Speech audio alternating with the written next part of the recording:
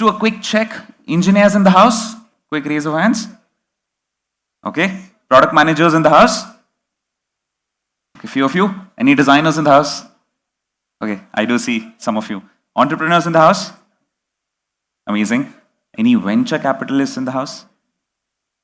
Oh, none? Okay, fair. All right. Folks, I'm Chetty Arun. I'm your host for the day.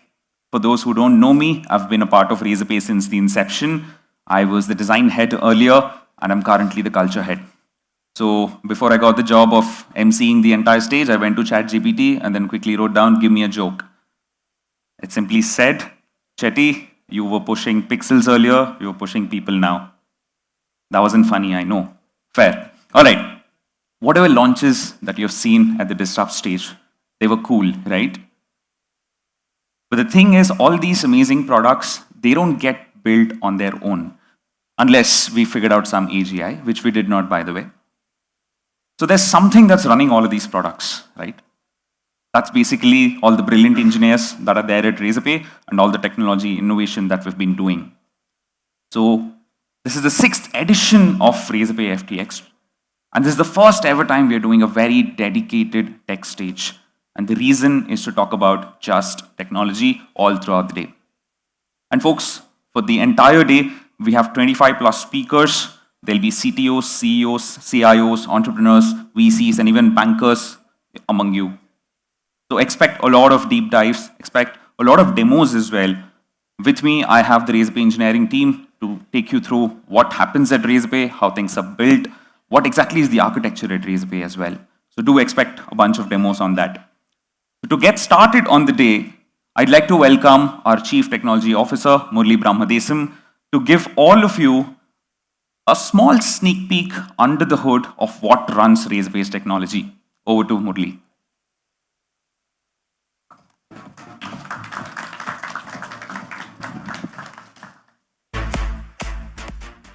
Good morning, everyone. Last year, we did 4 small tracks on tech, and we did a panel session as well. And it was so well received that we decided to expand it for the whole day. Hope you all enjoy it. Today, I'm going to talk about few areas that have matching panel sessions as well. So we can hear from the experts, from the panelists on the same topic. As you all heard in the keynote, there was enough things about AI, but I don't think that was enough. I'm going to talk about it, AI, and how we do it. This tech stage is primarily the house stage. Shashank talked about onboarding experience. I just want to motivate the problem. Today, when a business is being onboarded, we ask series of questions. These are in sequence. And as the business owner answers, we ask subsequent questions. For example, the moment category is determined, we ask for the license for operating in that category. Many times the business owner may not have the document to provide when we ask them. So we redesigned this whole process and said, how about using conversational onboarding? In conversational onboarding, essentially we are having a conversation with the business owner, asking for details, and they can give the details in any order they wish. Once that is done, then we process the information. We also added vernacular voice support with assisted onboarding. Here, even a cheeky salesman on Instagram can use Hindi to onboard.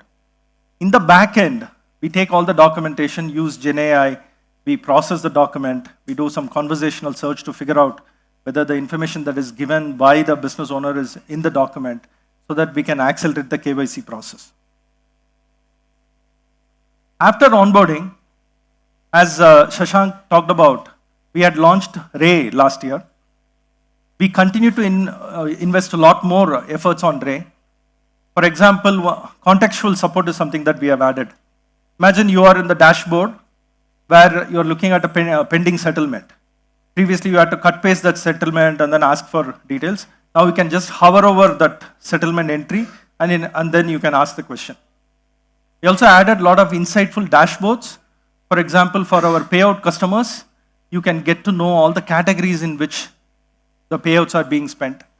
For payroll customer, you can understand every line item of the payslip.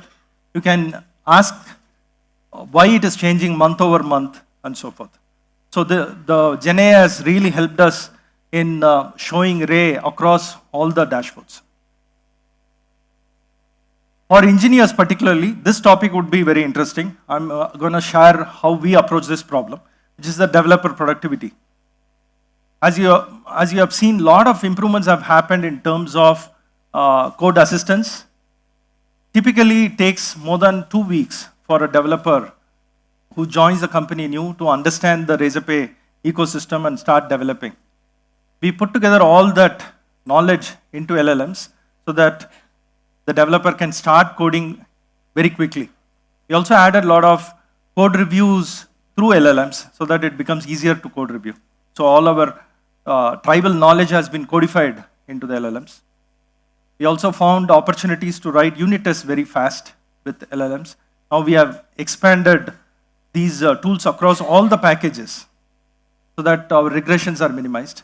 The last one is very interesting, where we found that our engineers were spending quite a bit of time debugging issues in the infrastructure. For example, every week we used to cut around 600 tickets to the DevOps team to debug Kubernetes failures, database failures, and so forth. So the DevOps team took it upon themselves and built an assistant for debugging these cases. Essentially, they took all the knowledge, put together, and made a debugger for the developers. So now the developers are not cutting tickets, they can do self-serve in debugging the infrastructural issues. What is next for us in terms of AI? We have already trained 100 plus engineers, but we have 900 more to train. So we are doing that more. There's lots of bottoms-up ideas that are coming up. 20 plus ideas are in progress. Bunch of things that you heard in the keynote and things that happen in the launch stage are coming from these things. But the key thing, what we are doing this year, is to have AI-first product thinking. For example, the agentic toolkit that Harshil talked about, that enables an application developer to not read all the payment APIs, but develop a software very quickly to collect payments. And a single developer can do that within 1 hour with our agentic toolkit. So that empowers our customers to build great ideas. You heard about Ray. What we have done with the agentic toolkit is you can embed Ray into your own dashboard. You don't have to come to Razorpay dashboard to ask questions. Similarly, if you are having an e-commerce website where the consumer is asking for the refund status, previously the site would redirect it to Razorpay to ask the question. Now you can embed Ray into your own chatbot so that you can answer. All of this is possible because we are developing an internal platform called as Yogi. What Yogi does is, it understands the entire product, all the features. It inspects the code to figure out whether the code has been implemented the way that has been described in the documentation so that we can support our customers better. A customer can start the conversation in the chatbot, ask the next question in WhatsApp, and then pick up a phone and call their account manager for the next question. All those questions, all this context is passed to Yogi, and Yogi processes it and then customizes it for each channel. I'm looking forward to sharing more details about Yogi throughout the year and at next FTX. Now let's get to basics. How do we deliver the most resilient payment platform? So when I talk about resiliency, we talk about availability first. Last year, we worked heavily on rewriting our monolith, which was in PHP. We converted to Golang. That enabled our engineering team to take ownership of their features. They can develop on their own speed. They can deploy at whatever pace they can. The second thing that we looked at is most of our issues in the infrastructure was happening because of database instability. We have moved 100% of our databases into AWS Aurora service. And we also found that microservices were opening lots of connections, which is impacting the end-to-end latency. So we deployed proxy servers. Recently, we also deployed global databases so that we can failover between Mumbai and Hyderabad for higher availability. Let me talk briefly about security. How do we secure our system? Unfortunately, DDoS incidents happen all the time against our platform. And the key challenge that we face is to figure out whether we are being attacked or is it a legitimate traffic.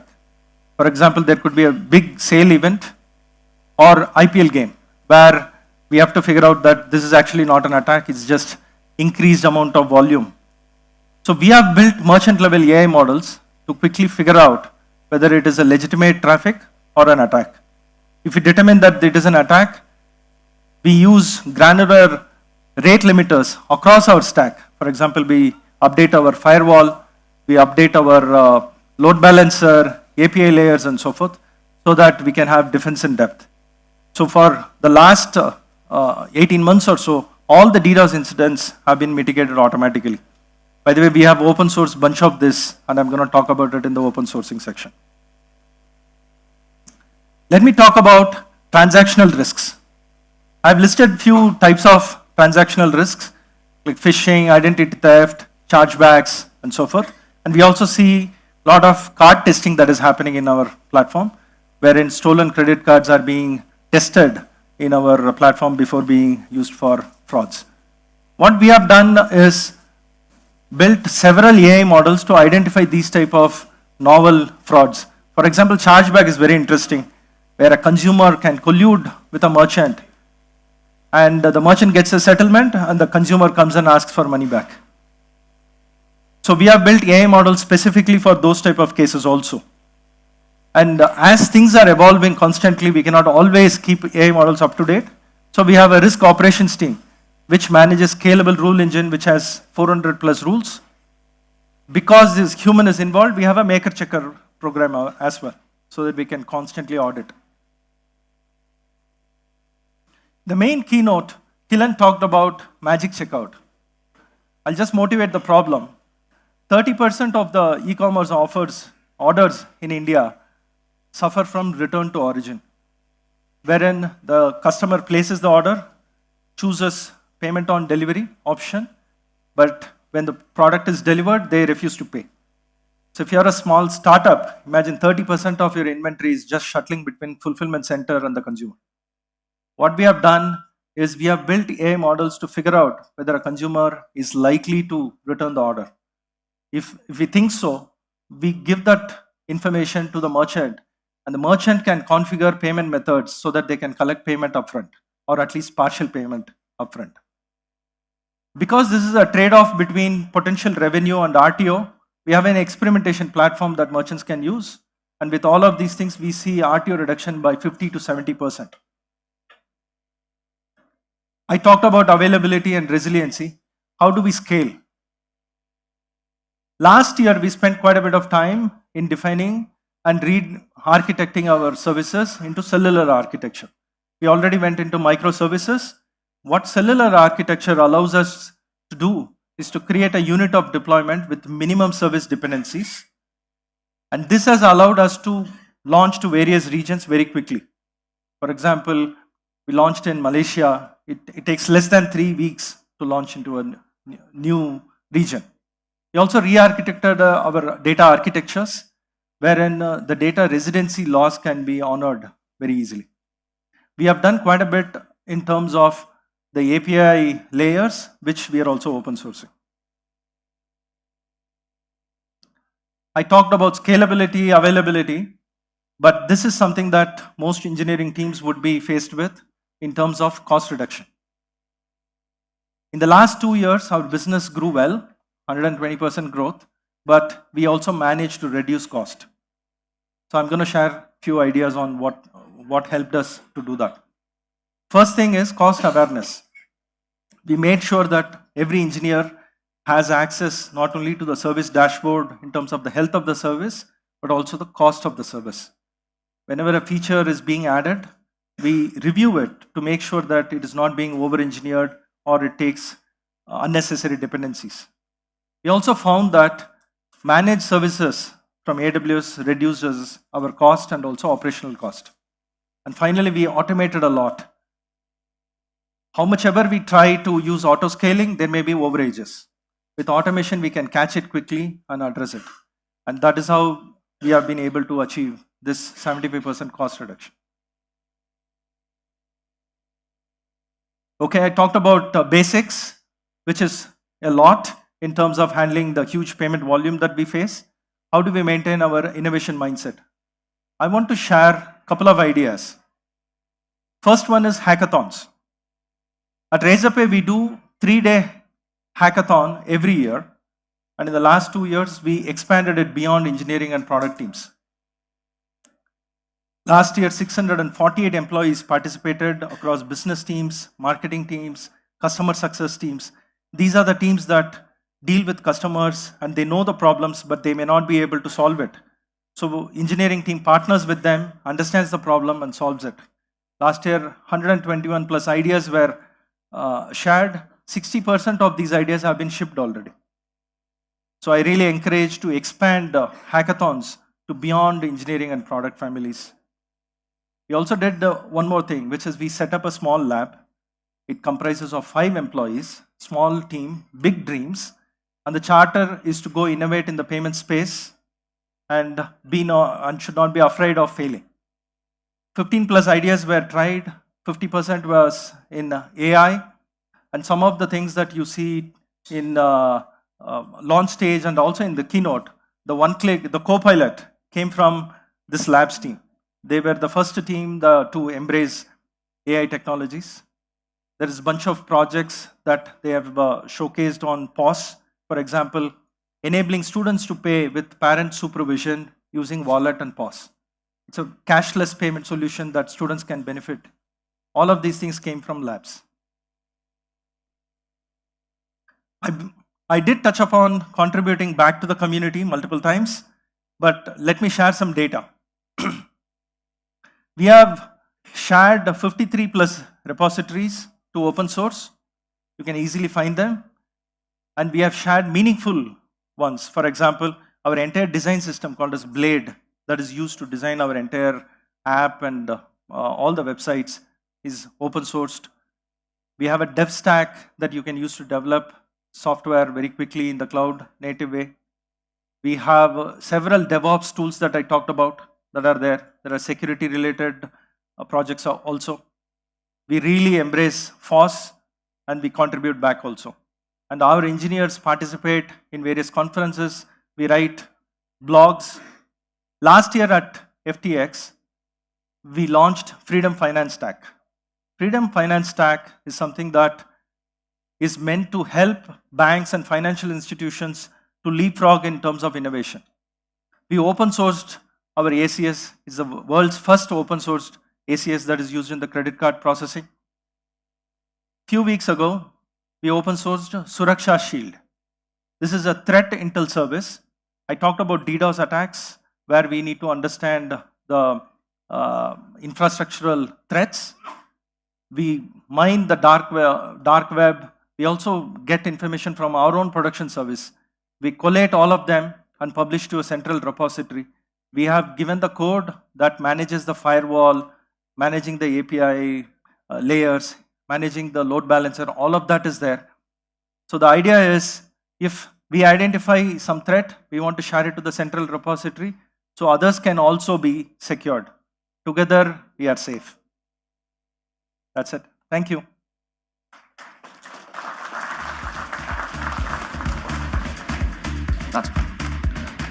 That was a fantastic start to the show. Thank you so much for that, Murli. Also, I do see people standing around. That basically means this hall is more or less full. That also puts a huge smile on my face. Folks, you're at the tech stage. At FTX, we have a bunch of stages running. You would also find the startup stage right opposite to this particular hall. You would already have the agenda. If you find anything amazing, please head over there as well. Now, we generally speak about the product launches at Razorpay in multiple forums, so this was absolutely refreshing to see all the tech behind it. I'll change the gears a little bit, right? When I talk about tech trends, what comes to your mind? Sir, what's the recent tech trend? Fair. Someone saying AI. How many of you are seeing AI? But that's not the only thing when you talk about tech trends. There's a lot of things that are kind of running around. AI is becoming autonomous as we see day on day. There's more updates that are coming in day on day. Blockchain is getting even more decentralized. It's helping us to do a lot more stuff. There's a lot of IoT stuff that kind of going on as well, right?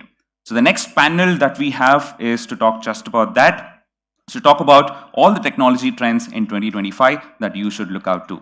To moderate this session, I'd like to invite Anand Lakshmanan, VP Product at Razorpay, and I have a marquee panel to kind of lead this. Firstly, I'd like to invite Mahesh Ramamurthy sir, CIO, Yes Bank.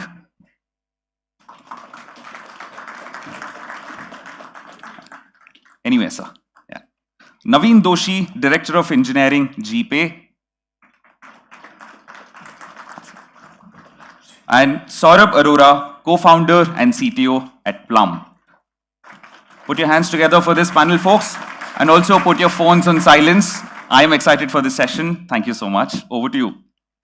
Thank you, Chetty. Really appreciate that. And thank you to all the panelists for being here. So in this session, what we hope to achieve is we will talk about, of course, the latest tech trends. All of you talked about AI, but there's a lot beyond AI. And we are here to sort of talk through what else is there. We will talk about rapid innovation in many of your industries. We have a very esteemed panel from across different industries. So we'll talk about innovation in your particular industries. And the more important thing is, as AI ramps up, as data becomes a lot more available, what is also happening is that you need to build guardrails around this. What is the right guardrailing that needs to happen around all of this is something that we want to discuss. And the last thing is probably that India has been in the forefront of innovation, especially on payments, but there is also a lot happening globally. Would love to hear your thoughts on what else is happening around the world. With that, we'll start with the first question to Mahesh. So Mahesh, you work in a finance-first industry, and you are the CIO at Yes Bank. The elephant in the room, everyone is sort of referred to as AI. Now, there is intense debate in the ecosystem today on whether India should be investing on building our own LLM models, or should India focus on building apps on top of base LLM models that exist in the industry today. What are your sort of thoughts on that? Anand, I think, thank you for having me over here. Really appreciate it. I think you've touched upon one of the most critical questions. There is, and what I express is my personal view basis what I've seen across. First and foremost, I think today, a lot of what you build, an LLM, let's understand how you build it, right? If you were to build, first and foremost, you need the logic of how you want to build. What you want to build, no doubt, can be done. But at the end of the day, when you build an LLM, what's most important is how well you train that LLM to give you the right responses, the right I would say answers to it, to your prompts. I think that is where the challenge really comes in, because at the base of everything is data. And any individual institutions, let's take a financial institution that we are in, have limited amount of data, which is essentially their data. They really don't understand data beyond themselves, because today we are a regulated entity. As regulated entities, we are hugely, I think, aligned to compliance expectations, which means that our ability to seek data beyond what we have or beyond the credit bureaus are essentially consent-based. Even the credit bureaus are consent-based approach. So for us, I think the way I would look at it is, ideally, in a place like India, which has vast amounts of data and where you have a huge amount of digital adoptions and everything, I would call out a public-private kind of a partnership or a regulator, a triaging. I would call it a triage. A triage means there is a regulator, there is private entities, financial institutions, all of that, and there are tech companies who can come to the play. So to me, I think the triage, there has to be an entity set up. That's the way I look at it, where a lot of information can be shared anonymously or with the right levels of data protection to that entity. That entity can build a credible database beyond what we see today in the credit bureaus and everything.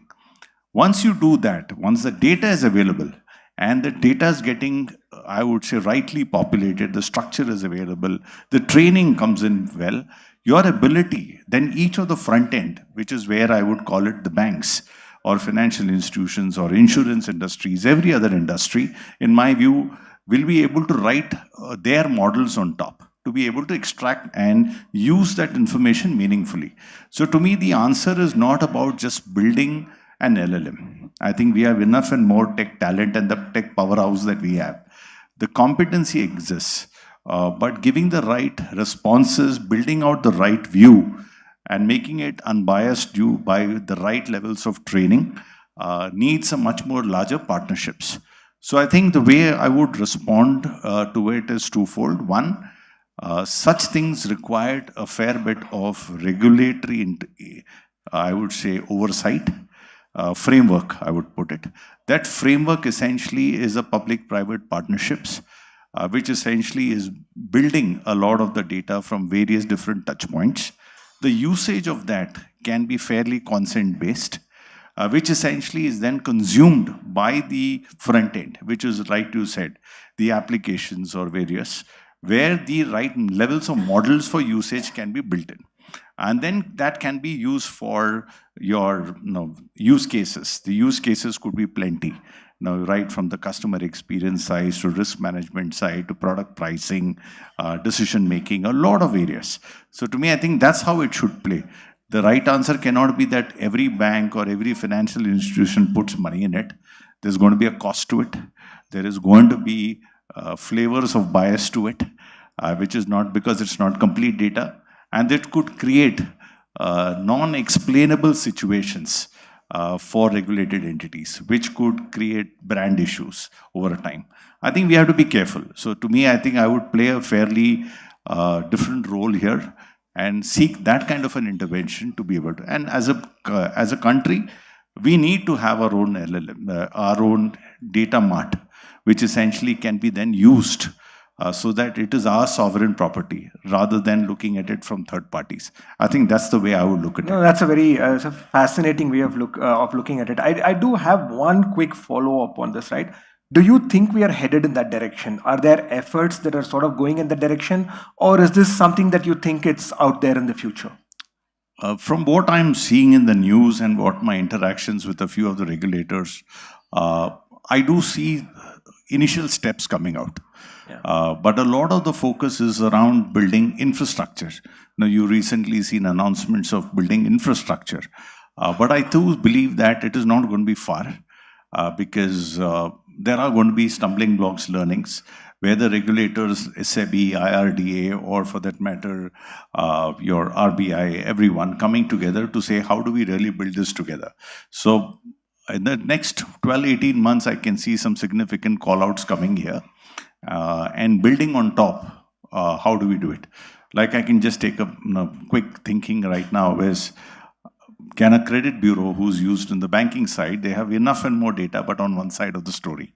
Yeah. Could they be expanding their portfolio? Because they're also regulated by, say, the RBIs in some form. So can they be used expanding their business portfolio with the different partnerships? So I do believe models will emerge.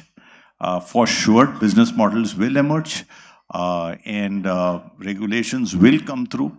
We are not going to be far behind on that. But that frameworks, regulations means frameworks, can be used, distilled to create such entities. And that's going to be the success for failure, a success for go forward. I don't think we should rely extensively on outside of India. We should build our own. No, that's a I great think the time. Thank you for sovereignty sharing of our that point. data is most important for us. Yeah. Thank you for sharing that point of view. It was very clear. Naveen, I do want to ask something about, because you're at Google, and I think it has been the center of innovation for a very, very long time, and GPay has played a big role in development of payments in India. Now, the question is, you're also seeing data. You're seeing ML models sort of explode. And you're building GPay, and you're seeing data explode, ML explode. What trends are contributing to how GPay is working with all of this amalgamation of data plus ML models coming together? What is happening in this ecosystem? Uh, yeah. So first of all, thanks Anand, and great to be part of this esteemed panel. No, I think you touched upon a very critical area. Like if you look at it, right, the generative AI, LLM, and has been leapfrogging every day right now. The pace at which it is growing is hard to, like we are limited by our imagination in terms of what we can do with it, right? So I'll bring like couple of trends which we are very actively looking at, and in the fintech industry it is going in terms of payments. So one is like while some of the LLM models have accelerated a lot of things which were going at a very slow pace in the past, right? So one particular area is how do we make our users make sense out of their financial data, which is today scattered into multiple places, right? If you look at it, and then understand it in a way which is easy for them and kind of make a more well-informed decision. To me, that's a very critical area.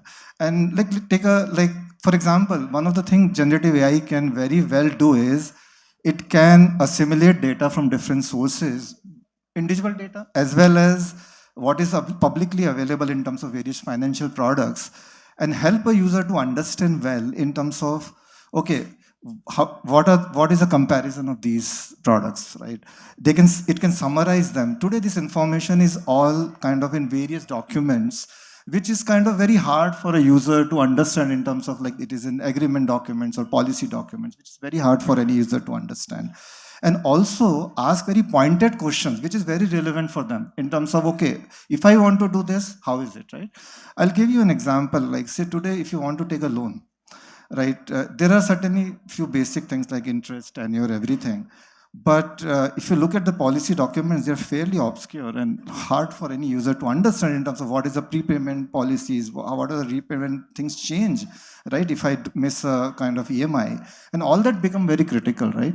So generative AI can kind of help a user to understand some of these well. In Google, in GPay especially, for the loan part, we have developed a chat-based assistant which can answer some of the very pointed questions for users like, okay, how are my repayment going to change if I change my tenure or EMI? And those kind of questions are very relevant and easy for user to understand and make sense out of it. So that's one area, right? The second area I would cover is like in payment, I think trust and safety is very critical. And that's the area where I think the new advances and the advanced AI models can help us to make it very safe and secure for everybody. And I think what is going to fundamentally change is like, I think they will become more proactive.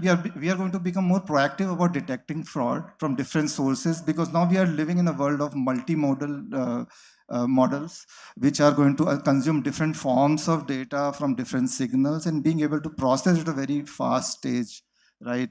So what is critical is like, can you provide the right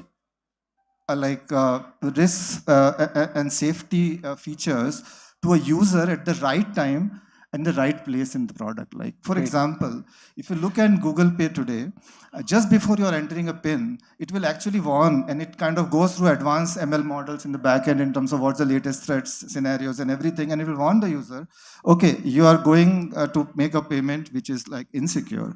And this is the right point, right? You can't really, you can tell them, educate them, but still they'll miss, right, in the realm of the things, right?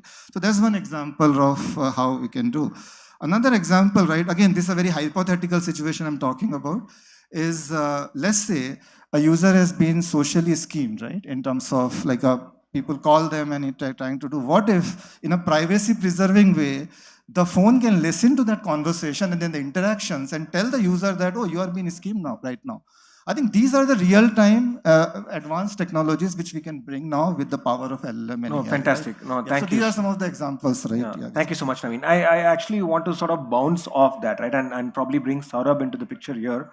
Saurabh, you are on at Plum Insurance. You are at the core of medical insurance, right? And data, and we'll stick to the theme of data again, right? Because data, as you look at one of your critical parts of your business is the claims and adjudication sort of the business. And the payouts that you have and actually determining if it's the right claim, etc., that forms the central linchpin around which your business sort of revolves, right? How do you think data sort of playing a role there? Is your claims and adjudication process actually changing because you have access to larger sets of data? Are insurance premiums going to go down? Do you see that happening? How do you think, because as risk models evolve, right, you're probably able to personalize for that individual and say, hey, I can do a lot better and I can accurately predict what should be the premium I'll charge you. Do you see that trend sort of playing out? Yeah. Hey, thank you, Anand, for having me over. Insurance premium should not go down. Oh. It should go up. We are Sorry, already, guys, bad news. we are a country which is already 100 times lesser expensive as compared to an American health system. And we have to look out for medical inflation, etc. But there is instead of cost of savings, we should talk about the accuracies and the transparency and hurdles of what people go through when it comes to claims. It's a very trust deficit industry. It needs to become more transparent. It needs to become more fast. I can tell you what's happening, what we are seeing. So if you look at claims adjudication process, there are three critical points in claims adjudication. One is, how do you prepare a document which you have to send for reimbursement? If you have gone through any sort of hospitalization, you would know these document preparation is a task of its own. There is medical discharge summaries, there are doctors' diagnosis, diagnostic reports, which is corroborating the diagnosis. There are prescriptions and treatment summaries, which corroborates what treatment on what diagnosis, bills and receipts to tally as well. So there is a lot of document overload when it comes. Second critical point in claims adjudication process is legal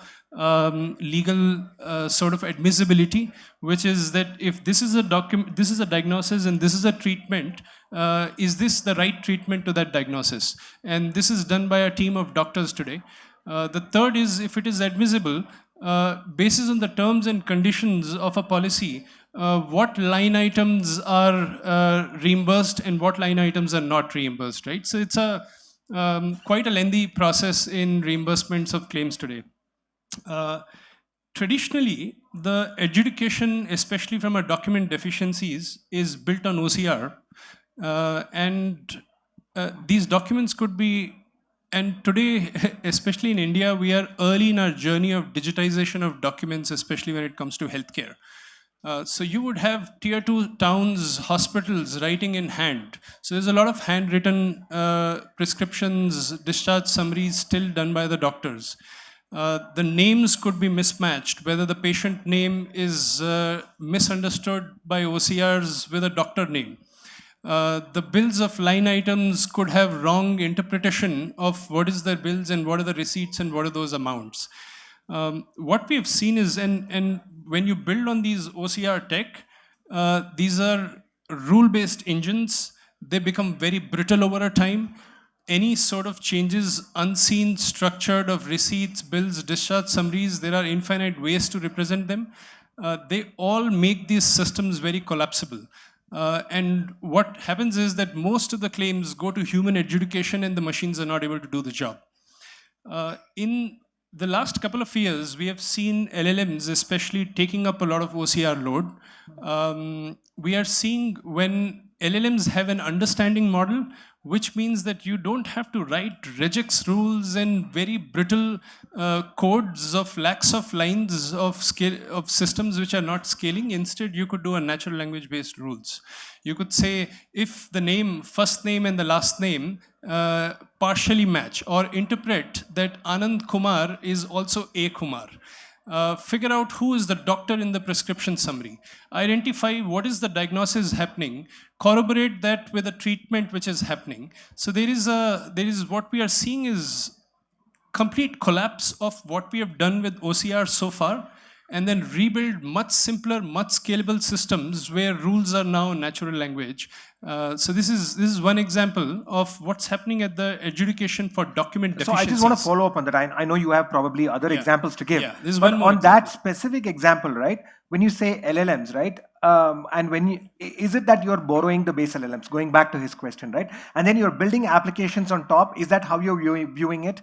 And this is going to replicate itself across multiple industries, right? I mean, Yeah. yours is one industry. The application layer is coming out very strong. Have you Yeah. ever felt the need to sort of go beyond building applications layers on top of I LLMs? was just about to get into Okay. the limitation of that now, which is the medical legal admissibility. Here, I'll give you an example, and I've seen this happening last week in my company. By the way, Plum is an employee health insurance and a healthcare company, and we obsess over claims. We have a really high industry high claims NPS. And we have an LLM today which is answering to people whether is a treatment covered or not. So before you walk into your treatment, you could have a chat with the LLM, and we can look at your policy terms and condition and tell you whether a treatment is covered or not. So there's a person who comes in and he says, I want to get through a hydrocele surgery. Is this covered or not? The LLM looks into the daycare list and identify there is a hydrocele surgery which is admissible and responds back to the customer saying, yes, it is covered. You can go ahead for the treatment. The person goes ahead for the treatment, gets the bills, etc., and it gets rejected because hydrocele surgery depends on the congenital condition, whether it is a birth defect or not. And there is a policy terms and condition which says the extra congenital disease is not covered in your policy. Now here we need a medical grade LLM, which is built on top of the base, but is built specially for medical understanding, where it could ask a follow-up question to the user. You're going for a hydrocele surgery, but is this a birth defect? All it needed to ask was, corroborate that with an extra congenital. Do you see this sort of play out in other industries? It's a very fascinating example, what you've given, right? We don't need general purpose LLMs. We are now starting to need special purpose LLMs. Absolutely. Do you think that's a trend? Do you think that different industries will start to need special purpose LLMs? And I sort of loosely called it as the app layer, but what you've brought to light is that it's not just the app layer. We almost need a special purpose LLM. Wherever you see a subject matter expert, where these are the places where we'll go special grade LLMs. For non-subject matter experts, I think the base LLMs will do great.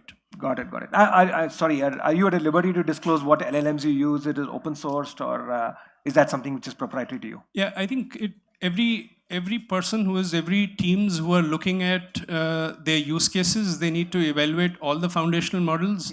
The medical LLMs that now we are experimenting is Google's. Oh, okay. And you have a customer right there. But we use across the stack, we evaluate what is the right use case, and all of the foundational models are right now at par. Fantastic. Thank you so much for this. We will switch gears a little bit beyond data and trends. I know it's a very fascinating subject, but I want to switch gear a little bit to cross-border transactions, right? And all of us know this, right? I mean, India has been at the forefront of payments, right? Making a UPI transaction is just absolutely brain-dead activity. But that's not the same case with cross-border transactions. Each one of us in this room has gone through struggles on cross-border transactions, whether it be exchange rate or visibility, or whether the payment is reached, and probably frauds are the highest and the MDRs are the highest because they increase frauds on these transactions, right? Now, my question is this a technology problem? Why are we not able to solve the cross-border problem as seamlessly as we are able to solve the domestic payments problem? Do you think it's a technology gap? Do you think it's a regulatory gap? Do you think it's a standards gap? Where are we on this? So I think my take would be I don't think it is a technology gap. I think given the advancement of how tech is today adopted and adapted, and the kind of competencies we have, it is not a tech issue. To me, I think every country is in various stages of evolution in terms of their payments, in terms of their tech infrastructure, in terms of their regulatory expectations, and in terms of the kind of, I would say, processes. Now, to do any kind of, say, let's take a payment, and then let's take a trade finance kind of a payment, which is the biggest cross-border, the heaviest. Your basic thing would be that what kind of AML checks you would need to do, what kinds of KYC transaction expectations you have, what kind of regulations are very specific to a country. Now, every country across the globe, when you sit back and look at it, and you take a maturity index of their technology adoption, you will find it very different across. Now, when you look at unification of this, I think this requires a kind of a standardization. Now, that standardization, especially for, now we have heard about blockchain, DLT, all of this coming in, but it is never taken off at a pace that is required. More because it has to be as a standard set framework. The understanding and the adoption of a standard set framework to be included in your tech stack is easy. Then it becomes like a de facto adoption. Otherwise, every country is doing its own build, its own view. And probably the guy who takes the lead could probably be the main guy, main country. But I don't think that's, so the bottom line to me is, it's not a tech industry, it's not a tech issue. I think it requires some global body to really come in to say, these are the frameworks that we will use, one or two bodies who essentially work to make it say, this is the standards we set. In India, we have ABIC, which is essentially leading a lot on the DLT side. Now you have such CBDCs coming up pretty much right now. It is getting evolved pretty rapidly. But again, it is bespoke. You don't have framework standards. And we are, every country is evolving. So to me, the cross-border transaction, to get a frictionless approach, in my view, it will take at least 2 to 3 years more. There will be a lot of That's actually pretty good news. I actually didn't think it would be 2 to 3 years. It will be out. 2, 3. It's starting. Journey is already there. But to start imbibing that into various different use cases or transactional use cases will take there. Like for example, in trade finance, now you could very well say between India, US, Europe, it can happen in jiffy. But can it be done in Africa? Maybe it will take some time because some of these are ahead or behind. Some can leapfrog. So I think tech exists. Yeah. You have enough and more that is available. Once frameworks are set, especially for regulated entities. Yes. Because at the end of the day, the payment happens through the regulated entity. Yes. And for a regulated entity, the trust factor, while DLT solves the trust factor, but it is about how these individual countries are going to have frameworks. Yeah. I think the evolution of the frameworks, evolution of regulatory expectations, and the very fact that if you are exchanging money through a particular process, you're going to get it back, or you're going to receive at the end. That kind of non-repudiation is going to be very, very, very good. I'm going to go back to something that you said, and you sort of touched upon this and then bounced off it, which is decentralized finance and blockchain. The promise hasn't really played out. Probably 3 years ago, before all of us are now in this AI world, there was the DeFi world. Do you think that some of that is fundamentally going to change? I know this is a little bit different from the cross-border question. Any sort of quick thoughts around how DeFi will change? It will change. I think my simple ask is, it's already accelerating. It is accelerating. The only question is how you set up certain interactions from the regulatory framework. So anything that you exchange one to the other needs to have some set frameworks. Otherwise, you will have siloed. So which means bodies need to come together, which is happening. If you look at CBDC, is a classic example of how countries who are adopting it are starting to realize that it could be isolated, but how do you talk to each other? Now, that's all evolving pretty rapidly. In the next 1.5 years, you will see a very different approach. Now, how your currencies are going to be, because there is a downside risk. The moment you do this and there is volatility of currency, it has the ability to completely suck out an economy. Yeah. So you have to be careful. There is a balance that you need to keep in, because the moment money flows out, and if there is a violent move on the currency, then it can create other effects. Yeah. So I think there are guardrails. There are going to be this, because I genuinely believe tech is never the issue. Yeah. It has to be what are the constraints, what are the risk frameworks you will put in play. because any money that you move has to be in the back of risk that is weighted across on it, and then it is done. Otherwise, it will be chaos. I'm actually going to pick on two things, and maybe this is to all of you, but we will start with Naveen.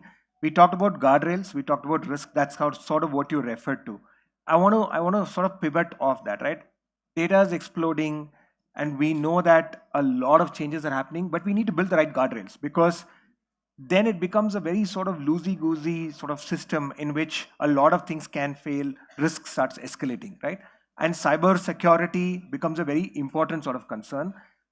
Google will definitely be at the forefront of cybersecurity as a concern. How do you view this in this new world? What sort of guardrails do you need to build? And once you've finished with it, Naveen, and either of you, if you can sort of weigh in as well, because this is building of guardrails in this new world is probably going to be the biggest thing that we need to do before we sort of throw ourselves open into the wild, wild west. So would love to hear your thoughts on that. No, very true. And as Mahesh also said, even in cross-border, like there's a lot of education to be needed. The guardrails have to be there. That's very critical. So I would say that so first is we have to start with why we are collecting the data and for what purpose. To me, I'll just start and I'll not go in a lot of detail there, is where privacy becomes very critical. The user has the control. They have a visibility and transparency of why the data is collected, for what purpose. And organizations are filling that promise of what they are using it for. So that's the first part. I'll not go into a lot of detail. But the next part, which is very critical, is how do we secure it, right? And how we make sure that we are kind of providing a safe and secure platform to all our users. So I would say this is a three-pronged approach. The first is this topmost is user education, right? Whenever it comes to security and safety and fraud, right? Meaning there's no substitute for making sure the users are well educated by the pitfalls, and no matter how hard we do, it will always be a challenge. And certainly that boils down to in-app kind of notification, giving them gamified campaigns and learning opportunities for these. So there's one aspect of it. We also work on a lot of awareness campaigns, and I'll not go into a lot of those details. This is the first pillar of making sure that we have a secure system. The second part is the technology part, which is where I think we can build all the tools, capabilities, risk models, which we have been talking about. Now I touched upon some of these earlier, but a couple of things I want to talk in that context. One is when it comes to the whole network architecture and the underneath systems, we follow a very zero trust kind of system, which means that for every small thing, everybody is checked at every level, and the access is very limited. I think those are the very critical part of the system. The other is certainly you have to be on top of the game in terms of all the intrusion detection, spam, and various things happening in the world. The other aspect in security, which is kind of very critical, is lately the devices have become a very big target from scamsters and fraudsters to take a lot of information. So anything we are doing to keep data closer to the device, secure there, and just running, let's say, on-device LLMs is very critical. Anything on biometric, fingerprinting, tokenization, these are very critical to safeguard some of the critical data. So I would say, other than the LLMs, which I talked, like the other risk models and fraud detection model I talked about, these two areas are very critical. And the third area, which is, I think Mahesh touched upon it earlier, which is very critical, is see, in this ecosystem, fraudsters kind of have a certain modus operandi. They are blocked on a platform, they move to the next platform and start using it. So the collaboration across different entities in the ecosystem, the regulators, the different banks, different fintech is very critical to disseminate the information very quickly so that people can adapt. For example, we are working with I4C, and we are already kind of onboarded on their national crime portals, reporting portals, various government databases where frauds are reported, so that you can share information and also receive real-time information about many of these and interact and devise your model very quickly. So I think these are some of the strategies. We have to do multi-pronged approach, education of the user, better tools and technology, and third is a cross-team and cross-ecosystem collaboration. I'm just going to be mindful of time here. And Saurabh, I know I offered that we thought that we could have your views on this as well. But I have a different sort of topic, right? Are our jobs going to go away? What do you think? Do you see operational efficiencies kicking in at a very, very high level? And at what levels do you see automation kicking in your organization? And where do you think there is an actual upskilling needed? And where do you think, okay, there is a certain sort of runway that's available here for us to upskill and then get the folks to a different level? Do you see operational efficiencies kicking at a very different level now? Are you seeing it on ground in your organization? Yeah, yeah.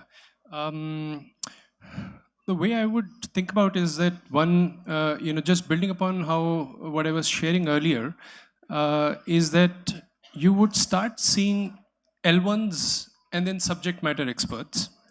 I think we are very close to get automation benefits when it comes to L1.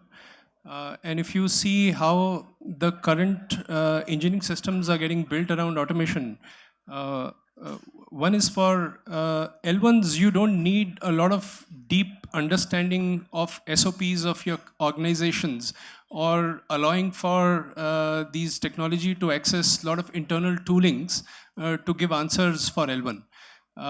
So you would start seeing the automation work happening on the L1 quite a lot. Actually, L1 had been happening for last decade as well, which is when you dial in a voice call center, Yes. you see press 1 for this, press 2 for this, right? Yes. So that is in a form of an L1, but now you have an opportunity to upgrade that experience of L1 by having a natural conversation to it.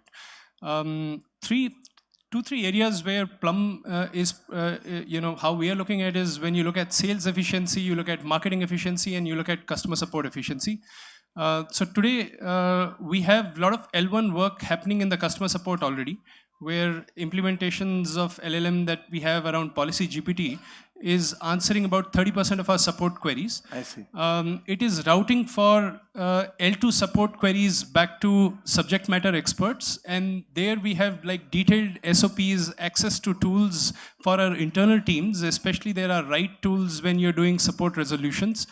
So we'll wait for how the LLM becomes better in understanding, and this is what we're talking about, the agentic era, right? The agents who have autonomous control over some of your tools, including reads and writes access. And so we'll see how the agentic era matures and they are able to take up the subject matter experts when it comes to customer support. Have you especially. actually seen this play out in the org, right? All of us have been talking about automation of customer service, agentic for a bit now. Yeah. Of course, it's early days still, but have you been able to attribute savings in the company directly to some of these activities? Is this happening on ground? Yeah, like I said, in L1, 30% is already automated. Already automated. This is real savings This that you're is seeing. having, and in order to do L2, we had to start a deep documentation exercise within an organization. So the organization right now is going into a documentation phase of writing the complete processes which both humans and machines can understand at the same time. So we are still about 6 months away from taking up some of the L2 work, but I definitely see support as a very soon getting disrupted with whatever we are seeing on the LLM side. If you sort of extrapolate this, maybe 5 years down the line or something, do you believe like 70% of your org could be automated? Or something like that? 5 years is a too long time in this. Or it might be 90%. There's a lot of disruption coming in 5 years' time. see, yeah. But in a couple of years, if you are saying 50% of support automation, it's very, very foreseeable. Other even than more. support and stuff, where do you think the next place we would touch? Yeah, I'll give you an example on sales. So sales is all about input metrics and relationship building. So we would have all sorts of CRM implementation. Our sales teams would go and have conversations with the customers, but they would never come back and update the input metrics in Salesforce because that's painful. So there you are seeing already a lot of note-taking apps which are now graduating, and they are doing the input metrics inside our CRMs, where you just focus on relationship building, let the input metrics come from the LLMs. So customer that's already support, happening. CRM, sales, these are areas in which you see huge disruptions coming. Sales are not going to Sales is not going to go away. So sales guys, you're fine. The rest But the pains of the sales people is it's definitely going to get go. better. Yeah. Obviously, all of us are going to upskill and do different things. So that's kind of obvious. I do want to be mindful of time here. We have 7 minutes. That's what I'm being told. I know audience probably has a lot of questions on their mind. We can take maybe 2-3 questions depending on time. If there's anyone who wants to ask a question, we'll definitely open it up. You can just raise your hand and we'll pass the mic around. Gentleman over there, yes, please. Hello, everyone. My name is Sandeep. The question that I have is, everyone talks about large language models, and what was mentioned in the forum was, for different use cases, you could potentially use different kind of models, right? Now, I'd like to understand how would you build that into an enterprise application, and the follow-up question to that also is, what about small language models? Like Google has Gemma, for example, for edge computing. We don't hear conversations around, oh, you can use large language models along with small language models for specific use cases. So if you could help me with that, please. So maybe like Saurabh, if you want to start with the first part, which is embedding of special purpose LLMs, how do you think that play out? And maybe you can sort of add on to the small language models. Sure. I think Sandeep, right? So the beginning is how well you can document. If you can, and the first principle access to look at here is that if you can tell a human how to do the work and give them the tools in their hand that they could execute, that's the first step. Whether you have a well-documented process and a tools which you are able to communicate to humans, the same way you should apply that to LLMs. Enterprises, of course, you have to be a little cautious about what information you want to let go and not. Particularly in our case, we redact PIIs before we communicate with LLMs. And you could take a call whether you want to build an in-house basis on privacy, etc., security considerations that you want to do as well or not. But SOPs are the first steps. Got it. And if you want to add on the small Yeah, language so models. I think what you raise is a very great question, especially like in a world when people are very worried about their data. I think it becomes very important that we keep it closer to the device, and that's why I think the nano versions of it, I think, are very critical, so that we are not transmitting unnecessarily data to the server, because we talked about the cybersecurity and various other things, so users are going to be wary about it.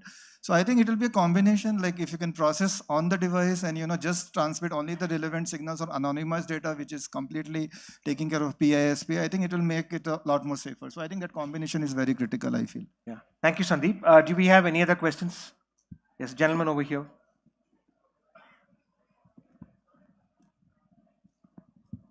Hello, this is Shivakumar. See, I'm from the legal sector, alternative dispute resolution. So what do you really feel about LLMs moving towards the alternative dispute resolution? I mean, resolving your disputes on the apps or on the site itself by using LLM. Where do India now moving towards with respect to the unicentral model? Mahesh, if you want to take that. I think in my mind, why not? The question is, it will happen. Because at the end of the day, an LLM should be able to, you could have specific, to the follow through from this, you could have specific which is trained on the kind of, I would say, in terms of outcomes that have been generated, and in terms of the kind of, I would say, what kind of court rulings that have come in against certain use cases. Now, I do believe it is possible, and it will happen. It is possible in India. We have already started. Yes. And the United Nations has also framed the laws also. I would like to ask India, I mean, the Google is now in the payment platform, and insurance sector is there, and all the other fintech industries from cross-border investments and all those. There is a dispute. Without going to the legal part of it, the app or your LLM models, like you say, collecting data, and at the same time, you are using that data to answer the customer. And when the customer is having a dispute on that, do you have anything which can resolve it? Or Google is working on it? Because they are the pioneers in doing a lot of things. Are they working on it? I think the explainability would be a big one. And some of these things, I will just come to Naveen's defense a little bit. He may or may not be able to talk about what Google is working on. So I will preface it with that. There's one thing I just want to add, like today, like in dispute management, especially when it comes to UPI or payments, Yes. like the government already has, like we have come with UDIR and various frameworks where we are trying to just make sure that systems can talk in an open way to each other. LLM is probably the next step. We are even at a stage where the information is not easily available. And I think there are all the guardrails and being put there. I'm pretty sure the next level of evaluation will be once all the information is available, how do you really make it much faster and easy using LLMs? To me, that's the next step in that. And Got it. especially when you're talking about merchant delivery and all that, you have to physically validate or some invoice, something, some way to validate it, right? The move towards finalizing the outcome could be heavily influenced by the specific LLM. That Yeah. could be possible. But finally, so which means that what you today in a case take, say, 1 month or 2 months could happen in a few hours. Yes. But the finality of it could be still subjective. Yeah. But the data that could give you, that you could use to train and come out, could give far more better insights to the end user who's essentially trying to bring up a case or a dispute, saying that, if you have this, what can you do? Because this is what the training has really told it to do. And that use cases, I think, will come up very fast. The decisioning could still be data fact-based, and that's basis of the kind of laws that are prevailing. Got it. I have Thank to be you. mindful of time, gentlemen, and we have about a minute. But thank you, Naveen, thank you, Mahesh and Saurabh. It's just been fascinating here, all of you. I thank you. A round of applause for them, please. We talked about. I know. AI and LLM is weighing very heavily on everyone's mind. We could clearly see that the questions are sort of also bubbling from there. We live in very interesting times. We have a lot of great stuff going on around FTX. We have booths where we're talking about a lot of this. I encourage all of you to sort of go there.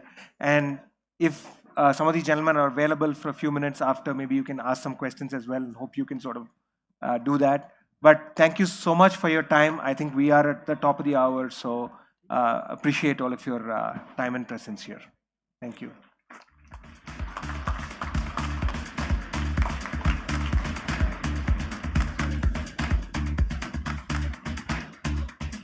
That was an absolutely fantastic session. Thank you so much, speakers. I really loved the idea of triaging. And to be very honest with you, I panicked a little bit the moment the conversation went into an AI agent taking away my job. Let's see how that kind of fares up. All right.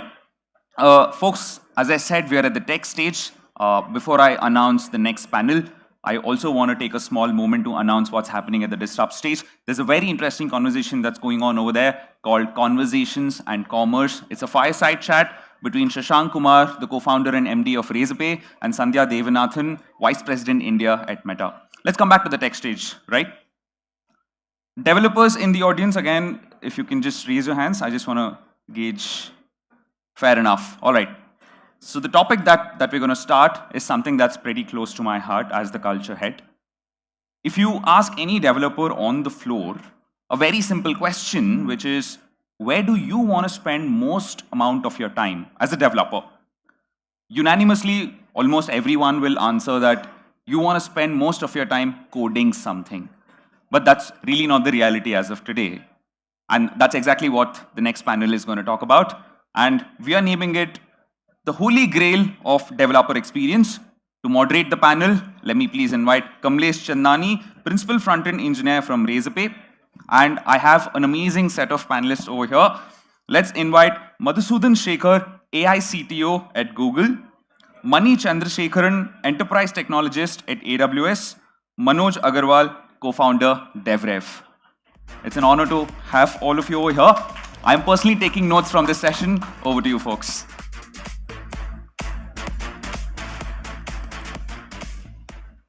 Okay, all right. So it's been wonderful to have the brightest minds, I would say. So before we begin, right, I want to start with a question. How many of you over here have been part of the conversations where you have been questioned as, we used to deliver these things quicker when we were like a 10-member team versus now when we are a 100-member team? Quick raise of hands. Okay. And how many of you feel that, as Chetty mentioned, that I want to just sit and code, but that is what, there are so many obstacles in my way that prevents me from doing that. So before we begin, we as developers, like we look forward to what? Gratifying outcomes. Like we want to solve a problem that has some impact on our customers, right? But often as we scale, there are so many things that happen as the org evolves that the environment that the developers are in, that gets impacted. So that is where the discussion is about today. So we will be talking about how developer experience sits at the center of delivering world-class customer experiences and what are some of the obstacles that comes our way. So before taking much of your time, I'll just welcome all our panels. So Madhusudan, who's from Google, and so we'll just have the first question from Madhu. So being at Google, right? And Madhu is known for transforming and building solutions for Fortune 500 companies. So you can ask him anything and everything about tech. So how has been in your journey? How has developer experience impacted the customer experiences? Thanks, Kamlesh, for inviting me over here. It's been exciting to see this.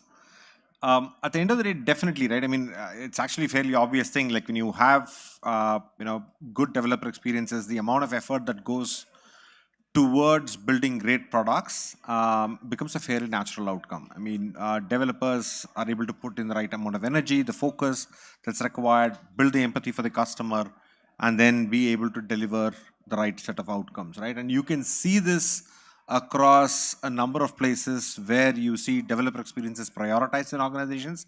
I've seen that inside of Google. I've been with Amazon before. I've seen that inside of Amazon before. When I built my team at Tata Motors, this was ages ago, a little over, 15 years ago. We put a lot of emphasis on making sure the team is actually up and running correctly, has the right set of tools, has the right environment, so on and so forth. Very different era. But primarily, we were able to get a connected vehicle platform up and running in about 6 months, right? And deliver it to people who were not even aware of technology. So I have seen this happen again and again. And I would definitely say it's a key priority in the nature of, if you want to ensure that you deliver products that have empathy of the customer and you're able to work from there, you're going to have a good developer experience built for your team internally. Because that reduces friction. Result is lesser downtimes, more uptime, it means more trust, more availability, customers believe you. Sure. Okay.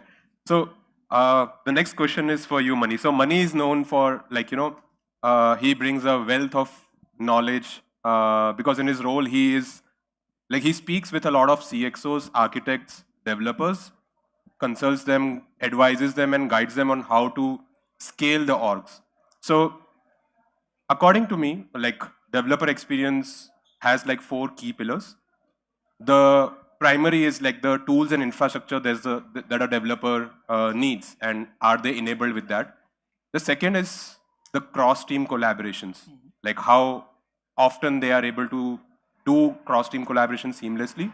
The third one is around the culture and innovation that is there in the org.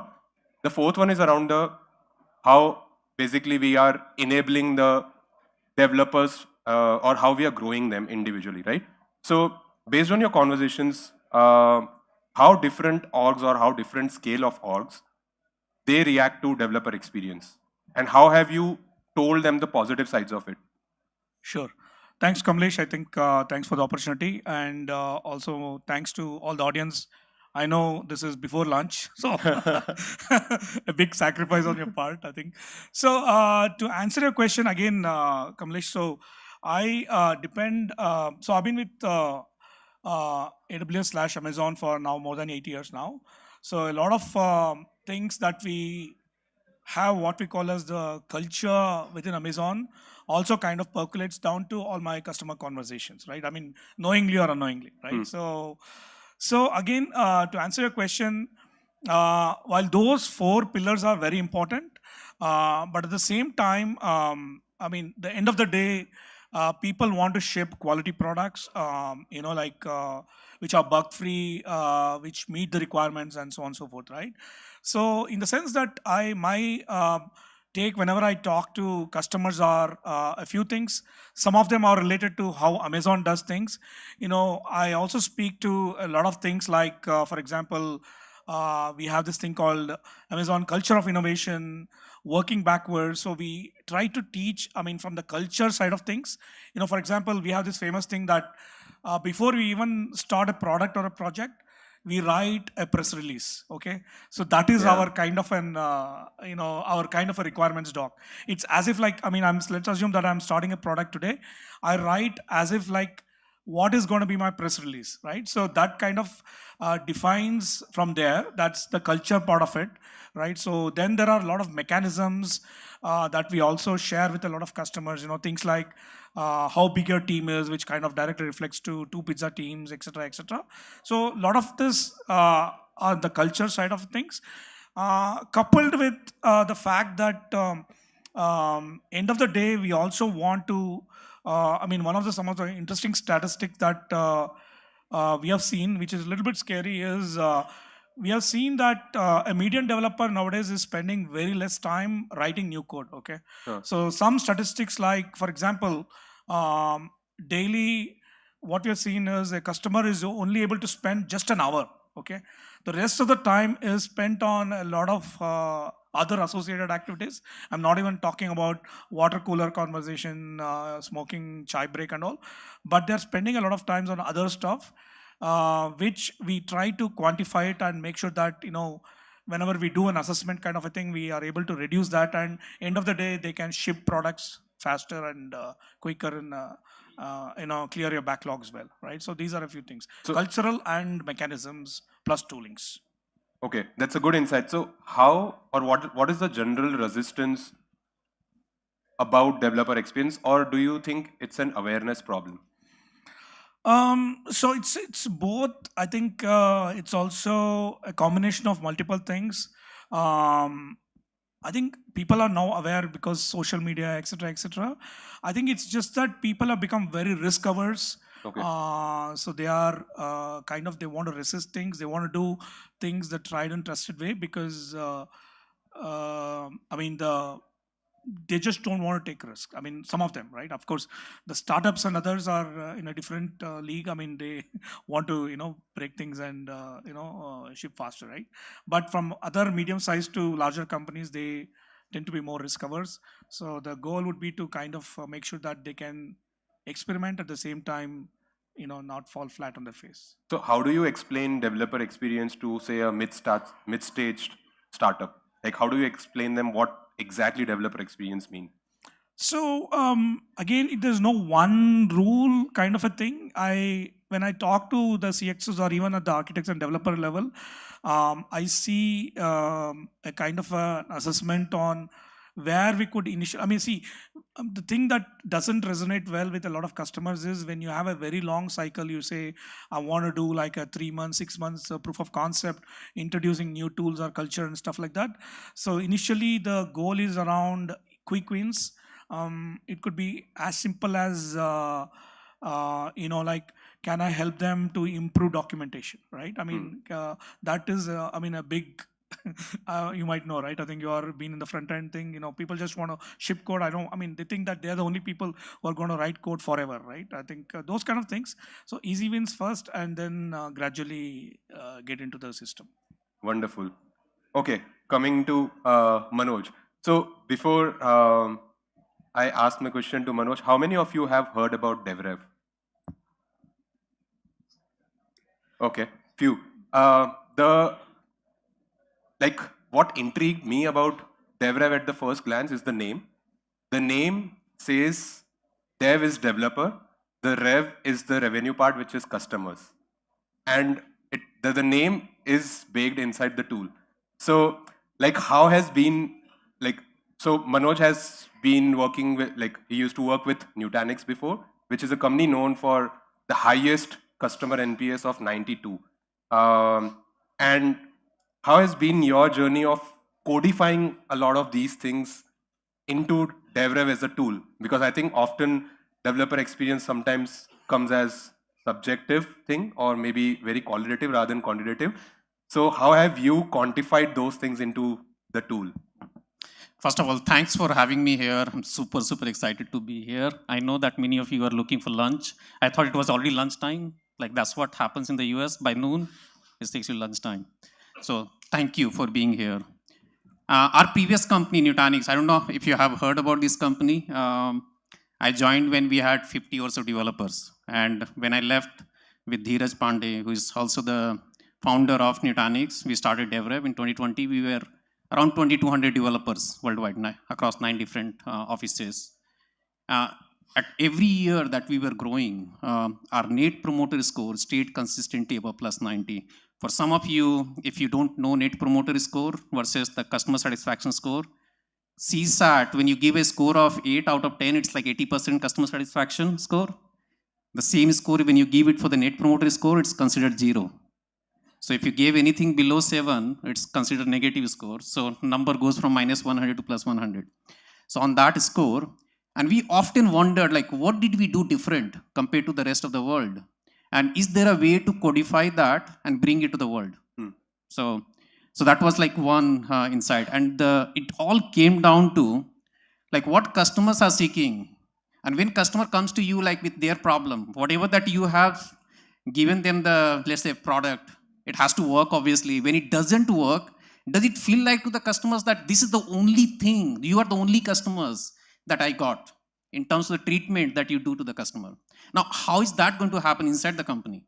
Inside the company, now you're talking about a technical product and you have so many departments, stakeholders inside the company. How do you really bring them together?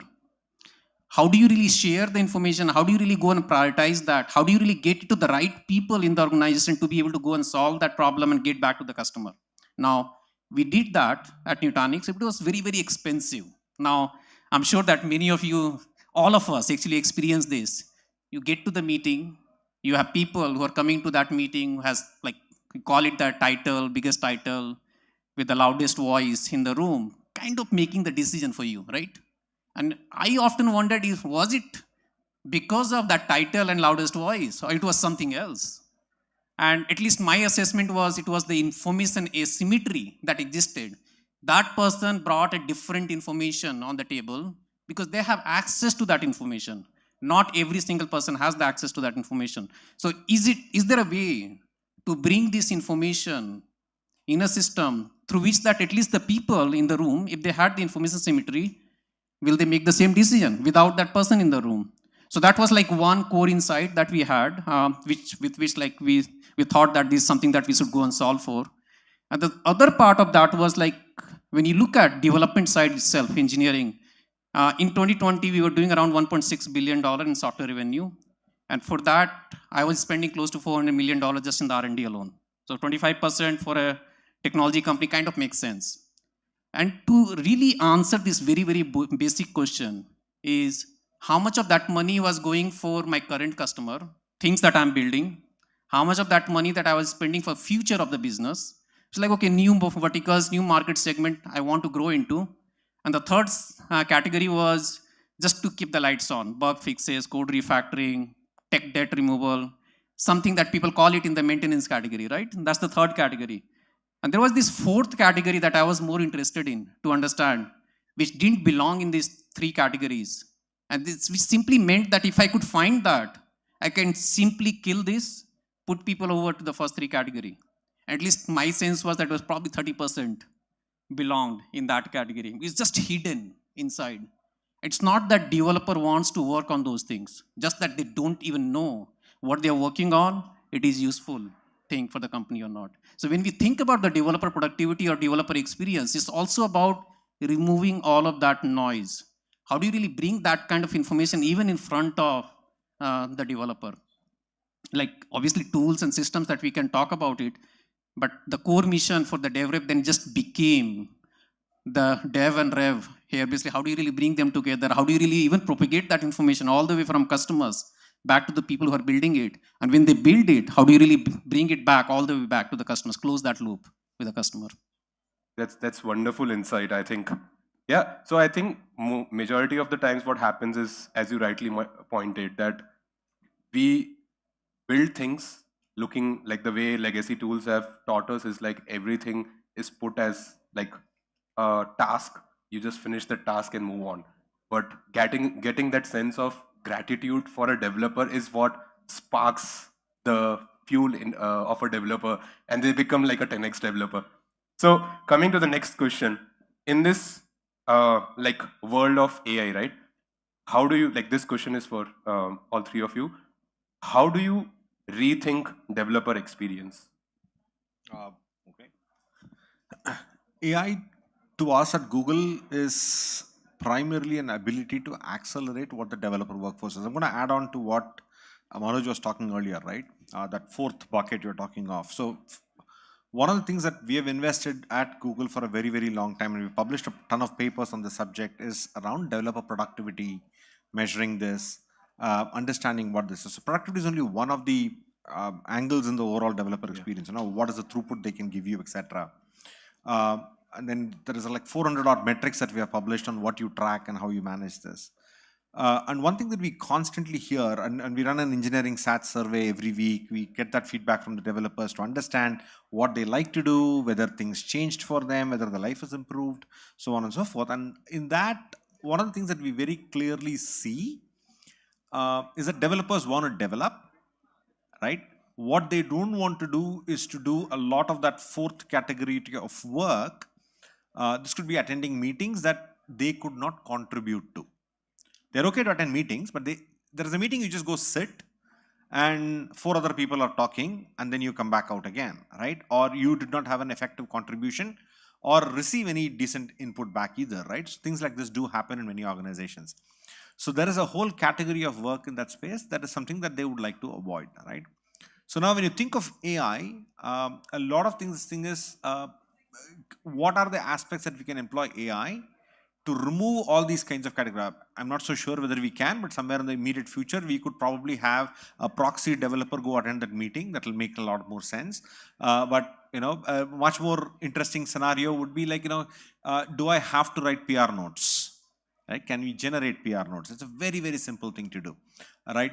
You know, writing test scripts. I mean, writing regression. I mean, unit test scripts is a huge amount of effort, right? That can be accelerated. There's a number of these activities. And then the way to think of it is the way we define this in Google is it's called what we call toil. If you've read any SRE handbook, in SRE we define this word called toil. Toil is effectively things that are automatable, repeatable, done very, very frequently, and not desired to be done. Right? People don't want to do it. That toil you have to reduce. So we are primarily looking at AI to reduce toil. So in the case of developers, it will be remove that toil away. In the case of DevOps engineers, remove the toil away, right? So on and so forth. And what this does is it allows them to zone in and focus more on the productive outcome that needs to be produced towards the final product capability that you want to build and where you want to go with that. Interesting. And what are some examples of these kind of tools, or maybe the bets that you have taken to reduce this toil? So primarily think about it as unit test development, you know, scaffolding code. So some of these are code generators. Some of these are AI-powered code generators. Some of these are documentation writers, summary writers. One of the things that we have a statistic on is that if you take a C++ code base, like one source file, a CPP file, right? We write a lot of code in C++.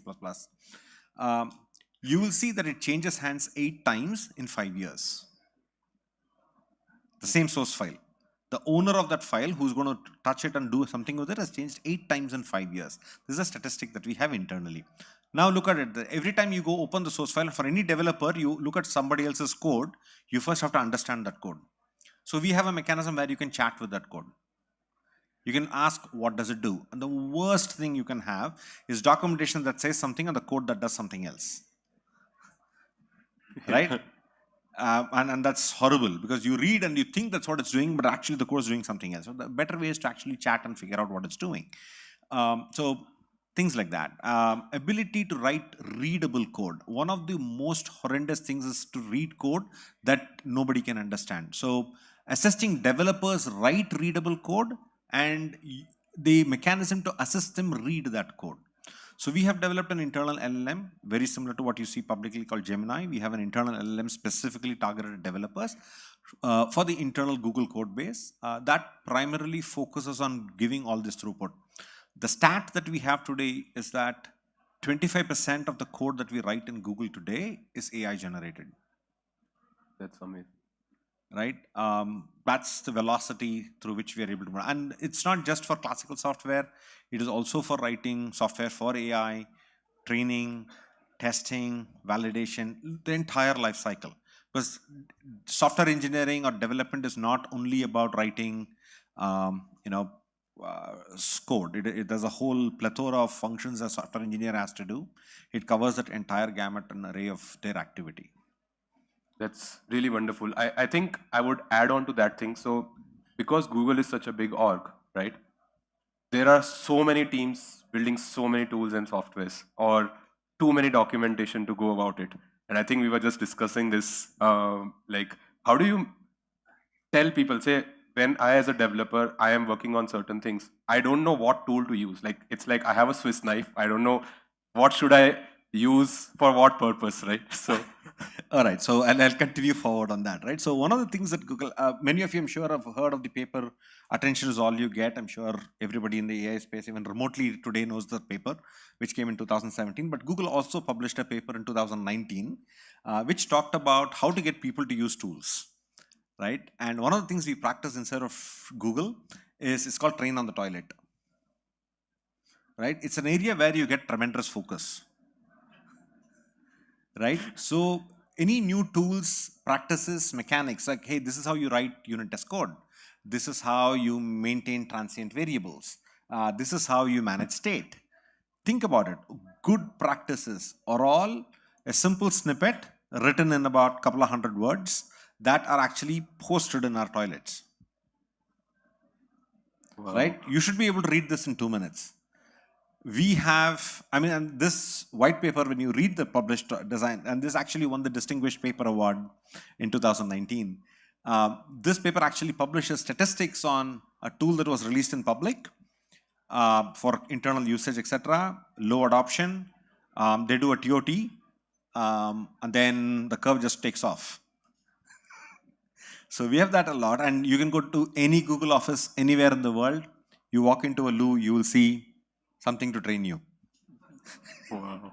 It's very, very powerful. I have never missed one. And as soon as you read it, you'll, I got to do this. So it's a good incentive to return to office. I have my opinions on that. I will not go there, but definitely, yeah. But we also publish that online. So if you... Wow. Okay, all right. Do you, Mani or Manoj, do you have anything to add on how do you rethink developer experience in this AI era? No, I think just a small couple of points. So one thing people generally equate developer experience is only with writing new code. But from my experience, there's a lot of stuff. I think while Madhu talked about testing and stuff like that, the other areas where this also applies equally well in my conversations with customers is there's also a lot of legacy code that is out there. So how do you deal with it? How do you migrate it from X to Y? Those kind of things. That's also an important aspect. And the second or maybe even third point is also there are a lot of developers out there who are who have the unfortunate task of having to manage systems, because in smaller startups and things like that, you don't have different roles, right? The person who's writing the code also has to be on a call, debugging stuff and things like that. So that is also an important area on how AI can help.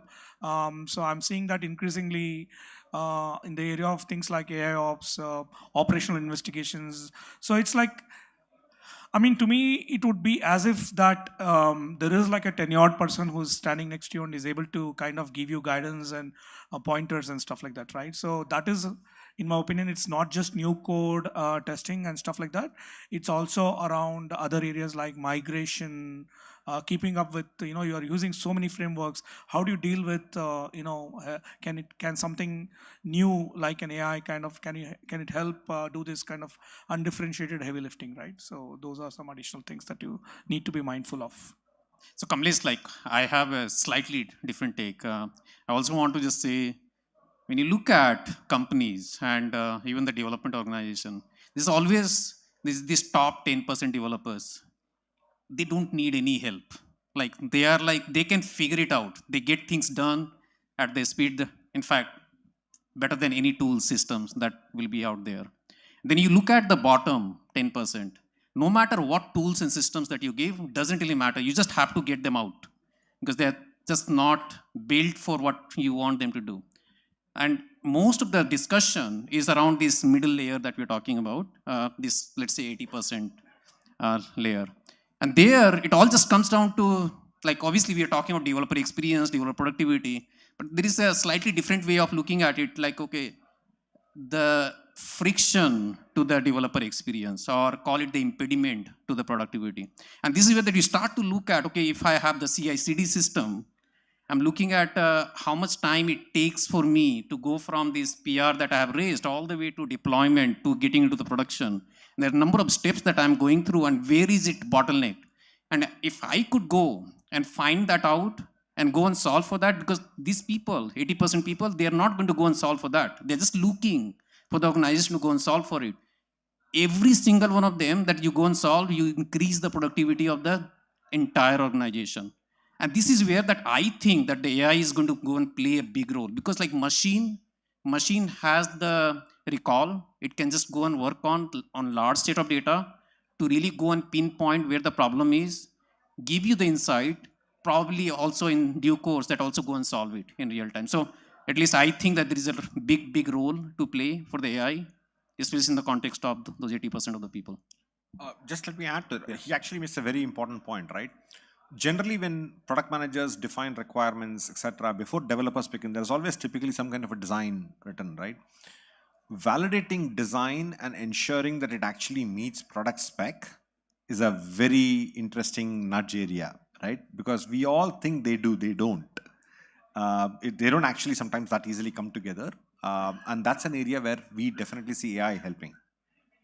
Yeah, I think there was a blog that was posted by OpenAI, I think last week I was reading about, where now the agents can also navigate the websites on your behalf. Like they would have like a visual. Yeah, that's the easy one. Yeah. That's the easy one. Reading a design document and going back and looking at a product spec, that PRD that was written, and ensuring they actually line up is actually a very interesting area that we see that are helping. It's like you don't have to write tests anymore. There's a companion who can match the PRD, the design, and then maybe write tests basis that, and then it's like you already have someone who can automate these things. To an extent, yes. And identify the gaps, right? See, what happens is, he pointed out to this 80% mass, right? That 80% mass developer, if the design does not meet PRD, what they're going to do is they're going to go right and stop. And then you're going to be like, this is not what we wanted. The top 10% will identify the design does not meet PRD. They will go figure it out. The bottom 10% doesn't care about PRD or design either. Right. I mean, the level of inefficiency, you talk about it. Like anybody who has run, let's say, the development organization and running the sprint, I mean, every day morning that you have to stand up, do 10 minutes stand up, right? And typically that doesn't happen in 10 minutes. It takes an hour. And what do you ask in that? What did you do yesterday? What are you going to do today? Where is the blocker? Right? That's all that you're asking. Yeah. Now, can you imagine how wasteful this is? And who is gaining from this? It's mostly the people who actually have to report up. Right? That's what happens. And the question is, can machine can give that answer? Like when you're asking, okay, is it done? When will it get done? That's the question typically, right? And if the machine says that, okay, yeah, this particular, let's say the PR, it's going through right now the stages. At the third stage, it has 100 more tests to finish. 20 tests has already passed. And by the way, based on, that's the current status. And based on the prior skill set that I know of you in the area that you're working on, and your prior record and all that, that this particular PR will get deployed in the next 3 hours in production, also predicting the future, right? And these are the kind of things that are possible.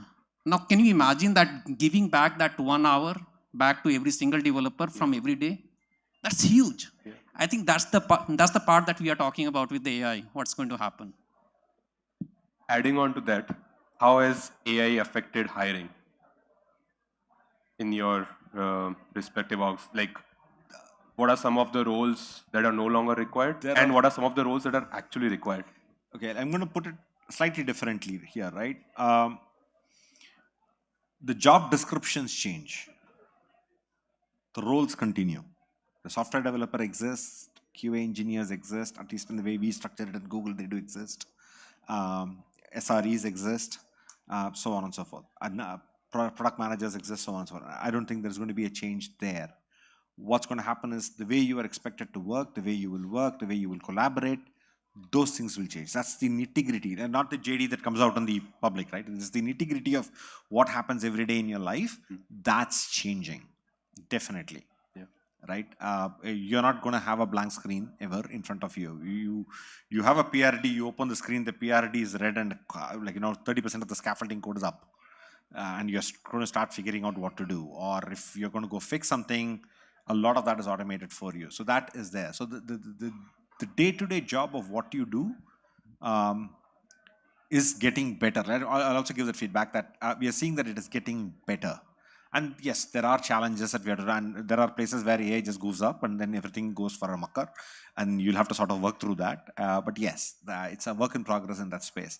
But the roles continue, and in our view, there are enough problems on this planet. We need a lot of software developers.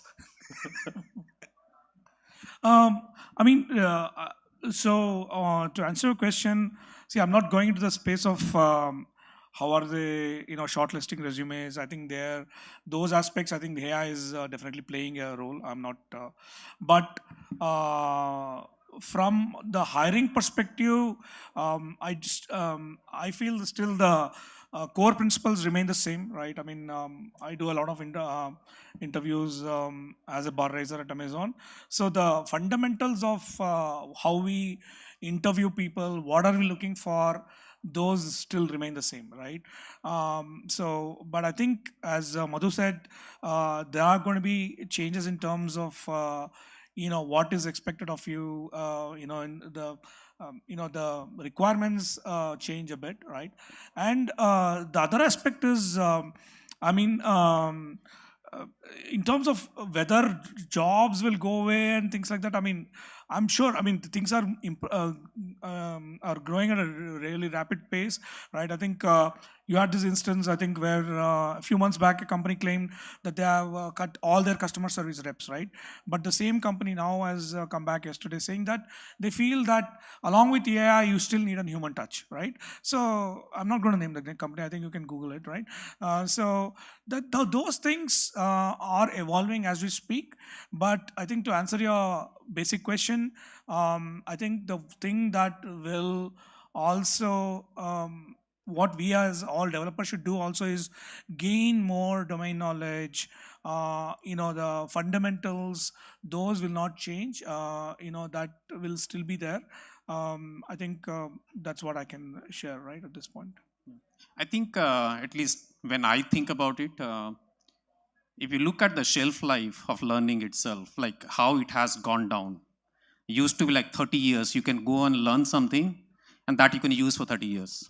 That is shrunk to, let's say, a few years ago, it was like around 6 years that you have to reskill yourself. So 1/6 of you that you have to learn.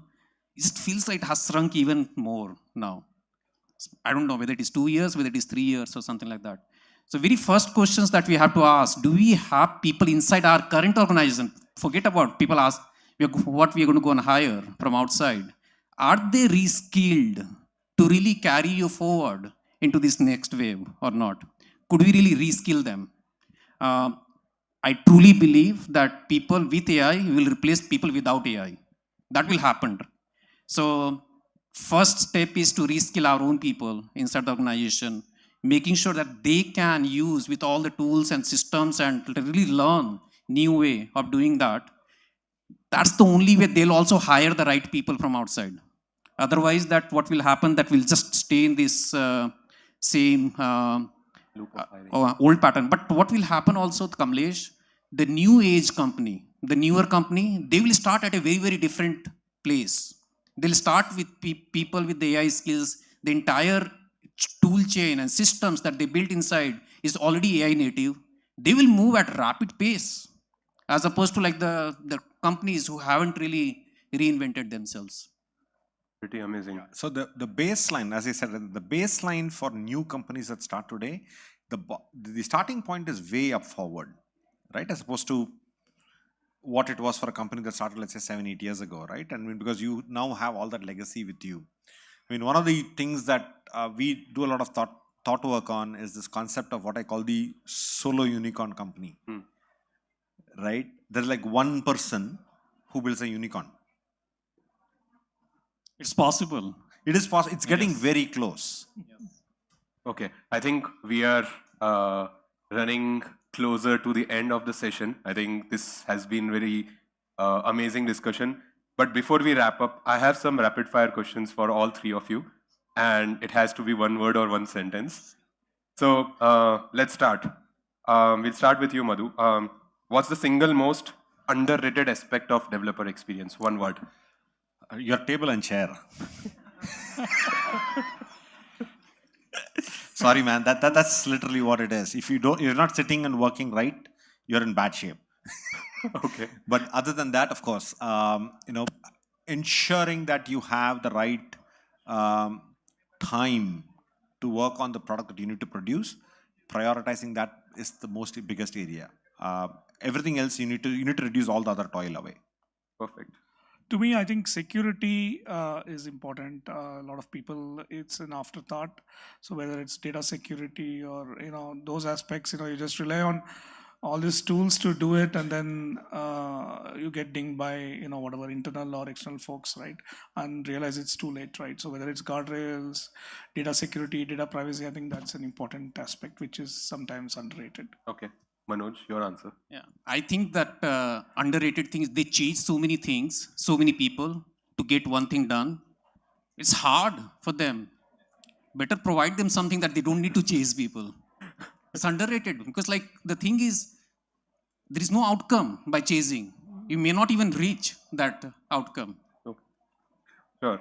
Moving on to next. Tooling versus culture. Like which has a bigger impact on developer experience? Culture. I think this is an easy one, culture. Yeah, has to be. Okay. Next is finish this sentence. The future of developer experience is. I mean, it's very cliche to say AI, but I'm going to say something like, it's going to be largely about ensuring developers are able to produce products more efficiently. The developer experience is going to be, the developers are going to be much more front-ended to the consumer today, very soon. Okay. Mani? Agentic. So I think we are going into that model where there will be specialized agents for different things. So I would say it's agentic. DevRev. Nice plug. Google. Okay. Next one. Biggest developer experience pet peeve. Meetings. Okay. I mean, to me, and I think one thing I've realized by talking to a lot of customers is, there are so many gatekeeping and those kind of aspects. People, even though you might be relying on the new age AI stuff and all, there's still a lot of gatekeeping going on. I think is a blocker to a lot of innovation and how fast you can roll things out. Meetings, gatekeeping.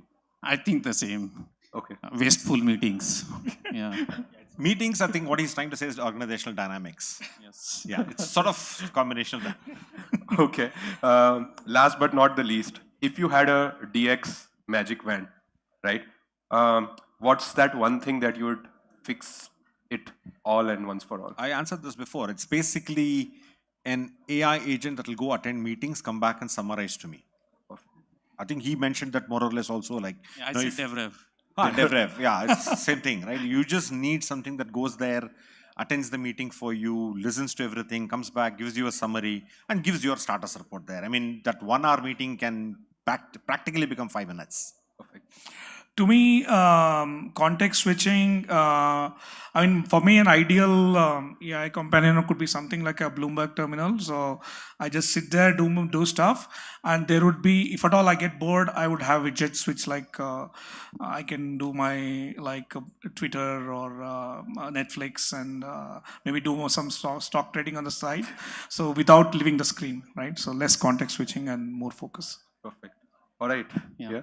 I do think that we need to get more developer out in the open in front of the customers. That's a good one. Yeah. Nice. Yes. That's good. All right. I think it's been wonderful having all of you and getting insights from each one of you and unique insights. We have like a couple of minutes left, probably for 2 questions at max from the audience.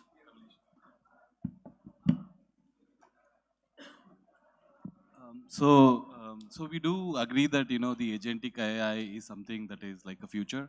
But now when you talk about specialized agentic AI, now the amount of data that you need to feed that, right? So where is the boundaries for sharing the data with the agentic AI? I mean, see, I think I mean, at least I can speak on behalf of AWS or Amazon. So, I mean, if there are ways and patterns where even though you might be using like a public servers to train your models on specific things, you can, have sufficient guardrails so that that data, whatever you're using to train those models, is private to you and not shared outside the world, right? So that's a big requirement from a lot of customers. So we have, I think, enough provisions and mechanisms to do that actually. So that, I mean, even though it could be your own proprietary data, and I mean, we don't leak it to the general thing, and it can just be for you.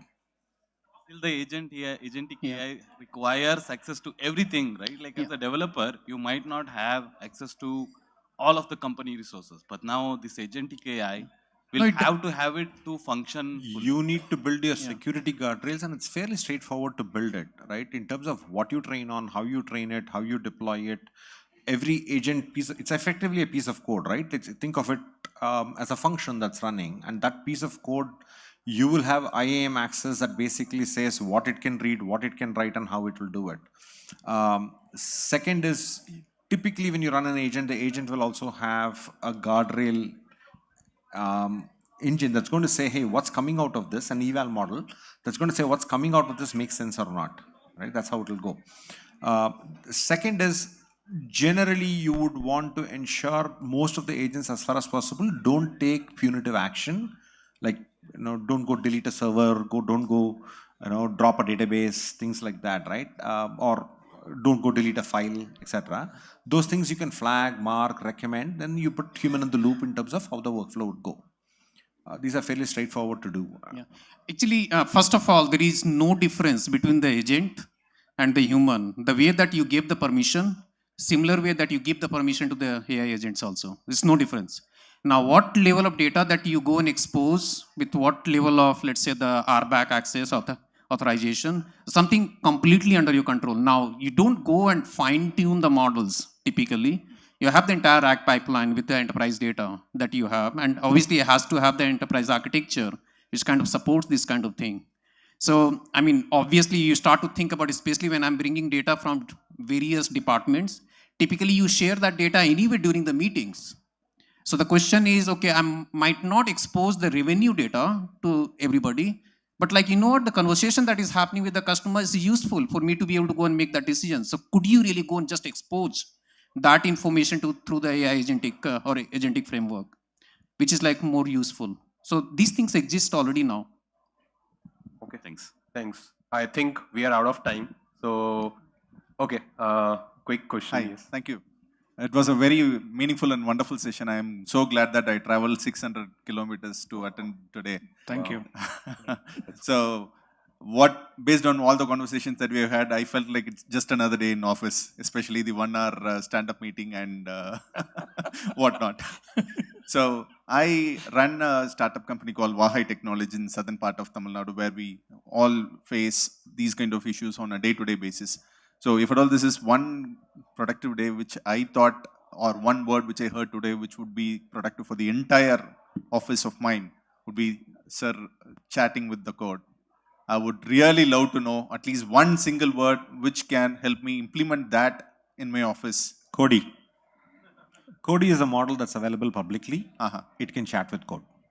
You basically have it installed on Visual Studio, VS Code, IDE, whatever. Pick your editor, deploy Cody on your this thing, open your source file, it'll start, you can chat with it. Thank you so much. Thank you so much. This must have been the productive day of my life. Thank you. By the way, Gemini 2.0 can also do that. But I thought, Madhu, we agreed on no product pitches. No product pitches. I'm not doing it. Cody is also a Google model only. It's available publicly. Okay. Thank you so much, Madhu, Mani, Manoj. It was wonderful hosting you folks, and thanks for your valuable Did you time. plan it out, 3 M's? Sorry? On this panel? It was coincidence. Okay. Thank you so much. Thanks for your valuable time and insights. Thanks for having us. Thank you so much.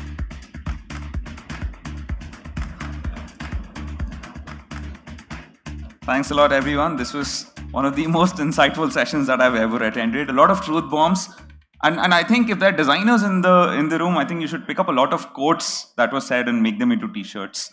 A lot of interesting stuff. All right. I've talked about developer experience. A lot of AI has also come up throughout the day. There's something that the Razorpay engineering team has been doing lately. So before your lunch, we quickly want to take you through a tiny demo of around 5 to 6 minutes.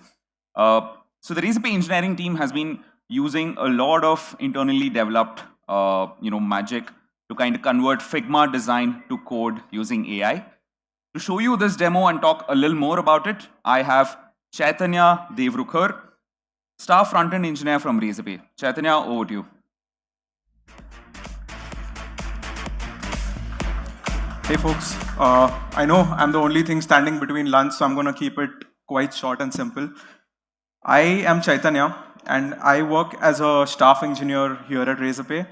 And I'm so glad I get to follow up after this amazing session about developer experience, because I'm going to talk on similar lines. I'm going to talk about how we build front-end experiences at Razorpay and how it has changed the developer experience at Razorpay. And when you talk about front-end, when you write front-end code, you want to write the UI code, you want to write the business logic, and finally, you want to write the tests for all the code that you've written. Today, I want to focus on the first part. That's writing UI code. When you have to write UI code, it can be very tricky, especially when there is a lot of complex interactions involved. It can take a lot of time to just get it right. And when you've done it for a very, very, very long time, it can, well, start feeling a little repetitive. Well, just to take an example, just to build out this button, if I have to build this button with JavaScript and CSS, I'm going to need to write more than 35 lines of code. And I'm going to have to make 750 keystrokes. That means I have to tap my keyboard 750 times. That's crazy, just for a single button. And we solved this at Razorpay by creating Blade, Razorpay's in-house design system. This design system comes with more than 50 ready-to-use components that are available on Figma as well as on code that follows Razorpay's design language. With Blade, what you see on design is exactly what you get on code, which means our developers and designers share a common language. Blade is accessible right out of the box, and the best part of all, Blade is completely open sourced on GitHub. So let's see what Blade changed for us, how it changed the landscape of front-end development at Razorpay. So if we have to build these two buttons, without Blade, I would have to write 54 lines of code and more than 1,000 keystrokes. But with Blade, we were able to bring this down to just 5 lines of code and make only 63 keystrokes. Isn't that amazing? That's a huge improvement over what we were able to do earlier. But we were not satisfied. We wanted to do better. So at Razorpay, we frequently ask ourselves, can we outgrow ordinary? Can we do some magic that allows us to help our developers write 0 lines of code and make 0 keystrokes? And the answer, absolutely yes.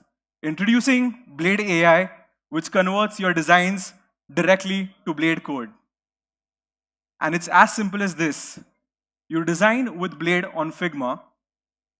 You generate the UI code right there on Figma using the Blade AI plugin. You paste it in your project and you just run it. That's it. Sounds amazing, right? Let's see it in action. So we've got a design here which has a couple of components within it. It has a few heading components. It has a step group component. It has a card component within which we have multiple text inputs. We have a few phone number inputs and a date picker as well. All of these text inputs have their own configurations. They have their own labels, their own help text, and some even have a trailing button here and a couple of buttons at the bottom. So let's see if we can leverage AI to generate some code for this. Within Figma, we have a plugin section here, and you can see a Blade AI plugin. Let's click on that. And it shows you the current selected frame. Let's just click on the Generate Blade Code button.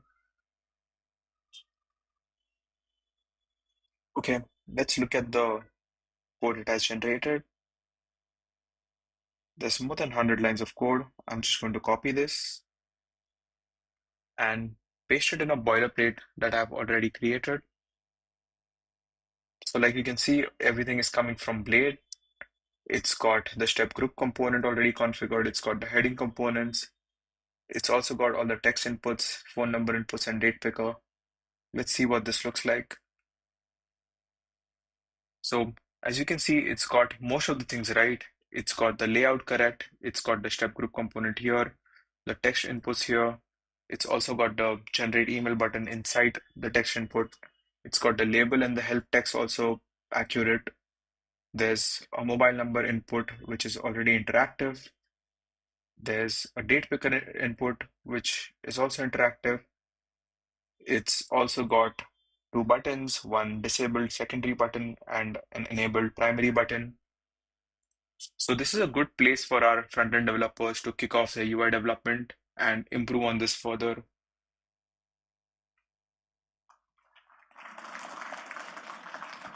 So folks, that's the brilliance of Blade AI.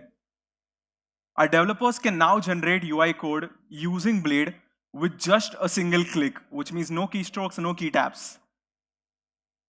The generated code is built completely with Blade, which adheres to Razorpay's design language and the high UI standards we have at Razorpay.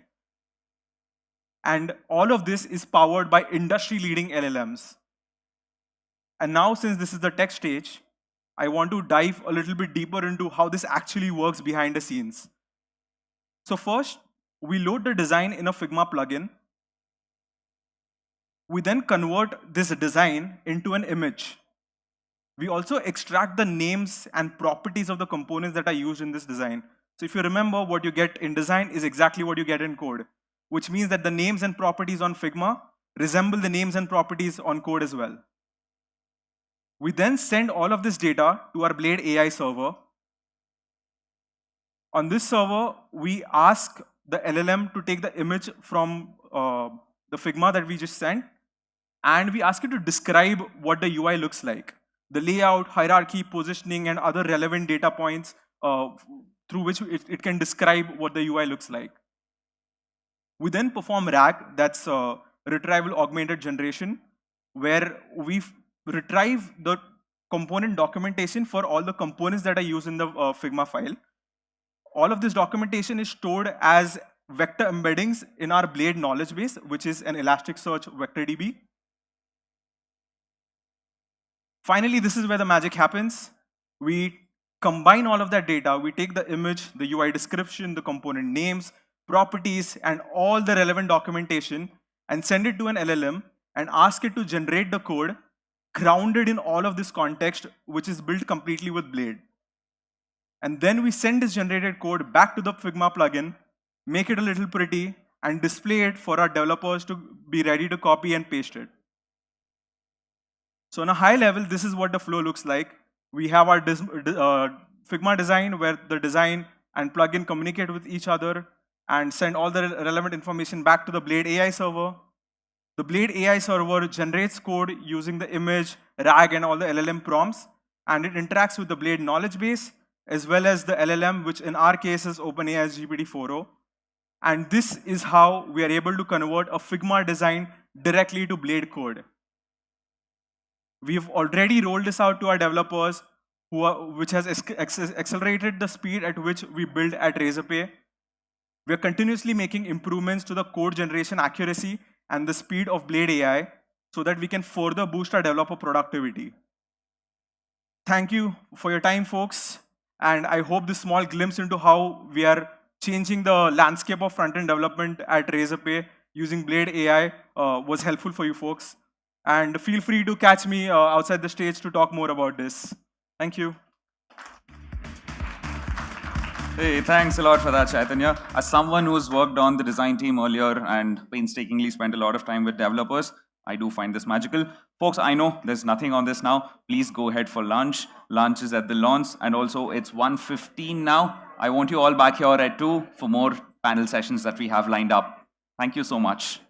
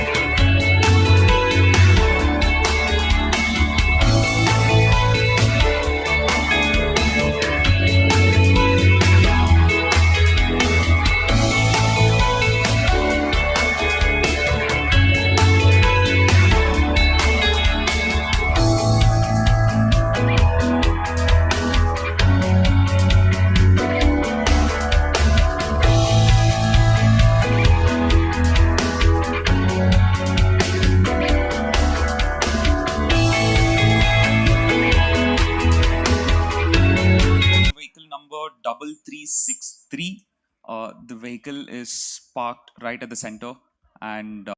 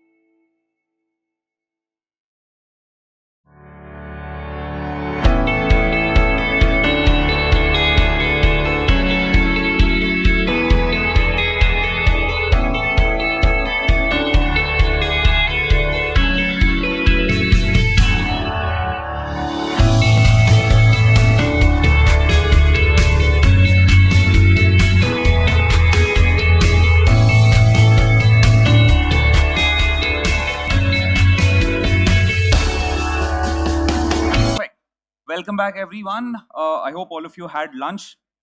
Before one of you yawns or burps, or before I yawn or burp, I immediately want to go into the next section. The next section is pretty interesting. We're calling it technology that scales and launches globally. And I want to take the example of Razorpay. Somewhere in 2022, we acquired this company called Kerlek in Malaysia.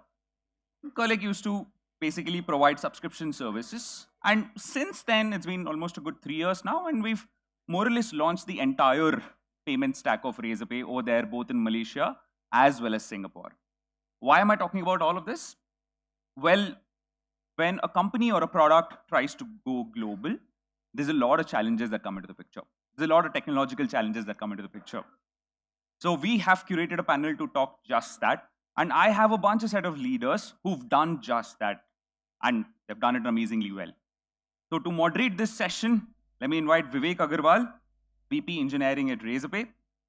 And I have amazing set of speakers for this. With a round of applause, Anup Menon, CTO, Redbus. Ravi Datla, SVP Customer Solution Center, South Asia, MasterCard. Rajat Bansal, CTO, Games 24/7. And Pramod Jaju, angel investor, ex-SVP at Flipkart, and former CTO of Big Basket. Over to you, folks. Thank you so much for coming over here. I'm excited for a great session.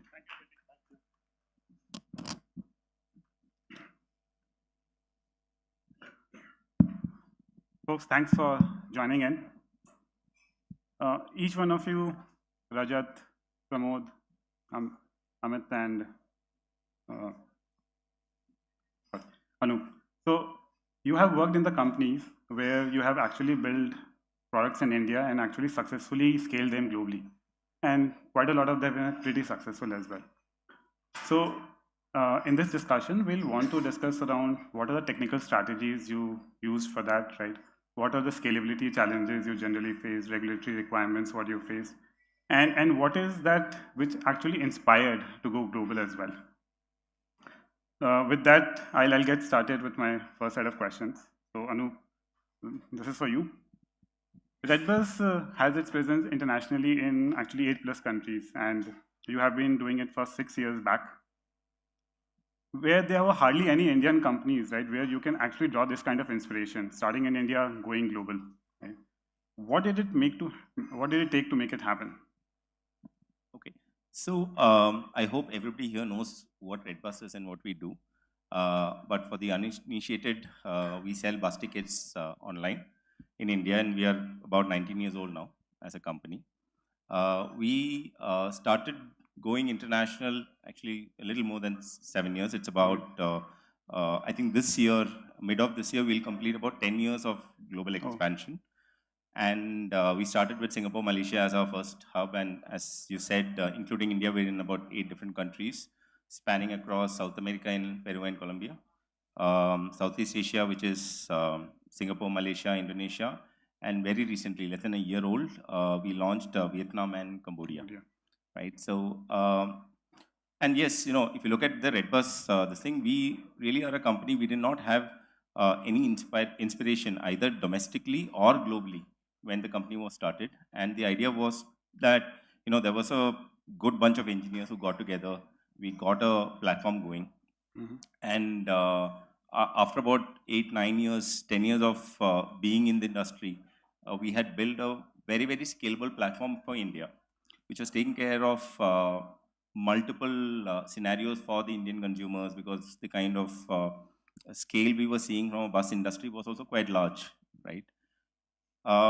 And once that was there, we wanted to see if we are, and the platform which we had built was really scalable in the sense of we had gone into a microservices architecture way ahead. We are probably one of the earliest adopters of cloud in the country, you know, private sort of this thing. We have been on AWS cloud for of the 19 years, probably 7.5 years has been on the cloud. So very, very early into the cloud journey as well. So we felt that we had a good platform which we could try and replicate internationally. And that's where we started out looking at international as a market and trying to kind of replicate that journey and that success, what we were seeing in India internationally. And with that, of course, Malaysia was the first entry point. Singapore, Malaysia was an initial entry. And I mean, we've had interesting challenges as well. I mean, in terms of how do we scale, what are the nuances. But for us, when you kind of say that, you know, what is the problem of scale you see in the other countries, today for us, India surpasses the scale of any other countries by multiple margins. So since we have solved for the scale in India, we are able to kind of very, very quickly launch out things in the international markets. And purely if you look at the Redbus scale today, I think we've done over, what, 466 million tickets globally.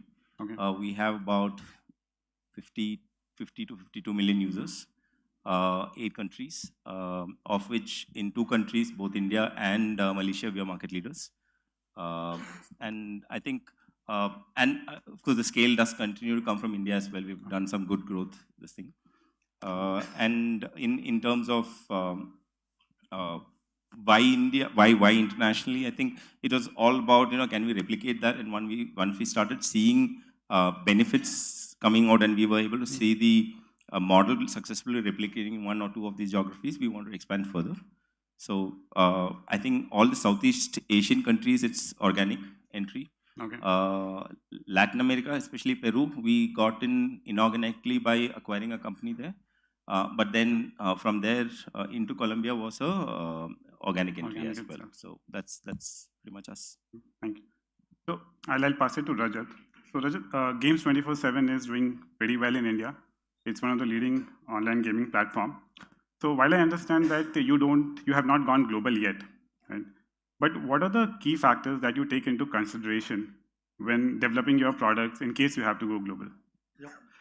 So just to Anup, to give you a brief history, like Games 24/7 is one of the leading multi-gaming platform in India.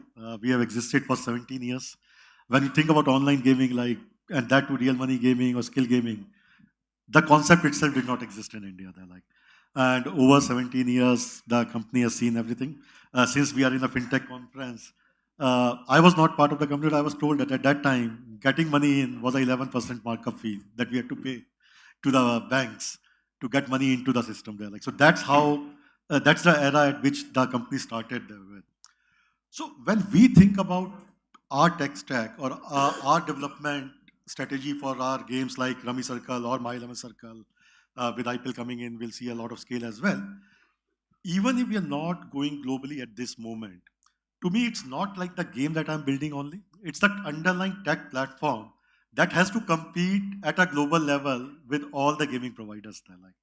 And when I talk about on what basis it has to compete, few things comes in is in a gaming, your topmost item is that can you provide the most engaging personalized experience there.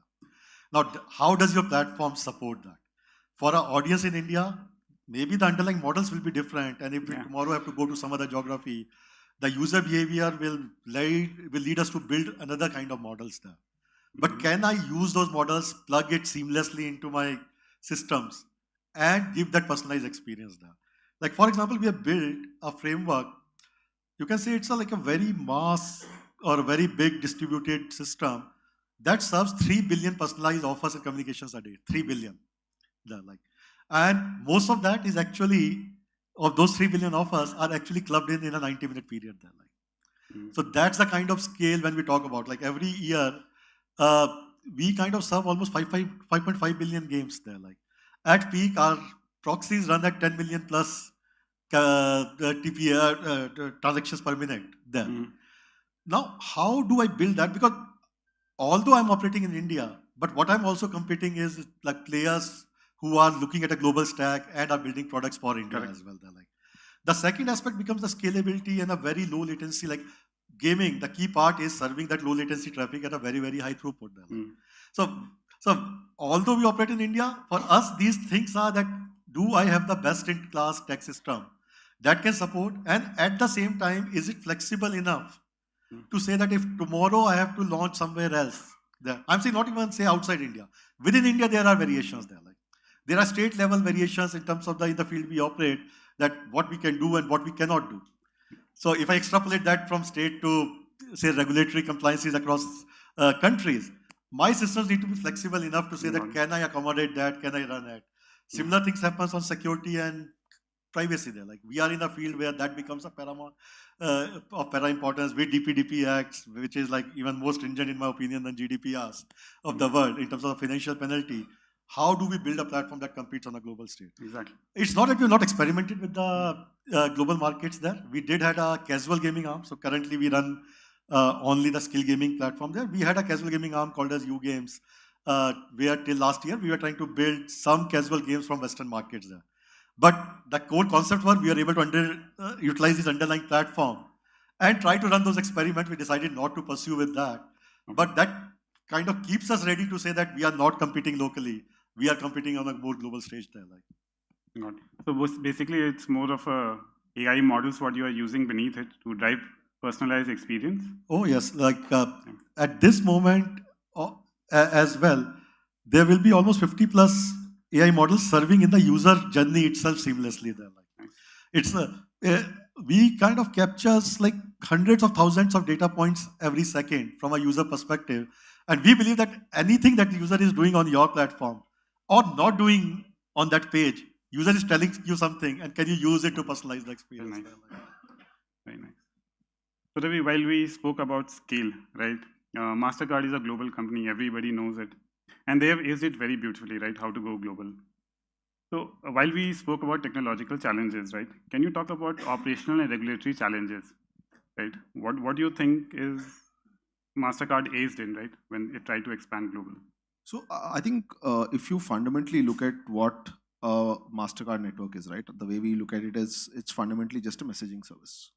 And it's a service that is connecting, let's say, 4,000 to 5,000 financial institutes globally, and 200 plus merchants, 200 million plus merchants globally, right? And then I don't know the number of millions of consumers that we connect. It's not top of my mind. So technically, what we're trying to do here is connect all of these parties seamlessly, and more importantly, consistently. That what we actually bring to the table is a brand promise, right? If you have a MasterCard and you are at a MasterCard accepting merchant, the transaction will go through. You want to pay it in different forms. It could be an online, offline payment, tap and pay, and different ways, and everyone's got their preference. So what we enable is that seamless architecture of it. Now coming to the regulation in such kind of a global environment and scale, because regulations are fairly complex. One of the most important piece, and this is also post facto me realizing that after I joined a network like MasterCard, we are firstly self-regulated in itself. And that's one of the reasons that we as a network put in a lot of standards. And sometimes many of our partners continue to complain, why wouldn't you do this? Why would you enforce this on us? There's a bit of a clear responsible role that we're playing, that when you are connecting the world together, there's a minimum standards that you need to operate with. And I'll actually give one very classic example, right? Now there is this DPDP Act, there's a PSD 2.2, recent phenomena, right? What, 2-3 years in the making, and we'll roll out. But will such kind of a massive tectonic shift in regulation suddenly impact a global organization like us? No, because I think at the core of it, maybe 20 years back when we were designing our systems, data privacy was a fundamental principle that we ensured as a self-regulated entity to be able to incorporate all of that into our system. Because when we've connected so many people, we can't have all of them to change overnight. So similarly, many regulations that we see, we're talking about digital currencies and tokens and stuff now. MasterCard has been on a path of creating tokens almost 10-15 years back. We didn't speak much about it. We were underlying just changing our own rails to be not in the world that we call digital, but at least in the world that we were, where we actually had the actual card number flowing across ecosystems. We started that journey, and India accelerated that. We've managed to get 100% tokenization here.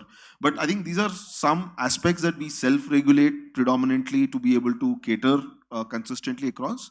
But there's also the diversity that we and the flexibility that we need to be operating with, respecting the jurisdictions of various countries that we operate in, and wherever there is a specific requirement that needs to be tackled slightly differently to what we operate. I think we've managed to create services on top of the core platforms, and in many situations, and thanks to folks who have designed this architecture, and actually some of our core services still continue on mainframes. We do have controls. Technically, regulation is nothing but some form of a control. We have the ability to implement controls at a country level, at a kind of merchant level, at a kind of entity connecting to us, and all of them are configurable in this way. So I think that's the beauty of the architecture, that you are able to solve, actually cater to a very diverse needs across. I like the way you put it, right? As simple as a messaging platform, right? It makes it look very, very simple. Thank you. So Pramod, over to you. So as a mentor and angel investor, right, to a lot of tech companies, what are your suggestions on guidance to tech startups on how to plan to go global, not to go global at this point of time? Wow, that's a very complex question.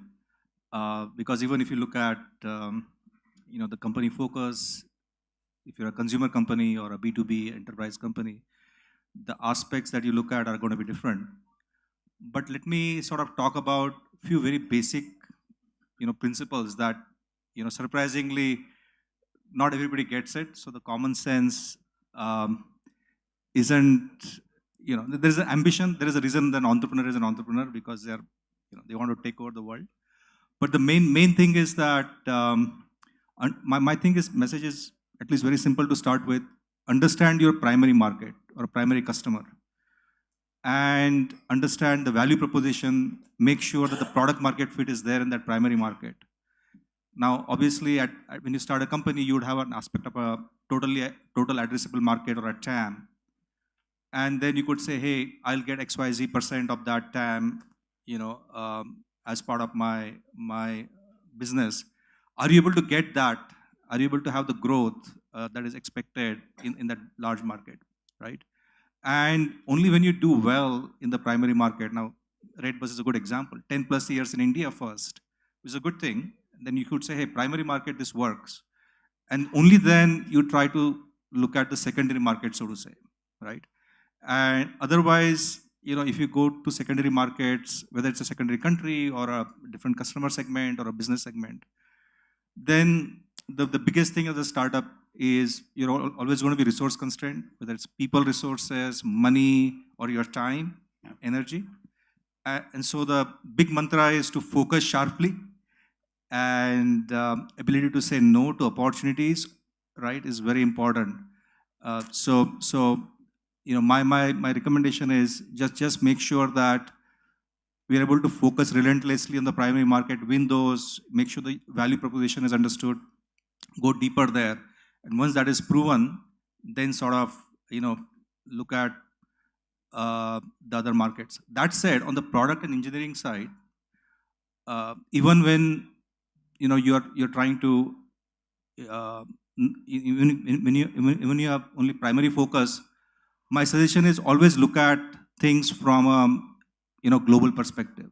And a simple example is, since we're in a fintech conference here, money, if you're handling money, make sure that in your database you're showing currency and the value.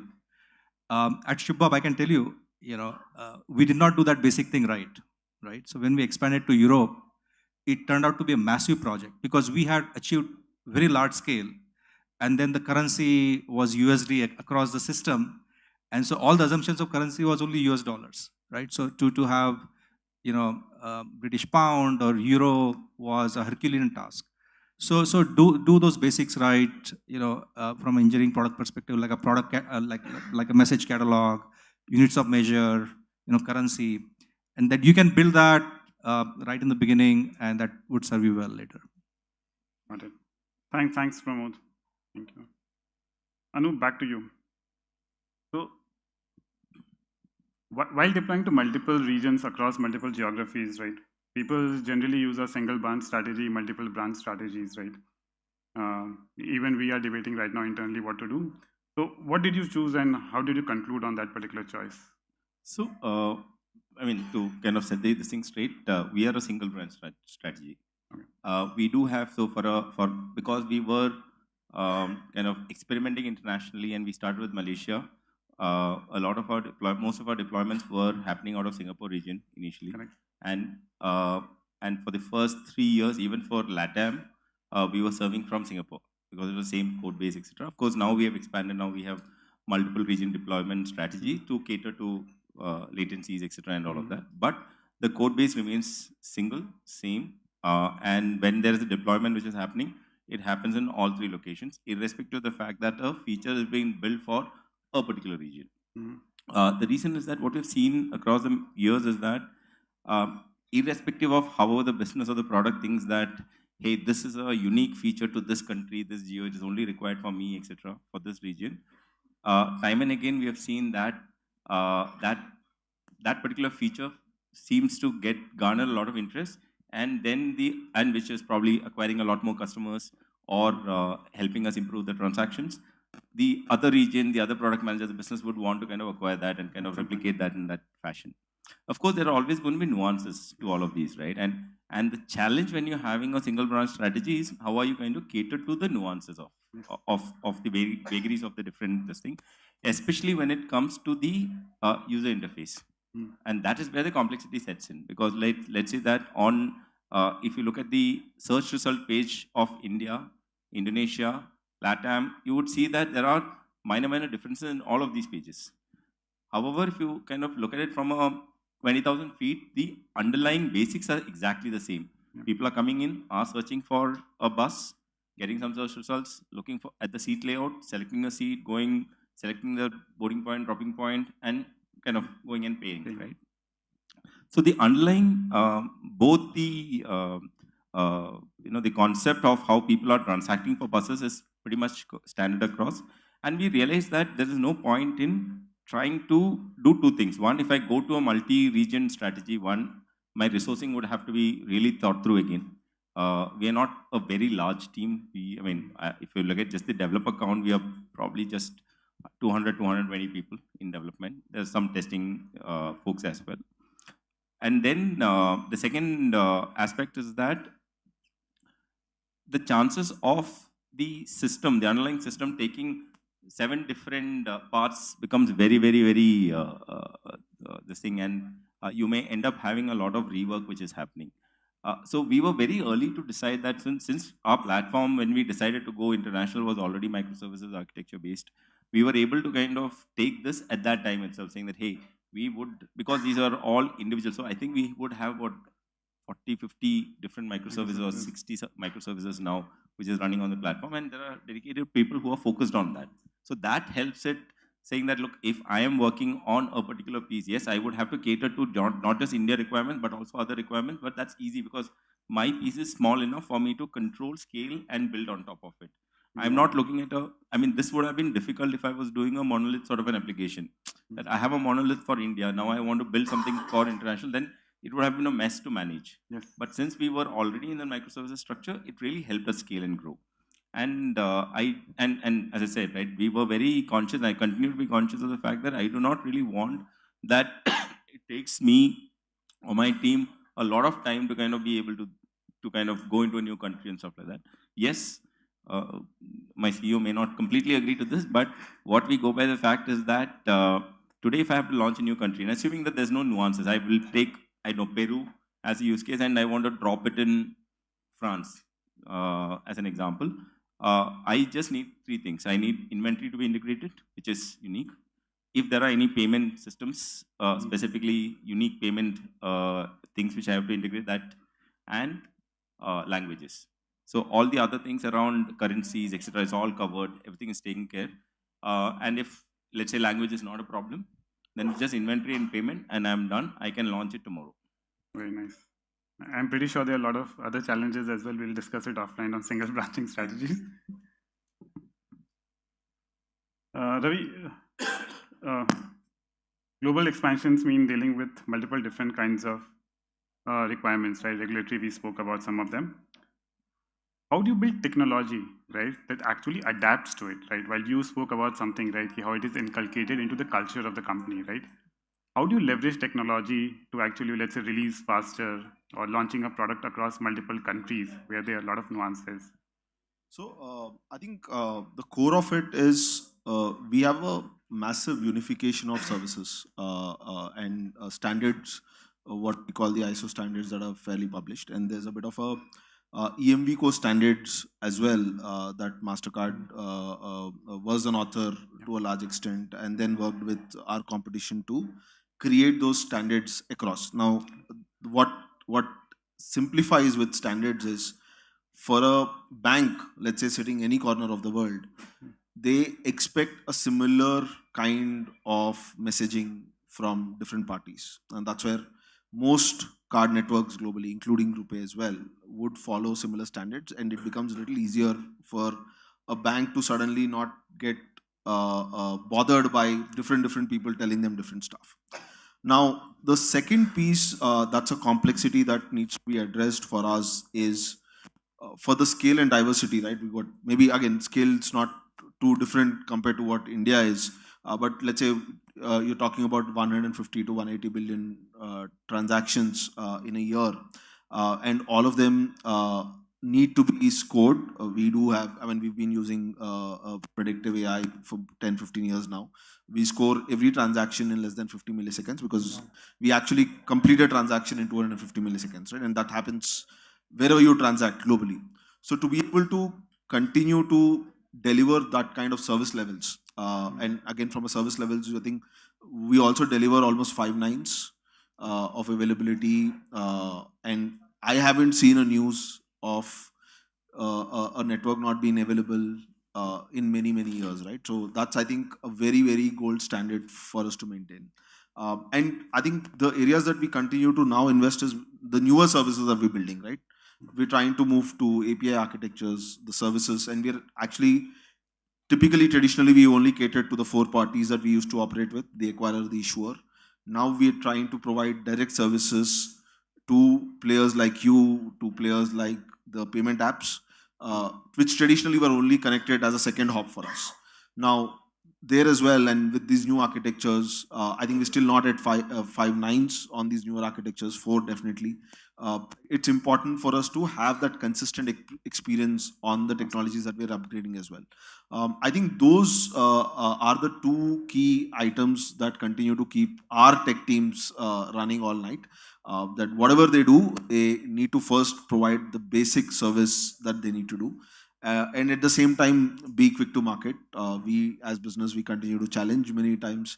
You can't be saying that you'll take 3-4 years to get a new platform in and have everyone rewire. And consistency of that messaging also is a big challenge. And some of you who work closely with us would have understood. We continue to issue what we call bulletins. Sometimes some of them are mandatory changes, some of them are optional changes. But there's a very consistent output that we put, like I said, in the messaging service, you're technically telling everyone connected to us how to chat with us, right? And everyone really need to follow those rules for the system to work. Thank you. Rajat, while you were at Amazon, right, you worked for Amazon Lockers, right? Did scaling had a challenge over there, right? Because multiple geographies, right? Real estate challenges are also there. No, it was an interesting journey there. Like, so this was before Games 24/7. So Amazon Locker is a product where it's like a kiosk-like cabinet we install at public places. And you, instead of shipping your packet to your home, you can ask the packet to be shipped to a kiosk, walk in and pick your packet there. Interesting part was those physical kiosks or cabinets were installed at third-party vendor sites or partner sites like your petrol stations, 7-Elevens of the world, Safeways of the world, etc.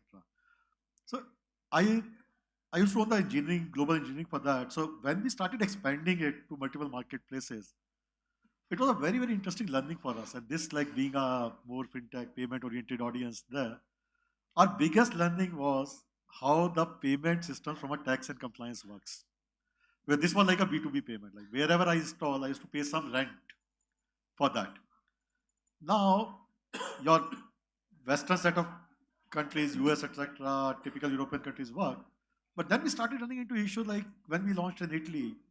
Italy had a unique law where they had a centralized invoicing system there, like where all invoices of B2B will be submitted to a central portal and settled through that portal there. Like, now that's a big nuance, like in terms of the way you work with your vendors.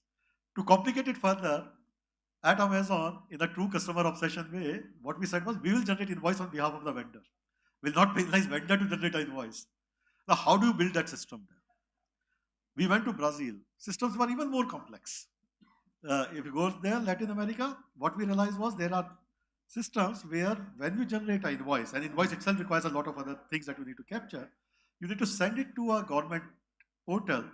It has to pass that, get an approval, then you can send it to a seller. Now, these are very bespoke implementations in different countries there. Suddenly, what we realized was our longest pole to launch in a country was not a core product, was building this payment capability there. So that was a very interesting learning for me. If I come back to Games 24/7, we spoke about this system that we built where I can serve 3 billion offers a day, a personalized system. We thought that, okay, we have done that. This is something very unique capability, very large scale capabilities. Can we open it up for other game developers there? So we launched it as a service in US. Suddenly we started seeing adoption as well. But on Pramod's point, soon we realized that although that's a very good technology that we have built and is getting adopted as well, it's a big distraction for the business there. At that time, we have to actually pull back on something that was working decently well, could have grown into it, to say that no, we do not want to have my 20% mind share there and come back here. Because sometimes we are so like that technology was so promising, and we felt so good about that scale and the kind of platform we built. We said this can actually enable a lot more customers, a lot more players in. So to me, like as you're globally, like there are multiple challenges. It can be payment compliance. It can be like, okay, does it take focus away from your core job there? Like, and those were like two examples that I like to cite here, because like there are many more, but these two are like, which are like very different examples, very different challenges, very different organizations. Fair point. I think Flipkart is a company I think a lot of people sitting here inspire from. When Flipkart was acquired by Walmart, did Walmart try to leverage some of the technology capability of Flipkart for use cases outside India? Right? Any insights on those? Yeah. So just quickly about Flipkart. I know people may know it, but obviously Flipkart is one of the largest e-commerce companies in the world. Hundreds of millions of users, millions of merchants selling, and ton of products. So the complexity to handle that at scale. And the other thing was pretty much all the platform was built in-house at Flipkart. Has been built in-house over the years. And so the idea was, and so Walmart, to answer your question directly, Walmart had a sort of an arm's distance strategy to say, hey, let's keep Flipkart running independently. Let's have Walmart engineering. There's an engineering big center in India, in Bangalore even today, and Flipkart has a big engineering center. But then Flipkart itself started to think to say, okay, look, we build all these things, and to Raj's point, can we take some of the platform components, and can we productize that, right? And so that was happening at that time, and we decided to take that to SaaS. Obviously, at the low end, you have Shopify's of the world, where you could build any small vendor can come on Shopify, but somebody who has scale, these problems are not easy at scale. Yeah. And so the idea was, can we take this to market? And so we identified the ad platform as the first one to take to market. Now, one of the reasons for the ad platform as a first product to take it to market was, ad is a very complex thing to serve. You have display ads, you have product listing ads, you have the advertisers here, you are doing personalization stuff. Advertisers want to see the efficacy of the ads, right? And you have, as a vendor, you have a platform, you want to maximize the inventory, right? So it's a very, very complex undertaking. So we said, okay, let's look, and Flipkart had done a very good job on the ads platform. So we said, okay, let's take that. The other thing is, it's easy to demonstrate ROI on ad. So you could have let's say you go to an XYZ e-commerce company, they are running something for their monetizing their ads. You could say, replace this and do something else, and do your ad revenue go up. It's pretty simple thing to measure, right? So that was the second thing. And can we do a GTM? Can we take it to market? So, and interestingly enough, one of the first customers was Walmart in Chile for that. But that was one, obviously with a Walmart connection, but it had to be one on the merit to say, okay, you can do it, and can we get that to market? So some of the interesting learnings out of that were, and by the way, this eventually now Flipkart Commerce Cloud, it started with ads, but now I was just looking at the website just like not too long ago. Now there are many components there, from checkout to personalization to catalog management to obviously ad platform and all that. So it has grown into a much more mature business. But some of the early learnings were, like the self-service tools aren't there, right? So you got to do a high-touch thing to, let's say, Walmart Chile. So when you use the platform internally, people are used to it after a period of time. Correct. And so you don't have the tooling or the self-service capabilities or the reporting as nicer thing. So you had to handhold the customer to set it up and all that. So that was one big thing. The other interesting thing that I will talk to the audience, and Rajat also kind of mentioned this, but one thing to keep in mind is whether you eventually platformize your product or not, as a developer or a product person, you should always think to say, can I productize it later, right? Or can I open source it later? Is this important enough to be open source later? And if you ask those questions, some of the architectural decisions that you're going to make at that time are going to pave the way that going to give you a big leverage later. Make your life Because simpler. later to do this retrospectively, it's much, much harder. So if you It's an do that and just, in the beginning, it doesn't take that much to put the plumbing there. But to do the replumbing is much, much harder. So No, that's just true. keep that in mind. It's a complete overhaul. Yes, yes. Right. We'll quickly go deep into few rapid fires, one-word answers. Right. We'll go with Rajat. You first. 5 questions. Separate questions to you. API first approach, essential or just a buzzword? API first approach, essential or just a buzzword? Essential. DevOps, culture or just a set of tools? Culture. Internationalizations, beyond language, what one cultural factor do you consider? I'll say that internationalization is just not language. It's a lot more things about currency. So I'll say currency is the next one. How big a challenge is to scale globally on a scale 1 to 5? 5 being most difficult. If you've done the base right, it's 2. Okay. Serverless, yes, no, emerging. Emerging. Thanks a lot, Rajat. I was inclined to say no, but okay. We'll go to Pramod you. Biggest risk, scaling, security, competition. Scaling. Okay. Innovation is incremental, disruptive, or both? I think both. Very nice. Security practice, shift left or continuous security? Shift left. Build or buy for core global features? Buy.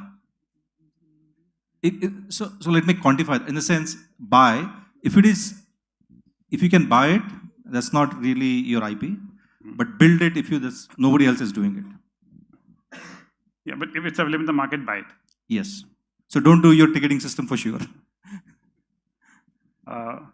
Containerization or orchestration? Essential or just a trend? Essential. Thank you. Ravi, up to you. In terms of regulations, and I'm putting a lot of regulations because you are from MasterCard and you help us all getting regulated, but what top one concern for global expansion for any companies? I think time to market. Great. Again, same question, biggest challenge, scaling, hiring, competition? I think security would be the one in the mix. Because the threats are evolving day to day and you got to be up there. Okay. Key learning, adaptability, resilience, focus? All of them. Right. Cloud native or hybrid? Well, in our world, hybrid. Okay. Thanks a lot, Ravi. Anup, over to you. Microservices or monolith? Microservices. That was very obvious. Horizontal or vertical scaling? I think both for us. It's kind of based on what platform, what backend we are looking at. Database choice for a global reach? Database choice, I think it's very subjective to the kind of systems you're building. But if you have to choose in terms of, let's say, SQL or a NoSQL, where would you want to move? Again, we have a good mix of both. Like, it's very user specific. I mean, for transactional, I don't think I will ever trust NoSQL. I would still want to go with hardcore RDBMS approach. Okay. But for a lot of other use cases, NoSQL, we are heavy users of that as well. On a scale of 1 to 5, caching strategy for minimizing latency? Which is 1, what is 5? 5 is like most optimal, the best. Yeah, 5. CDN essential or optional for global delivery content? Very essential. Yeah. Cool, great. Thank you all for the rapid fire. I think we are running out of any time. More than happy to take a couple of questions.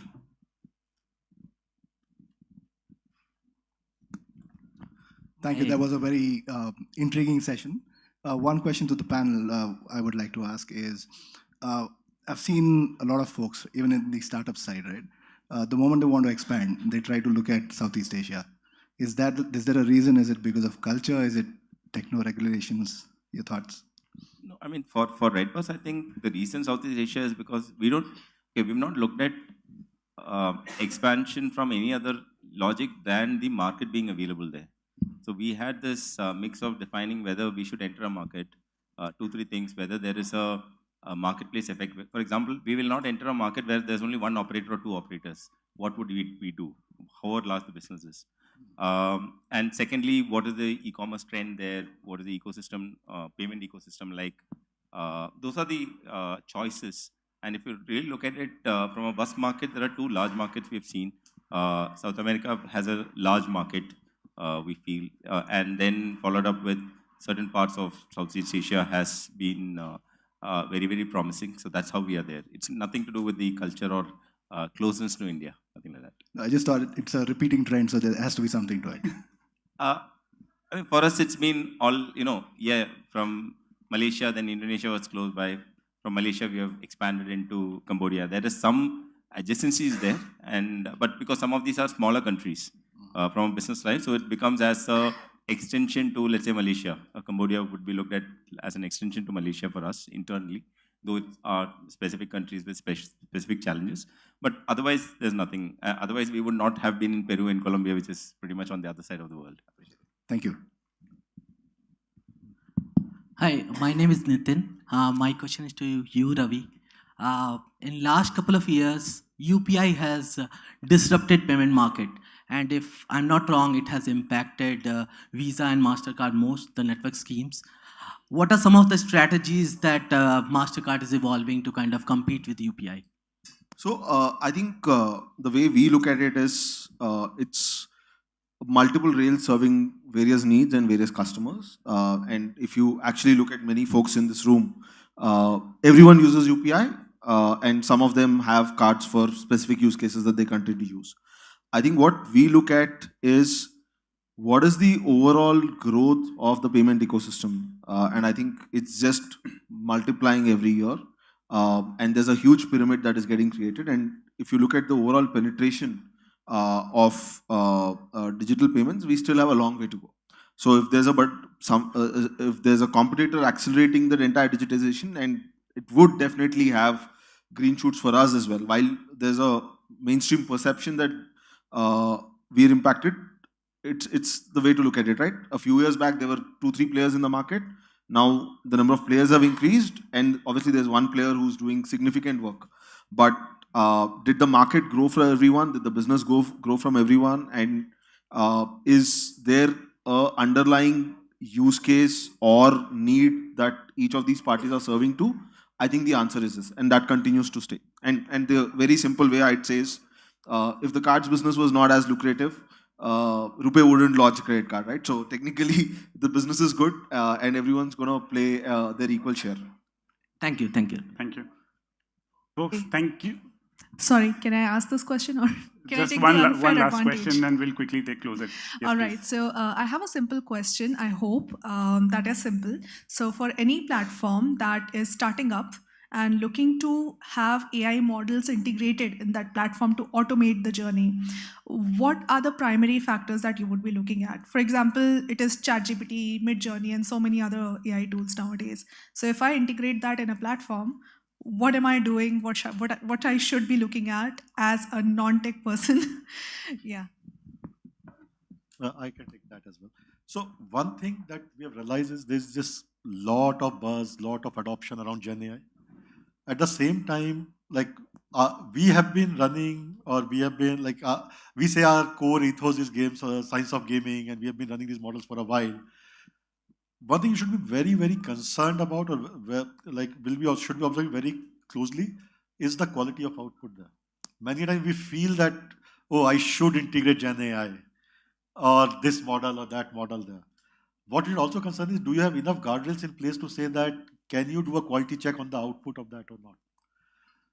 Currently, if you look at market trends, out of every 100 projects, 85 fail because of this. They run very well in POCs there.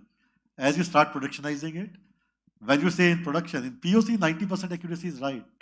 In production, 99% accuracy is wrong. So one thing that you should be very concerned about is, it's easy to start, but do you have a strategy to productionize it? And to me, the single most reason they fail is on the quality check side. At least that's one thing I'll try to raise there. I'll just add on to that.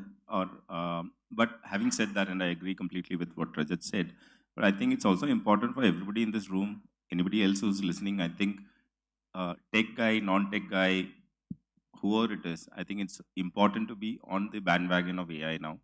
Otherwise, you're going to get obsolete so quickly that you would not know what has struck you. So it is very, very important. And it's, as Rajat said, it's also very important to see how are you utilizing it and how do you leverage your team to utilize it in the right manner and get the best out of it. We are doing a whole bunch of things on UI, at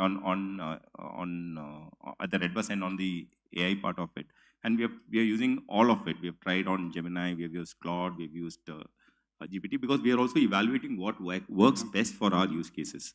So that is very, very important. Not to scare you guys out, but it's very important that all of us get onto that bandwagon if you're not already on it, like today.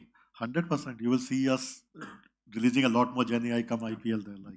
But it's just like the cost of doing it, sometimes we underestimate. DeepSeek should actually motivate everyone. DeepSeek should be motivating everyone, I guess, instead of scaring us off.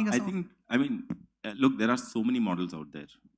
You have DeepSeek, which has come out, and it's come out of obviously China and stuff like that.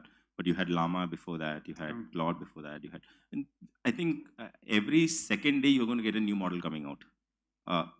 Don't be surprised, you'll have something out of India very soon. I think it's just, and the number of people who are working on these is unimaginable, right? And I don't think whether it's fintech or non-fintech, everybody is working on getting some models. I mean, it's going to be very, very interesting. So before we end, I have a question. On Games 24/7, what's the prediction on today's match?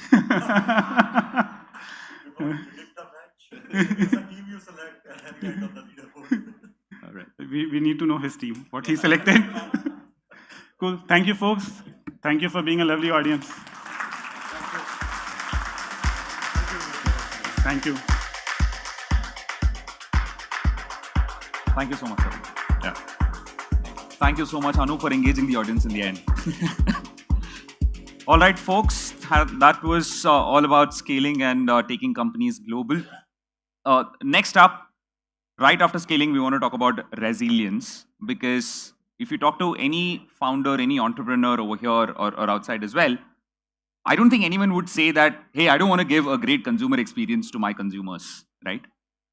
The reason why I'm talking about this is for you to give an absolutely amazing consumer experience, you would need fundamentally amazing technology that basically handles everything. You need systems that do not fail at all, right? So just for that reason, we've put up an amazing panel for all of you, and we're calling it Engineering for Resilience, Building Systems That Never Fail. Let me call upon the stage the moderator first, Varun Achar, Senior Director Engineering from Razorpay. And when we talked about resilience, we had to bring in some very marquee names. So please put your hands together and join me in welcoming Madhusudan Rao, CTO, Swiggy. Welcome, sir. Prashant Parashar, SVP and Head of Technology Delivery. Vivek YS, VP Engineering InMobi. And Amit Garde, SVP Engineering Dream11. Over to you.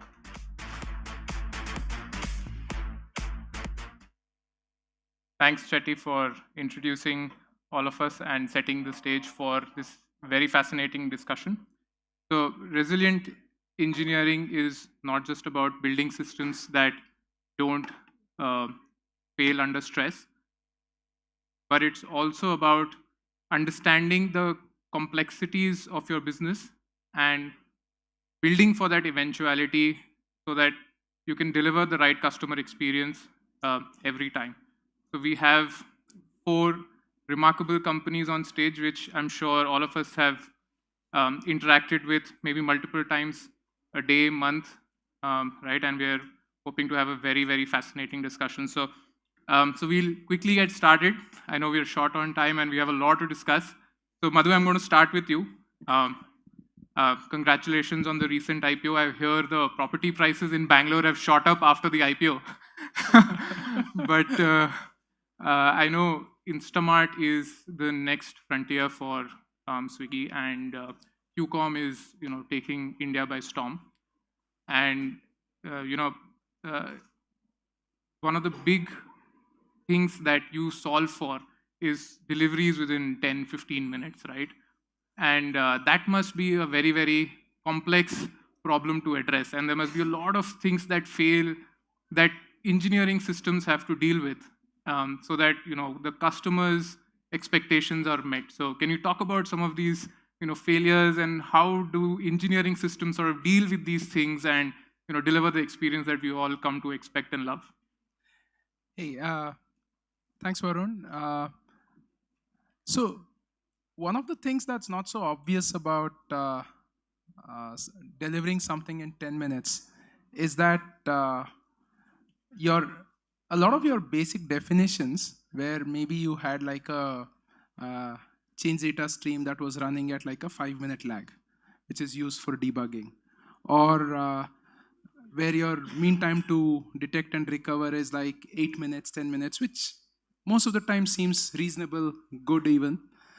All of those become like blockers for you to do any of this. Like in 3 minutes, if an order hasn't been relayed, packed, and handed to a delivery executive, there's no way we are getting those to customers. And today, we're seeing that we've, of course, been a big part of shaping this behavior, but this is also now coming back to us when, if and when there's an incident where customers are asking what's happening with my order in 3 minutes. And if these systems are not in place, like obviously there's a lot of other things. For example, getting like loss of physics, which is you need to have a pod or a dark store close enough to customers. You need to have the right kind of systems that guide pickers to pick, pack, and ship. A lot of those are there. But the things that you also need to think about are like things that are in many companies what are called platform fundamentals, right? So those significantly get reevaluated. In terms of just detecting and recovering from issues, we had to actually integrate like business metrics into our cannery system, create like automated cannery promotions, various things in terms of deployments, alerting metrics, which again, none of these were new, but in the 10-minute paradigm, these were like very different. Yeah, and then like just now I saw someone who was like trying to figure out which coffee they want for like 30 seconds. Our pickers don't have that time. So, and they need to pick items. Pickers are the people who work at dark stores who collect items from shelves and put them into bags. They don't have this time. So we've got like devices. Sometimes, like I'm not like too familiar with all types of exotic fruits, but we do have a lot of them. We need to actually give them the ability to literally scan something and know which one to pack or which batch of the item to pack. A lot of these investments need to be made. And in terms of assigning the delivery executive, or even like thinking about whether you can even take that order or not, because we have a promise of delivering things in 10 to 15 minutes. If the nearest available delivery executive is like going to take 10 minutes even to get to the store, you're actually better off not taking that order than taking it. So across the board, there were changes. While these were all tweaks to existing systems, some of them needed like much deeper work for us to go and evaluate.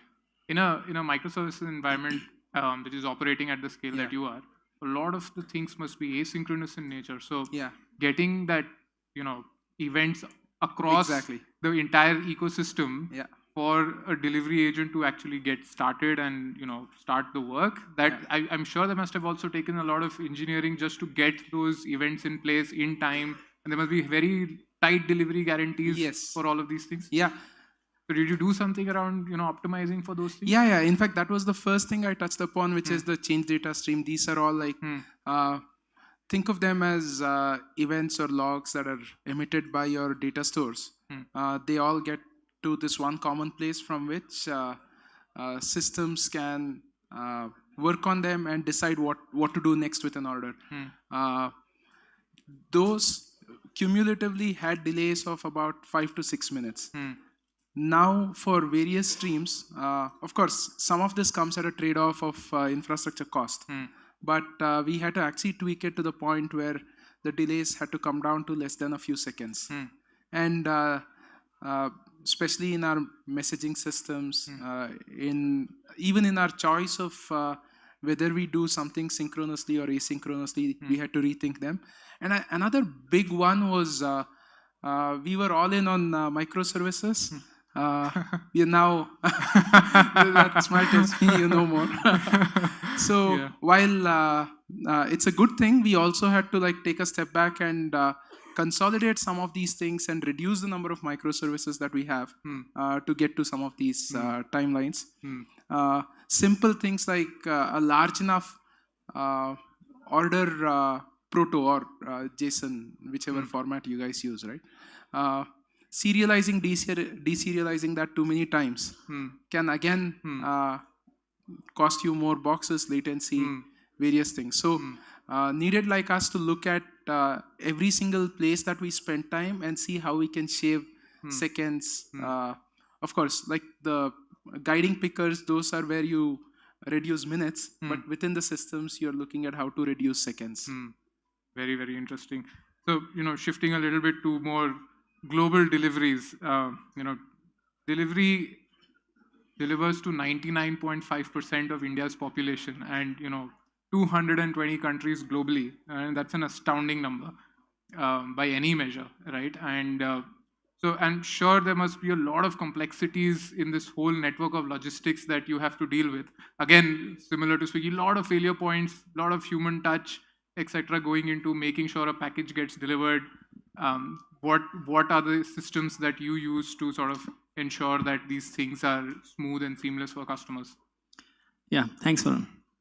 So, as Madhu mentioned, so basically having a fault-tolerant system is important. So microservices, and we majorly work on CQRS, event sourcing, so that our systems are distributed, our problems are also distributed. On a given day, we don't face problem in all the systems together. So we have to isolate those problems from, say, last mile to mid-mile to first mile. All those systems remain separate while replicating the data using CDC pipelines. That has to be resilient and has to be monitored through observability. But one of the aspects I would like to cover, and Madhu covered it briefly, is that resilience is not just about being reactive. It starts from planning your architecture. Like if you're going to have event sourcing, you're going to have microservices, or you're going to have, say, bigger systems, because all of those layers add to the complexity of the system and ultimately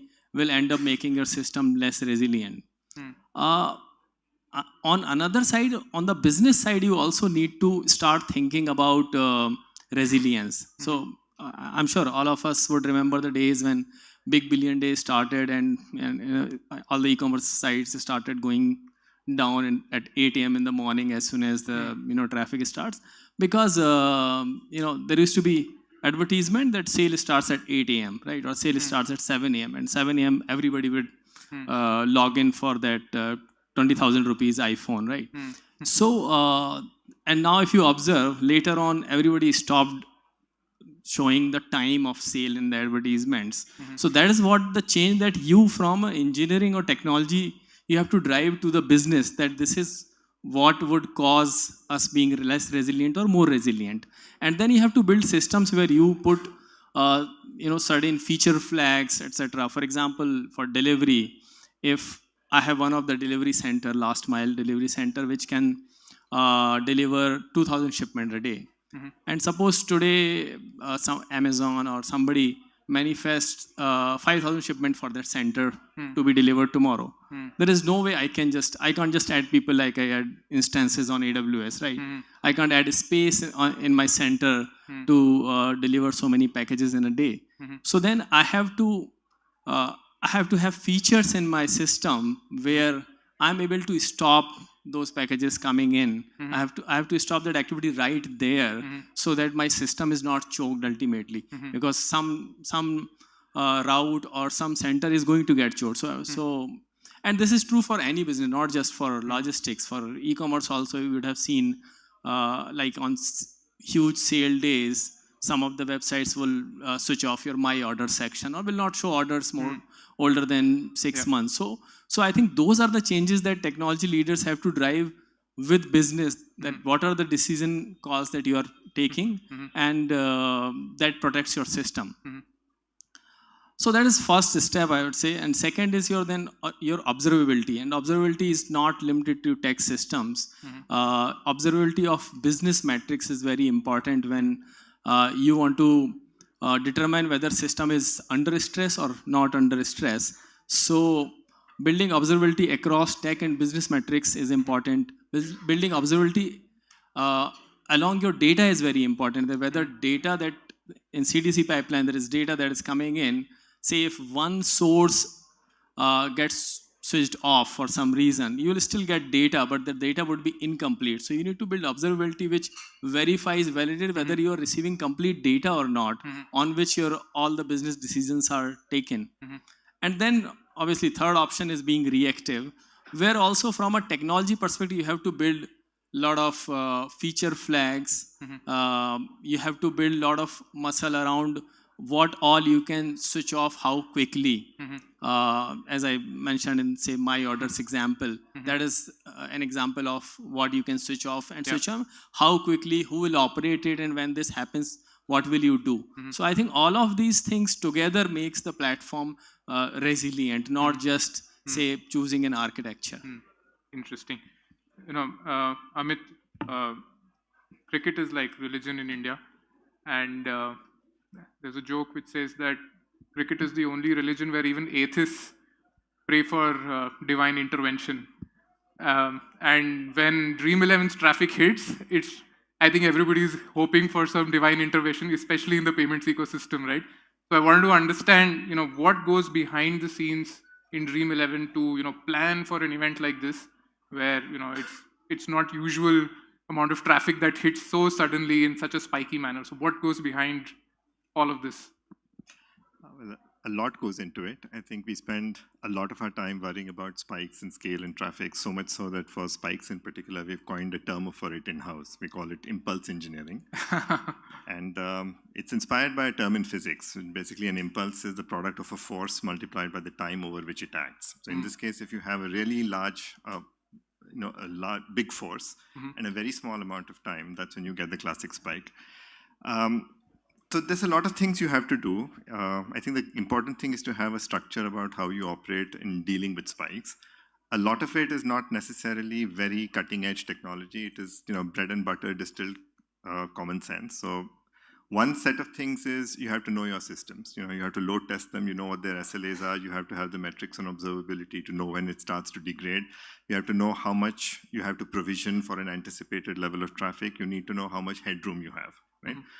Beyond that, there are observability and instrumentation things. So in this situation, knowing that a spike is imminent or the spike has started and how sharply ramped it is, as early as possible helps, right? So even a few seconds or tens of seconds makes a huge difference in your ability to cope up with it, right? You can take preemptive actions, you can start ramping up capacity. So you have to invest a lot in those kinds of things. We've actually, in addition to the usual logs, metrics, traces that everybody does, we've actually started to push this notion of observability all the way into user behavior. So if we can anticipate that this sequence of user actions on the app means that they will all start converging on this transactional choke point maybe a few seconds later or a minute or so later, that gives us some breathing space to sort of start ramping stuff on. So you have to push these boundaries as well. You have to sort of do it all the way up into as upstream observability as you can make it. The third pillar I would say is architecture. You have to sort of, there is no technology that exists today. If it does and I'm unaware of it, please pitch me afterwards. Where things like data stores can scale instantly as the traffic hits, right? So you're always doing a balancing act between saying, how much do I need to provision that I don't get knocked over, but at the same time, I'm not burning so much money that it's not worth it. And that involves a lot of modeling of user behavior, traffic, past patterns to sort of see, can we get a range for the kind of spikes that we anticipate? Because we'll always be trying to provision so that there is a certain baseline that is within reach. You can absorb some spikes in that headroom. And we need enough of a buffer to be able to sort of give us time to add capacity faster than the traffic hits, right? And that modeling can be fairly complex, right? So we try to anticipate. Some things are obvious, right? I mean, everyone knows that day one of the IPL, you're going to see huge traffic. But what is the spike beyond that baseline expectation? And what do you do when it starts hitting when you didn't anticipate it?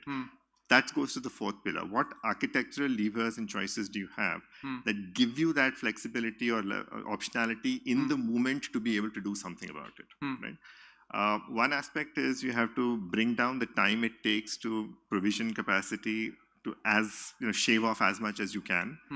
That means something that might seem obvious, like look at what your machines are doing when they boot. Are you doing silly things? Can you bring that down later? Don't do certain things at all. There's a paradigm, for example, where you bring up a Elastic Cloud instance, an EC2 instance, for example, and then it provisions itself. It pulls in config. That won't work, right? Because the time it adds is unaffordable. So obvious thing there is to bake it into the AMI itself. But you move beyond AMIs, right? I mean, the container startup times are much faster than EC2s. Even within that, what's the size of your container? What are you packaging into it? What is the critical loop that happens when the container is booted, right? You can shave off a lot of time if you just pay a lot of attention and energy at it. That's one. There are interesting technology choices which may require you to fundamentally reassess how certain things are done. If that gives you the optionality of being able to track traffic, you should do that. So we've had a lot of success in very specific cases where we had transactional requirements which would get knocked over by spikes in sort of reassessing how much of transactionality you actually require and then adopting something like, say, Amazon's DynamoDB as opposed to plain vanilla, the classic transactional SQL systems can pay off, right? There's also a very interesting economic model there, right? So it's effectively instant capacity scaling if you've pre-provisioned and you don't pay for what you're not using. But that will require you to question some basic assumptions, right? Because almost everybody starts off with saying, yeah, sure, take a relational database. Everyone knows how to do that. It takes a little bit of effort and organizational policy to nudge people away from it. And the last pillar I would say is, you have to drill a lot of this. So you have to have your operational procedures. You have to build that mindset where people are used to thinking about, okay, I can detect something is going wrong. I need to act now. And that means sometimes you have to look at things that go against sort of some engineering grains sometimes. Like a good engineer will worry about every last cycle of efficiency, right? But sometimes the economics of the business are such that, throwing additional hardware to tide over a spike if no tech has worked is a very viable economic option, because what you lose in downside if you don't do that is way, way higher, right? So again, some of good engineering practice may need to be unlearned or questioned a little, given what you need to do to survive spikes. I could go on forever, but I should probably stop here. Yeah. Do you also practice chaos engineering in production to plan for these events? Oh, absolutely. So we have actually, we use a bunch of tools, and we've also built a fairly sophisticated in-house system that injects various kinds of faults. So whether it is crashing things randomly or introducing latencies or corrupting messages and so on. Yeah. Very interesting. So Vivek, your systems, InMobi systems have a very different scale requirements. There's a combination of not just high scale but also low latency. And talk to us about the insane numbers. You told me some, so I want the audience to hear from you directly. But I was awestruck. I'm sure everybody would be. But talk to us a little bit about these numbers and what does it take to build systems of this nature that serve the sort of volume that you get. Yeah. Thanks, Varun. I think one of the best part of going last, especially in this kind of a topic, is I think the fundamentals are kind of covered, right? And the unique part of, I think, adds problem space, I think, is scale inherently is very large and very different. The order of magnitude itself is very different, right? To give you an example, our front-end traffic, the main service which receives the traffic, add requests, are at a QPS of 300 million requests per second, right? And the word resilience has a very different meaning in this context, because it's not just that system correctness or system being available is sufficient, right? For us to deliver value to our customers, I think we also need to be making sure that we are identifying the right ad to the right user, right? So which means in here, your system needs to be up, that is for granted. But it's not just that, you understand every aspects of the request very well, right? So the semantics itself is very important. I think some of the aspects that Prashant spoke, or even Madhu spoke, which is how long it takes to serialize, deserialize messages. For us, we operate, the overall ad gets served somewhere around 100 milliseconds. But you can imagine to decide whether to serve an ad or not and what ad to serve goes through a bunch of funnel, I would say, right? And each of that is like in 7 millisecond to 10 millisecond latency. And at the scale at which we are, any service degradation kind of ends up dropping the request. So that is one of the challenge. I think the second part, I think, and I don't know whether to put it fortunately or unfortunately, the scale at which we are at, throwing money in terms of hardware is not an option, right? To give you some example on that front, the whole hardware that InMobi runs predominantly is on spot instances. Wow. Okay, so which means you are inherently built to assume that failure will happen, deal with it, your system should work with that, right? So that introduces naturally a lot of challenges. In fact, anybody who has run any data processing would know that if spot instance goes down, the whatever the chunk of the data that is supposed to be processed has to be reprocessed, right? So we have made optimizations where I think the default optimization in the world of Spark, for example, is if an executor fails 4 times or 3 times, it basically marks the job as failed, right? So how do you make sure that you don't reprocess the same chunk more than 3 times while you are still on spot, right? So that's another challenge. Actually, I'll give you another crazy interesting fact. Q4, which we recently done, for ads world, Q4 is one of the largest peak in traffic. We ran out of the instances that were available for us in a particular availability zone. Okay, like we had to get on a call we were then on Azure, and we had to get on a call to make sure that the instances were there. While of course they couldn't guarantee that, and we had to set up on another availability zone in a couple of hours. Wow. So which implies also that your system needs to be built in a way those pipelines can be kind of changed endpoints, and you redeploy and direct the traffic. So while this is on the engineering front, right? In ads world, again, there's an intersection of both science and engineering in here. So the definition again of the resilience gets kind of encompassed with other dimensions like is there a data drift? Is your, like, let me put it in another way. Most systems we are comfortable with deterministic in nature, right? If you, for example, in traceability, you would assume that, okay, if a particular request goes through all your services, your logs will kind of show you what is happening, and you would be able to reproduce certain issues. In here, you can't even guarantee. Let's say I'll give you same request comes second time within few seconds. Okay, they take completely different path. You may end up even not serving an ad because you might have previously served, right? And how do you value that particular request? Everything changes. So this nuance itself introduces a lot of challenge. So the instrumentation at every stage is very unique and very critical, right? Because you have to also balance.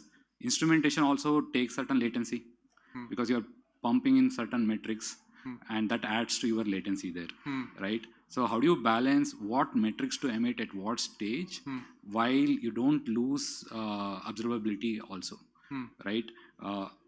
And I can actually give you one real example.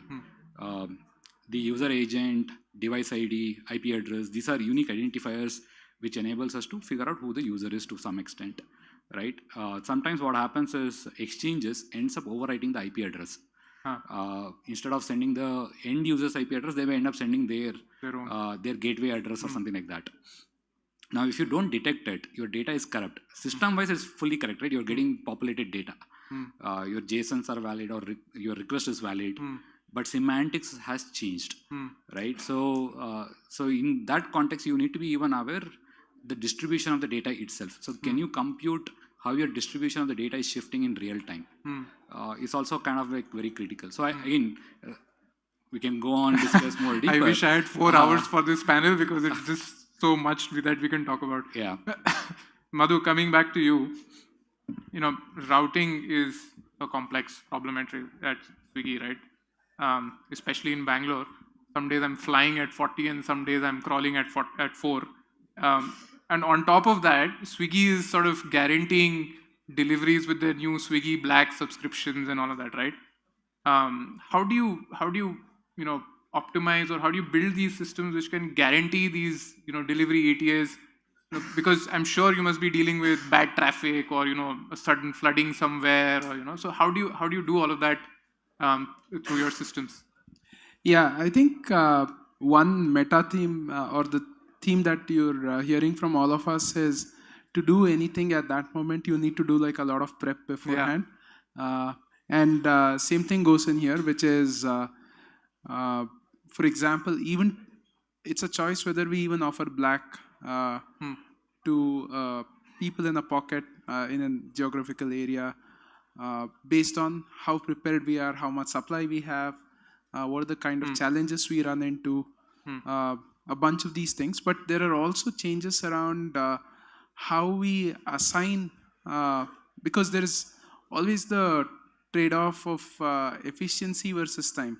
Like there are these large solvers which look at like millions of edges between a customer and a delivery executive and the restaurant or Instamart pod. And the longer time you give them, just to give you a sense of how complex these are, right?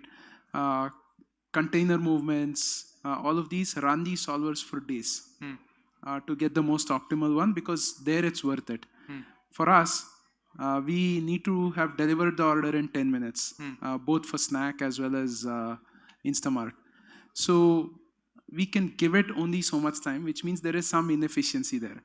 So these are low-level trade-offs, and this translates into the money that we end up spending on the delivery, paying the delivery executive, because we may have a delivery executive travel farther, first mile plus last mile, instead of actually taking a little bit more time or batching a request. So a lot of these go into, like all of this happens in literally like a few milliseconds to tell you what is an express delivery, which is what we offer for free to Black customers, but even non-Black customers can pay for the express delivery and get items delivered quickly. So a lot of these things go in, and of course, in terms of routing itself, getting all the signals, not just from the map providers, but also having your own, like, because our delivery executives travel and generate data, we store those and build patterns, which a lot of times are higher signal than what some of the routing providers give us. And this can be for a variety of combinations, while the routing providers are solving for maybe the average case. There may be certain uniqueness to what our delivery executives are doing. Using that historical reference, using external signals, using signals like, is it going to rain? So weather API is something that's critical for us, and we refresh that quite regularly. Has a road been closed? Now, my pet peeve, Google's given this big button that says, is there a road blockage or something? And now just open up anything, you'll see like 20 stalled vehicles in a 2-kilometer radius. That's just bad UX where people are clicking it without knowing what's happening. So you need to also understand that these are actually not road blockages, but something somebody else did Yeah. which is now coming in as input saying, hey, this road is blocked. People are saying, no, this road is not blocked. So a lot of this goes into figuring out, adding a little bit more of your domain context or knowledge that you have over and above what various providers are giving you, and of course getting all the right signals, including which is the right gate to enter within a large apartment complex, or what's a better, like the distance may be longer but the time to travel may be shorter, or even the wait time at gates may be different. So a lot of things go into figuring these routes out. And there is the human aspect, which is the last one. We all talk about like tech, but a lot of times people who deliver are very smart. They know which route is better, even better than what we have shown them. So we actually take that back as input. And if a person's doing that enough times and we see that they're beating the promised SLA that we have, we actually say, you know what, this person knows this better. So maybe we should nudge the next person also to try this out. Yeah. So a lot of this, and of course there are exception managements where bike failures, just like machine failures, bike failures happen, accidents happen, spillage happens. Building out a exception assuming that, as Vivek was saying, assuming that these things will happen, and then building out exception management workflows where automatically detects that, hey, the delivery executive is not moving, or there seems to be an issue where the food has not been picked up yet, or the package has not been picked up yet. A lot of these things are need planning and building out, including things like just finally, after all of these things are done, if there is, like, let's say, convoy of some VIP passing through and we can't do anything about it, calling the customer and saying that, look, this is delayed proactively. These are things that we need to do. We need to think through and build for ahead of time to offer these things. Yeah. Prashant, you must also be facing similar challenges. Like, I mean, you must be dealing with natural disasters, network going down in, remote areas, etc. So how are you dealing with all of these things? Yeah, I think very similarly, we have weather API we rely upon because for over large distances as well, our trucks can get stuck for a day. We also scan through the local news where if, most recently, if there is political rally happening, then we have to raise that signal, pass it on to our control tower, figure out what to do with it. But those are the systematic things that you have to build, and systematic muscles that you build, detecting these changes. At the same time, as Madhu mentioned, you also learn from the people who are delivering. Like certain people have certain route affinity. So how are you allocating a route to a person? That also is a decision that system has to take basis historical data. And we do multiple stops, like our delivery executive will do multiple stops there. They keep delivering from one to another. So we have to figure out which one to pick first, which one to pick second, and that's not what you will get from a Maps API. So you have to figure out from your historical data, process that data, and then that's how you define the routes for them. Similarly, for your intercity connections, you have to figure out which routes are better, which routes your drivers are taking over a large period of time, and how much time it takes. Because for a longer distance, the time that it takes is not accurate if you get it from, say, any provider. So we have to rely on our own data to figure out what is the timeline and what time that truck needs to reach to a certain, because there are so many no entry time zones in different cities. So you have to figure out when to start and what connection to choose next, so that you don't so that you optimize. You don't enter a city where it is no entry zone, so you're just waiting there. So better you route it through some other city where you can also do another round. So those are some of the nuances that you build as a muscle, which is not available as, say, from a map provider or from a route provider. Yeah, very interesting. So the Dream 11 traffic pattern is such that everything happens in that 30-minute window, and the time to sort of recover from any sort of incident is so less, right? So have you built some systems? I know there are a lot of operational practices and preparatory practices that you spoke about. What are there engineering systems also that help you recover very quickly? You spoke a little bit about even detecting those user behaviors on the app side, etc. Can you talk us through about what are your incident recovery practices that really sort of help you recover super fast?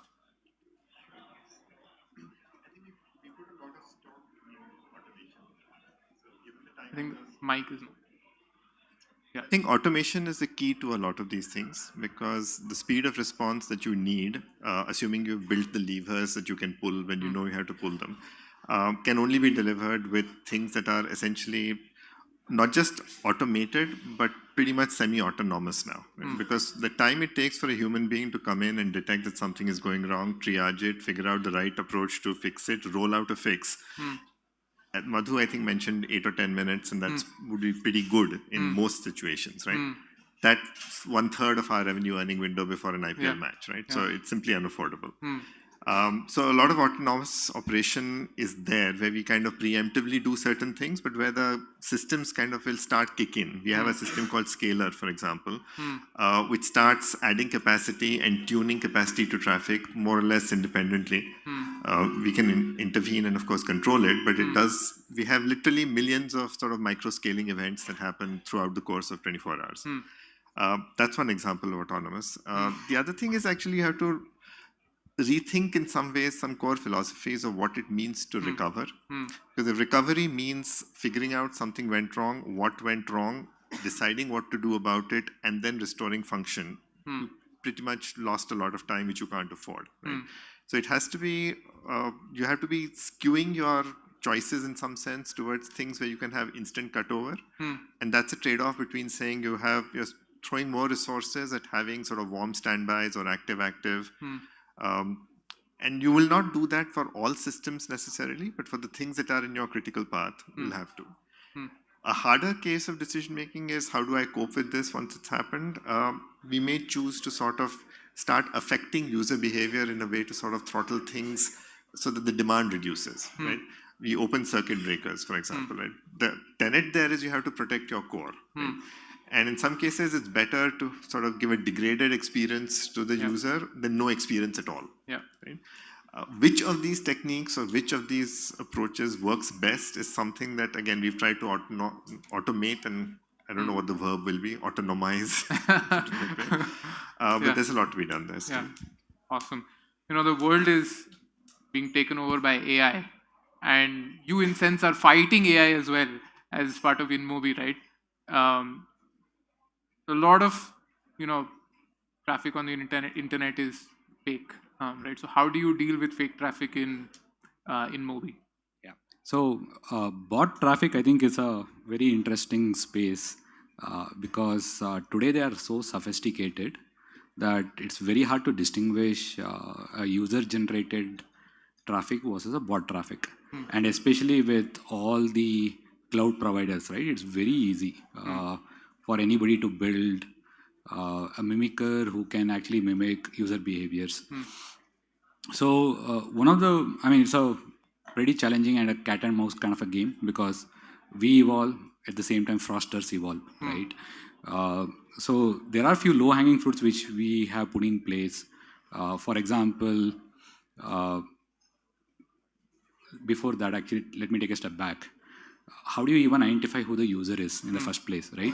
Because there's a nuance of data privacy also in the picture here. And given InMobi predominantly operates in mobile ad space, tracking user in mobile ads is pretty difficult. In Android, of course, it's a little easy because the device ID gets shared. Whereas in iOS, I think they have taken a very hard stance that privacy is paramount.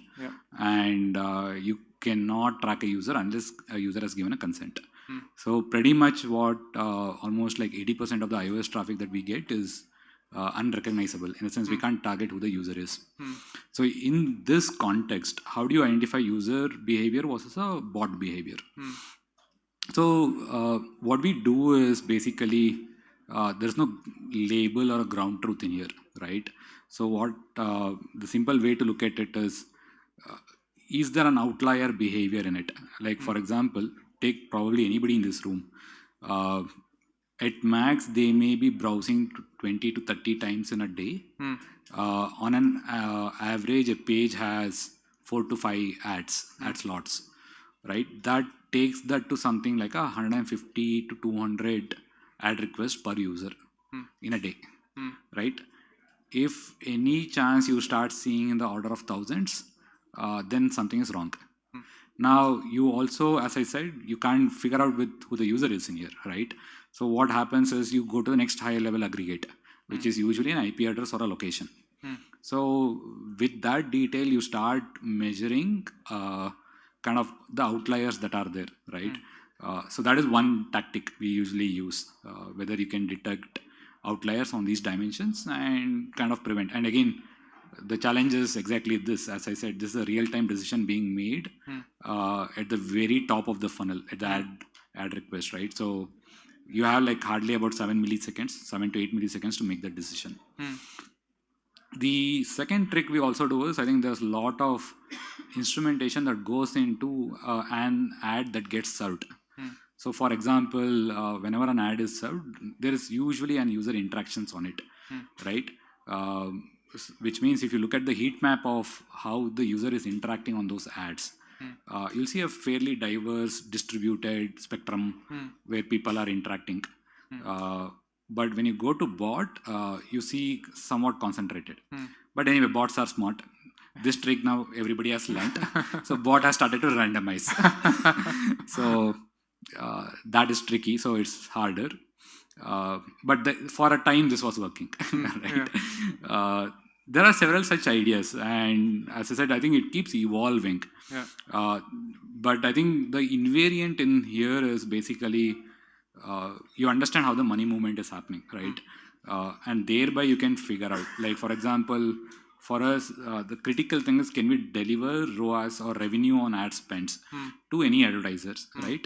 So like there is a cost of business to in here, right? Which is fraud, you take it as a cost of business. So as long as it is somewhere around like a 5%, 6%, you're okay with it. And in fact, that's also a number you would need to detect it. So what happens is, like, let's say on a certain publisher, you can't deliver conversion rate. So you don't look at it whether it's a bot traffic or a non-bot traffic, but you know that, okay, you're not meeting the KPI, so don't go serve there. So that's the tactic. I think it's kind of become an invariant now. Even bots can't handle. But actually what I know, this is something what happened in Amazon, by the way, before I left from that place, was that the bots were so smart, they were even shopping. In a sense, like for example, if you are generating, imagine say $1,000 through ads as a revenue, they were ready to spend $100 by buying something, so that you really can't distinguish that whether it's a user or not. Wow. So that is the extent to which now the bots are. Very interesting. So wow, the floor is completely full. So I'm sorry guys, I think we're out of time. I think we have time for one question, one lucky person. Yes, this gentleman is. Hi, my name is Peterson, and I'm building my own startup in AI-powered SaaS platform. My question to you both gentlemen is, you were talking about optimizing routes and then technology implementing on it. You didn't share the numbers, and at what point in time you overrule the human element and say what you're saying is not right, follow my thing. So do you have data to share and back your instincts? And when does the human element completely get negated by the automation that you actually try to build in?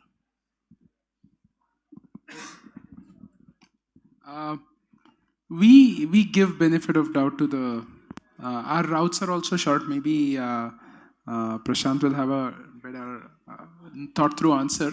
But for us, the routes are short, and we track the deviation from what we are projecting or forecasting as the route to be versus the route the user is taking. And if the deviation increases by a certain threshold, and I'm not holding back on numbers, but the threshold depends on the last, like how much the delivery person is traveling, what is the average speed, what are the odds that there are multiple routes to be taken. Yeah.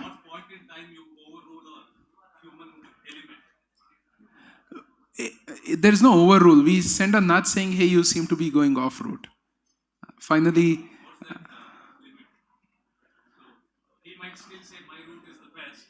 no, it's at least with us, it's less of a dialogue. We send these nudges, but the thresholds are very contextual.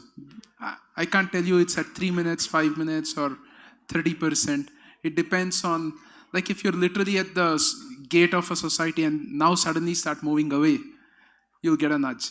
Versus if right at the start of the journey, instead of moving towards the delivery address, you're starting to move away, you get a nudge right there. So there isn't like a number that I can share. And just to add, there is a commercial incentive to deliver more packages, right? So that balances out for the if somebody is deviating from the nudges. All right. Thank you so much for this wonderful panel. And, I had a really interesting time learning about all the things that you do. I'm sure the audience also learned a lot. So thank you so much for making the time and coming and teaching us about all the practices you follow. Thank you so much.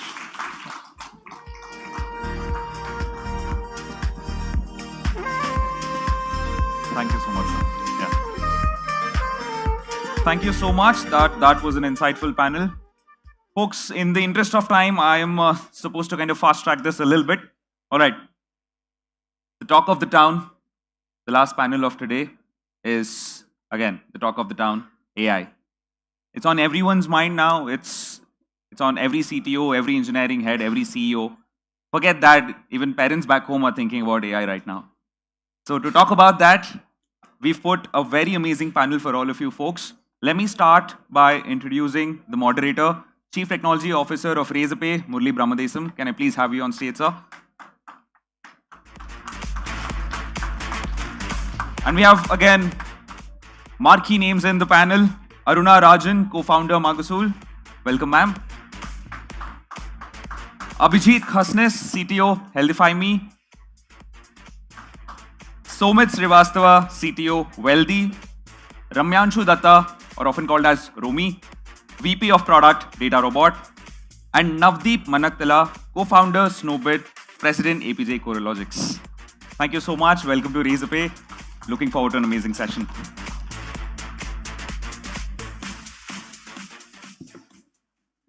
Thank you. So, let me start with asking one surprise and one disappointment in AI technology that you have faced in the last 1 year, and then we can go with the trends. Maybe we'll just go around. One surprise and one disappointment. Yes. Right?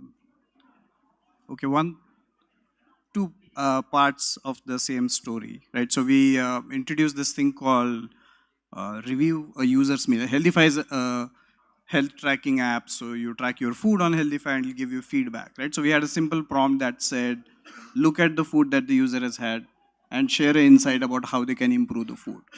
User starts, first time, eats a gulab jamun. The AI is like, bad idea, don't eat gulab jamun.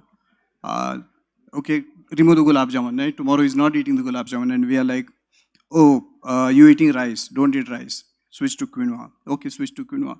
Next meal is like, oh, you're having chapati, that has too many carbs, don't eat chapati. Like, the users, our people are like, oh, this thing is never happy, right? Whatever I eat, how much ever, like I try to reduce, there's always a suggestion on top.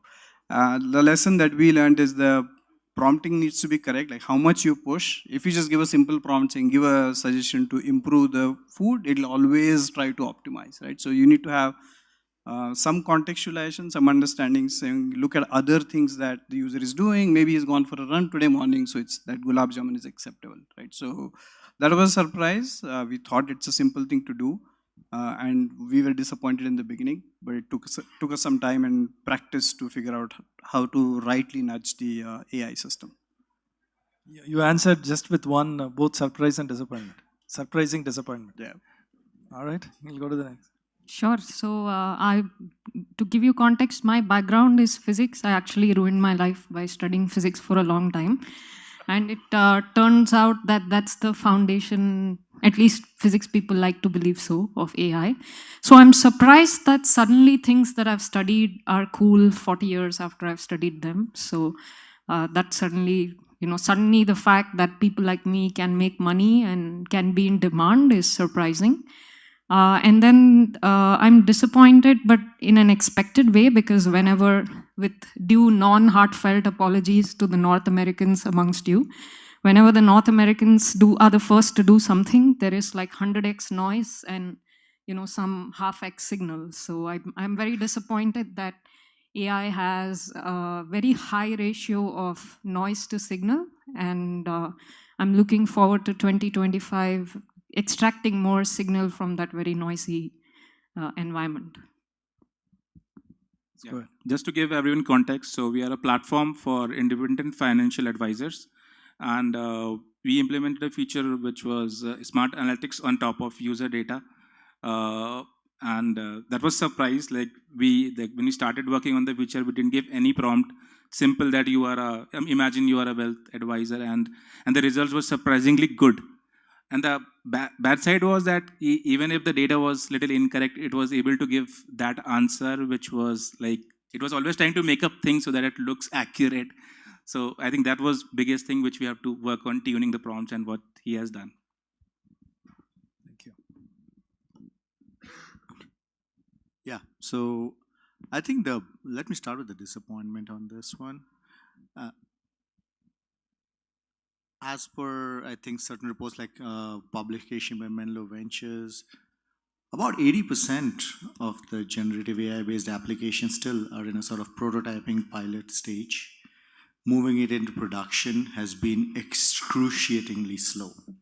So that has been a disappointment. You would expect things to move faster. A lot of quick, cute prototypes, like, oh yeah, I wrote 3 lines of code and I built this financial service agent and things like that. But things moving into production has taken a lot of time. Surprise has been actually interesting, is that a lot of these models, even without being fine-tuned for very specific domains, have actually done a pretty good job with just retrieval augmented generation. This has been a surprise for a lot of folks because they're expecting the advent of fine-tuning models for specific domains or even specific tasks to have happened much earlier. There are other aspects in play, economics and things like that, of fine-tuning the models. But it's been an interesting and pleasant surprise that fine-tuning has not taken off. Less than 9% of the implementations today are actually fine-tuning, whereas RAG or retrieval augmented generation has sufficed for a lot of use cases. Again, still in a fairly prototyping pilot experimentation stage. Interesting question, Murli. So in terms of surprises, I think that intelligence is more or less commoditized and free today. Expected that to happen in a few years from now, but if you look at foundational models, prices have crashed by 10x every year. If you look at DeepSeek and multiple open source models available, all the weights are open, you can do whatever you want. So essentially intelligence is free today. I expected personally for this to happen maybe 2-3 years down the line, but it's just happened faster than I expected. In terms of disappointment, I think it's just the reluctance more broadly, even within tech teams, to adopt AI for productivity. I'll give an example. There was an experiment we ran where we told an internal team that what will it take to build the front end and back end for this particular functionality. And so with the front end alone, they came up with an estimate for 3 people, it'll take 3 weeks to build it out. Our CTO built it in 1 day. He didn't tell them that he'd built it in 1 day. Then he asked them for all the feature functionality that they'd like to see in the roadmap for the next 12 months.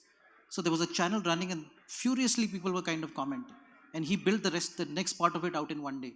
So 2 days, everything which a team of 3 said they will take 3 weeks to do, plus without taking into account the roadmap, was done. So I just feel there's still a lot of reluctance to adopt AI for productivity purposes. Do you see similar things in your companies? from a different aspect, right? So what we are doing is, incident resolution is one of the big challenges for us, right? People have, infra runs into issues all the time. Typically, if this happens off hours, the PagerDuty alert goes off. Somebody needs to wake up, freshen up, open their laptop, figure out what's going on, right? And the alert typically starts saying too many 500 errors on this endpoint, or something is not responding. What the DevOps guys did is just built a LLM driven bot on top, which said, okay, every PagerDuty alert is directly fed into the bot, and it's already also synced with Neuralink, Coralogics, and CloudWatch. So then it typically does what he's supposed to do on a incident response basis, right? So looking through all the CloudWatch alerts, it's like, okay, I realize that these APIs are giving 500. It's going to CoreLogix next, saying, okay, tell me all the responses. What's the error message that's coming in?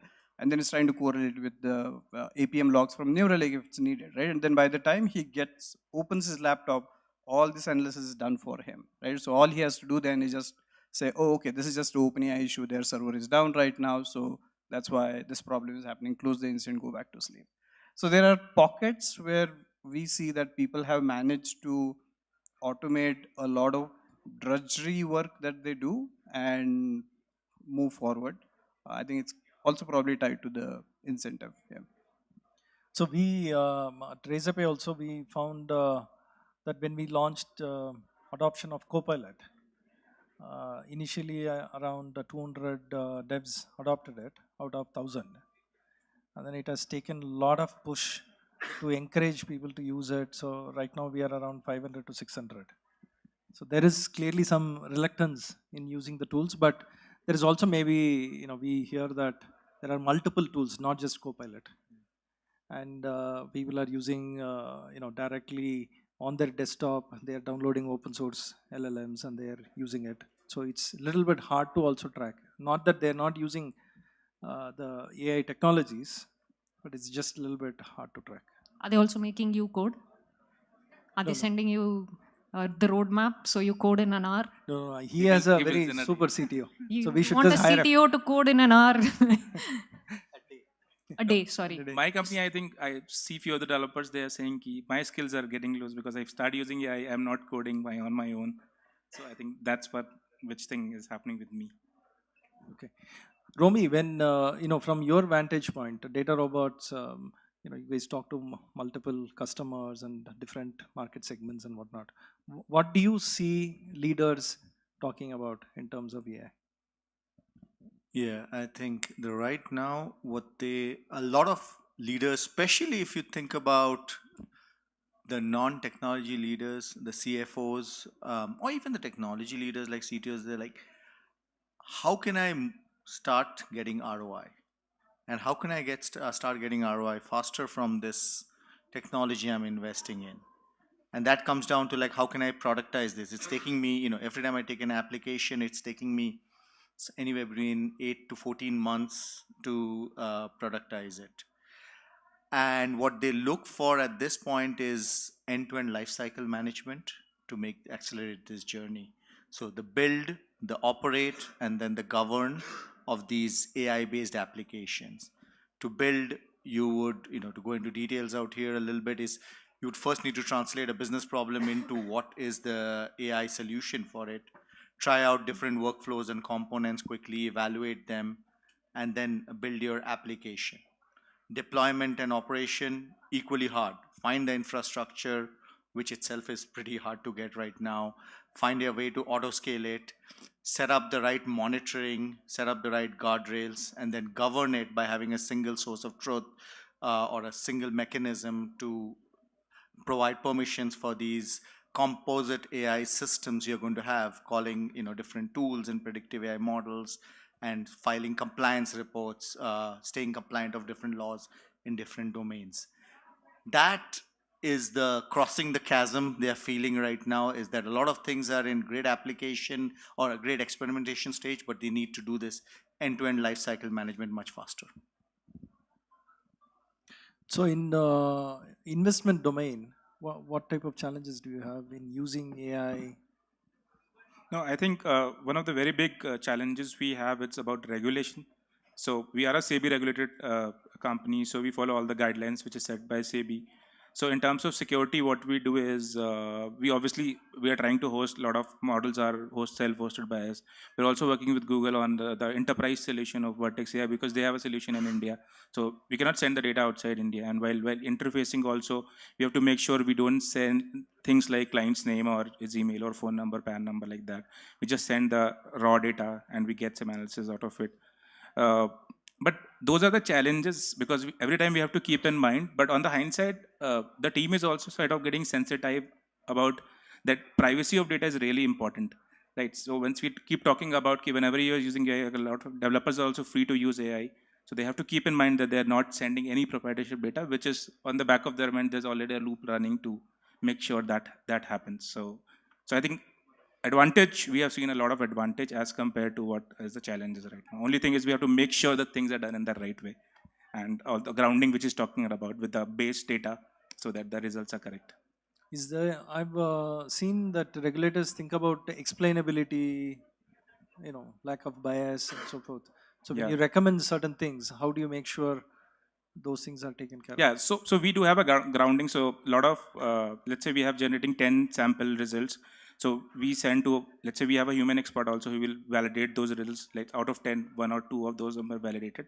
Once only it's validated, then only we show it to the partner. We don't directly send it to the client because since we are into a partner business or distributed business, so there's a partners who will make sure that the advice is correct. So he will do a cross check. But for him, his work is like reduced by 10x. So now, previously he was serving 50 clients, but now we have a real example of a partner scaling 10x in 1 year just by for using the alerts which are coming from AI. From observability point of view, is there, what type of building blocks are there so that, we can conform to these type of regulations?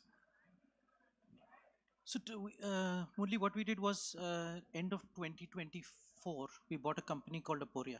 Aporia has guardrails for both AI guardrails for both security and observability. What you could do is that you can define specific policies with respect to the output that you'd like to see. For example, if it's confined to a particular domain, to avoid biases and so on and so forth. And in real time, it monitors the output to see that the responses are within those guardrails. Then we also looked for drift, data drift that might happen. We look for hallucinations that might happen. All of that is then kind of checked as part of those guardrails. So so this is like a product that you can enforce with any of your custom applications models that you might have developed. So one point, Aruna, for you. So what I found is LLMs are not that great still with quants. As an example, I found a table in a document, and I asked AI to go and validate a particular column, which is calculating based off values from 2 different columns. And the first thing it said is it's already calculated. So I said, no, you go validate the first row. And it calculated and it was off, but then it justified. The answer was something like, divide 2 numbers, and then it got into 37.5.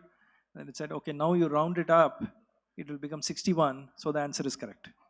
So from 37.5, it went to 61. So the question of guardrails comes into picture. So how do you think about this? Sure. Actually, I think stepping back a little bit, the problem with LLMs is that they are marketed as AGI. It's almost like having a smart ass who's supposed to be replacing you and replacing everybody around you. And so you expect the world from them, but you don't know exactly what to expect from them. I mean, this happens quite a lot. If you have smart asses at home, your kids, maybe you realize that they know too much, but you don't exactly know what they know. So I think the problem is, when we start using LLMs as, you verify each and everything that's possible out there. And again, because you are coming from this consumer mindset of solve everything for everyone, it becomes very hard when something for someone is not working. How do you go about it? I think that's what's the gap between all the hype you see around LLMs and everybody going crazy releasing new models versus, like Romy and folks said, no one's actually using it in production or, other than the CTO who's coding every hour. You know how you have to make Murali code, whoever is in Razorpay every hour. But no, I'm just kidding. But you know, I think the problem is that once you see an error like that, it's not very clear how do you go and fix it. And a lot of people say you can fine tune, but you're talking about a very, very large trillion parameter model. And when you're, you know, even trying to gather, like Murali wanted the table to reconcile to 37 and it's rounded it off to 61. So is it arithmetic rounding errors that it's not understanding, or is it looking at it as a, you know, justifying the data and explaining it to you? And then the ways people solve it is try to do, you know, prompt chaining, saying that first, can you calculate this value? Is this value different from this value? Would you say so? You know, so now people like Anthropic and others are working on how do you break down a given problem into, is the user after the right thing? Do you have to check with the user? And then do I have to verify what the user has input? Can I assume errors in that and stuff like that? So a lot of large companies are looking at developing LLMs in this way so that you don't have artificial guardrails. The problem with guardrails again is that if I put in a guardrail that all arithmetic has to work out and it has to follow, anytime you see a number, go to a calculator, then, you know, somebody might ask, what's the meaning of life? And I say 42, and you're starting to calculate something and you completely miss the joke. You know, like you all have missed it, but that happens, AI first world. So that's the problem. And I think it's mostly a question not of guardrails, but of how do you make sure LLMs work for, let's say, fact checking. And now Google put out this research assistant or deep research where you are supposed to give it, you know, you should try this use case of go read these papers and check out that the papers tally.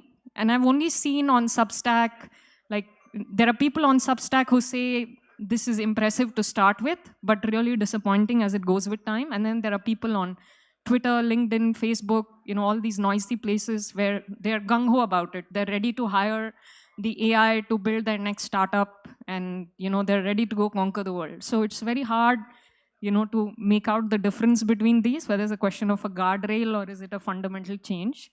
I think it might be leaning more towards the fundamental change. How do you see in your domain in terms of health? So I think health, similar to finance, sensitive data is a key issue to resolve. So wherever we are using LLMs, we make sure that we have agreements where they don't use that data for training. And also we anonymize and remove any identifiers before we send the data to the LLM. So the standard practices around not sharing PII, PHI that becomes identifiable over time with the LLMs is what we do. I just, like, you know, adding on what you were explaining, so we created this thing called AI quick fix, right? So you give an image and it'll find all the foods in the image, that's the feature. Then we realized that it doesn't do it well all the times. So we gave a text box to our users saying, okay, if the model failed to find all the foods in this image, you can just type whatever you want to fix in this text box, right? Like there's like a lot of heated arguments inside the company saying, you know, why don't you just give an edit button, a delete button, a add button, and then the AI PM is like, nah, just give a text box. People will type, say, replace coffee with tea, and then it'll work. We're like, okay, let's try it out. And we roll it out for a few people. And now you realize that the moment you give a free form entry and people know that it's backed by a AI that you've been talking about, people will try to use it in amazing ways that you've not thought of, right? So if the picture is of a coffee and a cake, and then it says coffee and apple pie or pie, right? And then my expectation is the user types replace pie with cake. What is the user typing? Cake. Enter.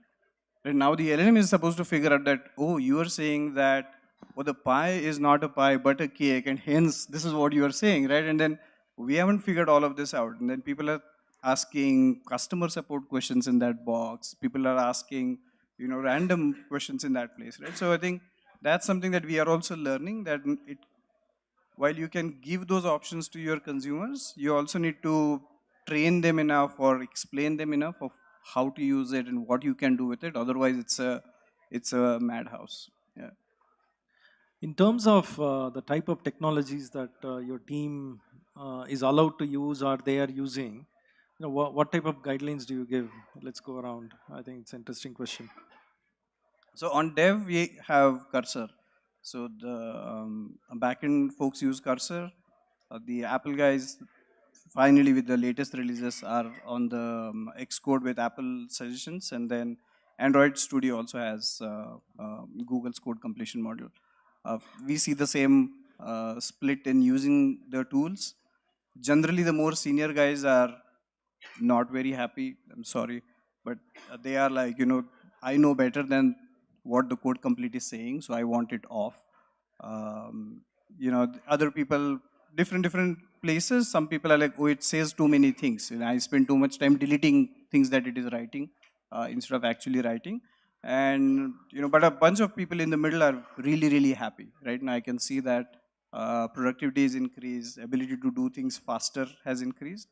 And I see that the PMs use ChatGPT a lot more. So documents are much better. Explanations are much easier to understand. I think painful things that people used to do have become a lot more documentable, understandable. So new people can pick up things much more easily.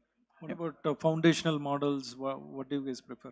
So we use OpenAI, we use GPT, we use Gemini in parallel. Anthropic we have tried for some of the RIA answering, where we believe that the users are a little bit more sensitive about the style of answering that they expect, and that is where we use Anthropic. But otherwise, most of the traffic goes to GPT and some goes to Gemini.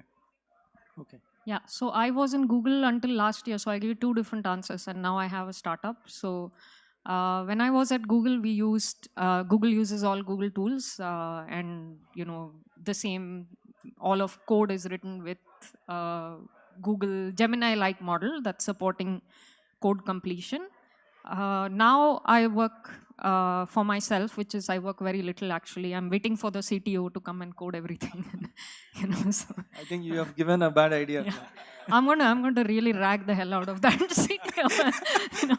But I tell you something with code, like that's the thing. Very genuinely, it's very impressive as soon as you describe what is the task that you need to do, and it's very fast at generating something.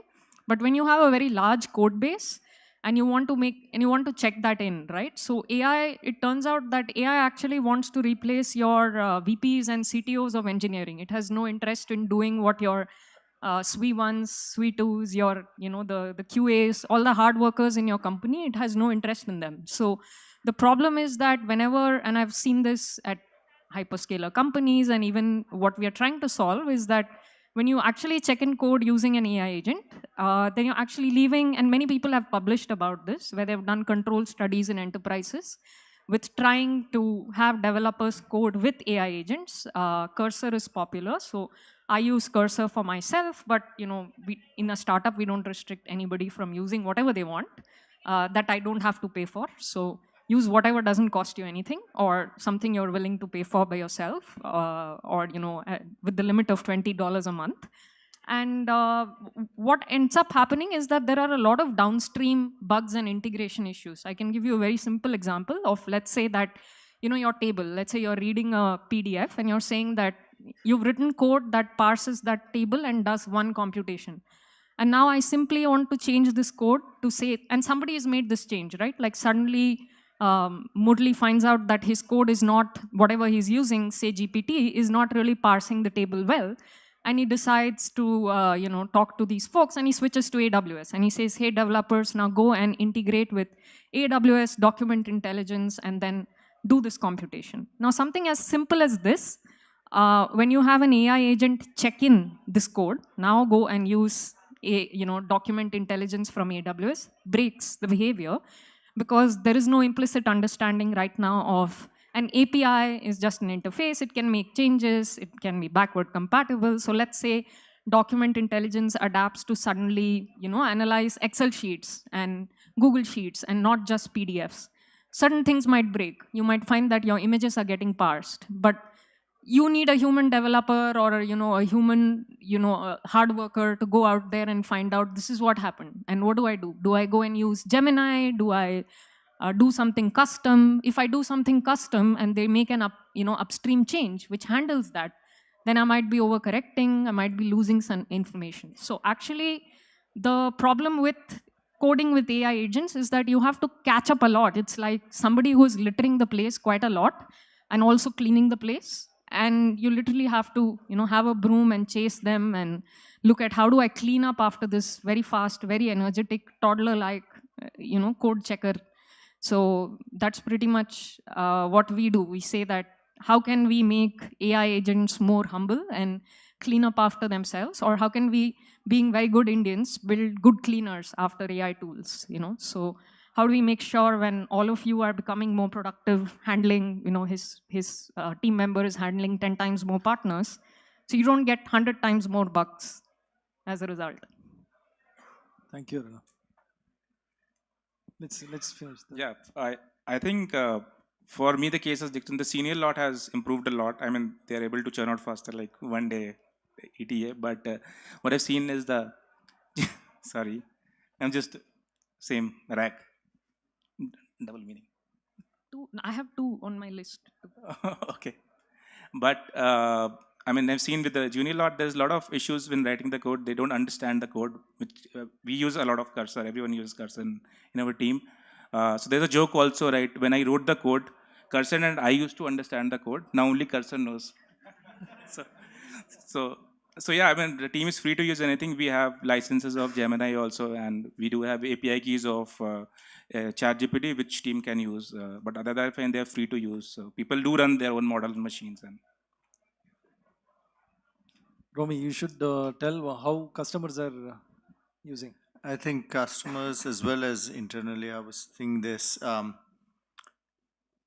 Our CTO or distinguished engineer actually writes code.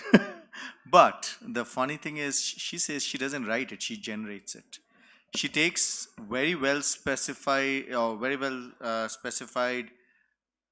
designs, which you can articulate well, sometimes works with the product manager, puts it into this into Copilot, and she says 95% of the time she gets code which she can then just say for prototyping. That's great. Okay, will she take that code and put it in production? I'm sure our QA will stop it, but that is a good place to start off, and it helps working with the broader engineering team. The two other areas, I think, for product internally as well as externally, I've seen the writing and rewriting documents. So I was in Amazon till December, and RC is also ex-Amazon. So we're very like obsessive about documents and every sentence in it. So recently I was just going through an exercise with him where we were acquiring a company and we had to write the press release for that. And I wouldn't say that AI did a very good job writing the entire press release, but when we gave it like specific paragraphs and said, rewrite this as per, to highlight these points, but in fewer words, you get very specific with them. It actually does a very good job. In terms of models we used, Anthropic and OpenAI were the popular ones, followed by a little bit of Llama out there. My personal favorite has been, one thing is, I'm always like, I see my calendar triple booked in meetings. Actually, the note transcription thing really works well, because I get a transcript and then instead of listening to a recording of a meeting for 1 hour, I just say, okay, I look at the transcript and say, can you summarize this transcript? Similarly, I use this a lot for research papers. Upload a research paper and say, can you give me the gist of it, as you would explain to a non-technical product manager or something like that. That's been very helpful. For most customers in that world, I would say about more than half of the applications has been some form of assistance. Okay, it's either a chat assistant for some kind of functionality, inbound or outbound with their customers, or it has been some kind of a code assistant. They are the two areas I've seen picking up a lot of steam out here. Only let me just pivot the discussion a little bit. So we play heavily into security in the security domain, and let me just tell you how we are using security AI to solve for those use cases, but also for what customers are asking us for. So if you look at security, one is that we are the aggregation point for data for all kinds of security telemetry. It could be cloud security providers, firewalls, VPN, across the board. So the first part is your creation and curation of your environment. So once the data comes in, Keep in mind that most organizations will not have large security teams, and the people who work on the security data typically are not devs. And many of them will be very junior, fresh people who don't have, deep insight into that data. So the first thing that we are being asked of is, can you provide us with AI on the platform itself to create queries, to create an alert for me, to create a dashboard for me, to normalize the data for me. So kind of create that whole environment and customize it for whatever I want. And I want multiple layers of interactivity with it, because complex queries, complex alerts, probably the AI will not get it right in the first go. So I should be able to interact with it over a period of time till I get it right. So that's one part of it. The second is the context. So once the data comes in, it's the alerts, dashboard, queries are all created. What does this data mean? So, the data, one is it could be from different data sources. Everybody is not familiar with what different data sources are kind of representing in the data. Second is the context of my environment and how does that play out with that particular data. So again, contextualize this data for me. Tell me what this data means. Tell me what this alert means. Tell me what this log means, for example. Help me in that respect. Second is, can you baseline all of this for my environment? Because one of the big problems in security is alert fatigue. So, and baselining itself is today a manual, continual process which never stops. So can you kind of suggest recommendations for baselining basis my context, and then I can obviously give you the authorization to do it, not to do it. That makes my environment far more sensible and useful. And the third one is the correlation. Now you have all my data, it's normalized for my environment. You have the context. Can you correlate all of this and kind of give me an investigation report which is in tune with my environment? Give me the remediation recommendations. The people implementing some of those might not be again devs. So tell me what I should go to the console and do. Tell me what I should go to the CLI and do. If I'm going to implement automated remediation, tell me how I can implement all of that. Can you create a playbook for me for you, which I can implement with my automated remediation platforms?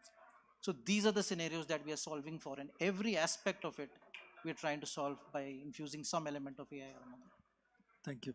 We'll do a quick round and then open for questions. So what are you looking forward to in terms of AI technology that will improve your domain? I think larger context understanding. I think so far it's been just what's the size of the context that the model supports, but I think it's much bigger than that.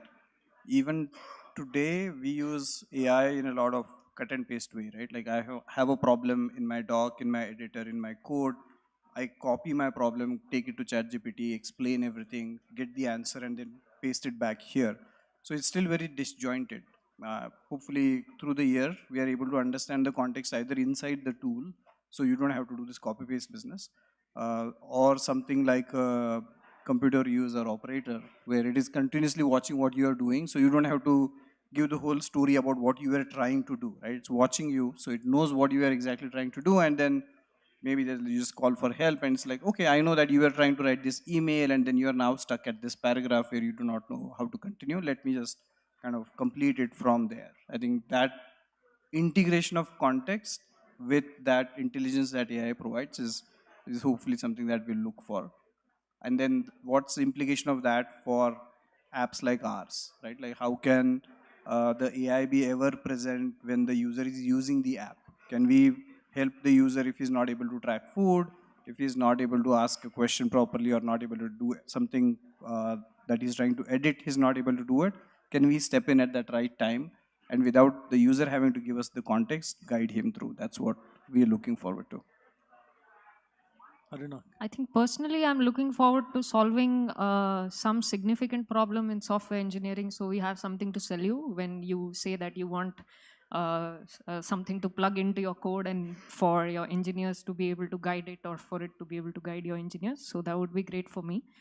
But in terms of, and I'm not a magic CTO, so it's going to take a lot of time, but I hope it pans out in 2025. Other than that, my hope from the AI community is that it gets a little less vocal about celebrating too much and becomes more critical about what works, what doesn't work, becomes a little level-headed and tries to look at this as a real opportunity rather than, something to compete and keep acing one another and spamming social media with, I built another model or whatever it is, and trying to sound, one problem I have with AGI is if it is really so smart, why do we need so many people talking about it, right? Like, why don't we just have AGI running conferences on AI and explaining itself to everybody? So I feel it's really high time we kind of took a pause and thought about it rightfully. And then as people also try and think about what is really happening and is it going to solve for everything? For example, what we have now is a generative method. It's able to understand language of certain kinds. If you think of code as a language, it's not a magic solve to say, saving yourselves from, I don't know, insolvency, or, finding out the meaning of life, or even filing your tax returns, So it's very hard. So, acknowledging that there is more to life than AI, I hope the AI community will come around to contributing there. Sumit? Yeah, I think from here onwards, I think it's rightly she said it's not about model, it's called economies of intelligence. So, I mean, our main focus in this year is to start focusing more on the problems. So, and less focus on the model, because it already became a commodity right now.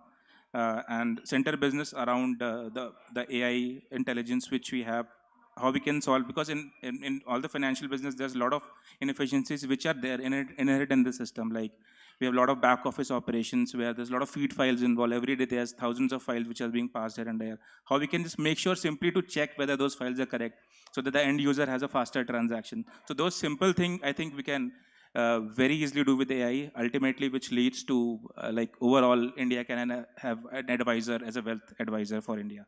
So that's what we are working on. Good. Rumi? Yeah, I think I can summarize it almost as like innovations in observability and governance. Not just technical, but also coming up with more unified standards across corporations, across countries and communities on governance, what constitutes as fair use of AI, what constitutes as responsible AI. If we can, obviously some of this sounds like a dream that, people will agree on all of these standards, but if we can at least start with a core set, then combined with some of the other problems which I called out around build and deploy, which I think you all also called out, we will start seeing a lot more adoption of these models in real life use cases, real life applications, beyond just sort of prototyping and piloting and things like that. So I think for me, it's both something I'm looking forward to, and if you ask me if it's my wish list, I think having some kinds of standardized observability and governance metrics and agreed upon compliance aspects would be a great thing. Thank you. Two things. One is that, we play in the observability and security space. There's a lot of data that people bring into us or don't bring into us, which is very important for us to understand the full context of, to provide meaningful insight into what we, in both on the observability and security side. Now the challenge is that all of that data is not being ingested. All of that data is not even understood by organizations which bring in that data. And all of that data is not always clean and in the required format to kind of bring that in. So we're looking to solve that. That will be a big takeaway for 2025. The second one is that can we kind of compress productivity? The release cycles, for example. Today, major release cycles, for example, for us is 2 to 3 weeks. Can we bring it down to 1/10 of that? Have a major release cycle every day. I think that will help us to experiment and innovate a lot more and bring out things much faster. Okay, thank you. Let's open up for questions.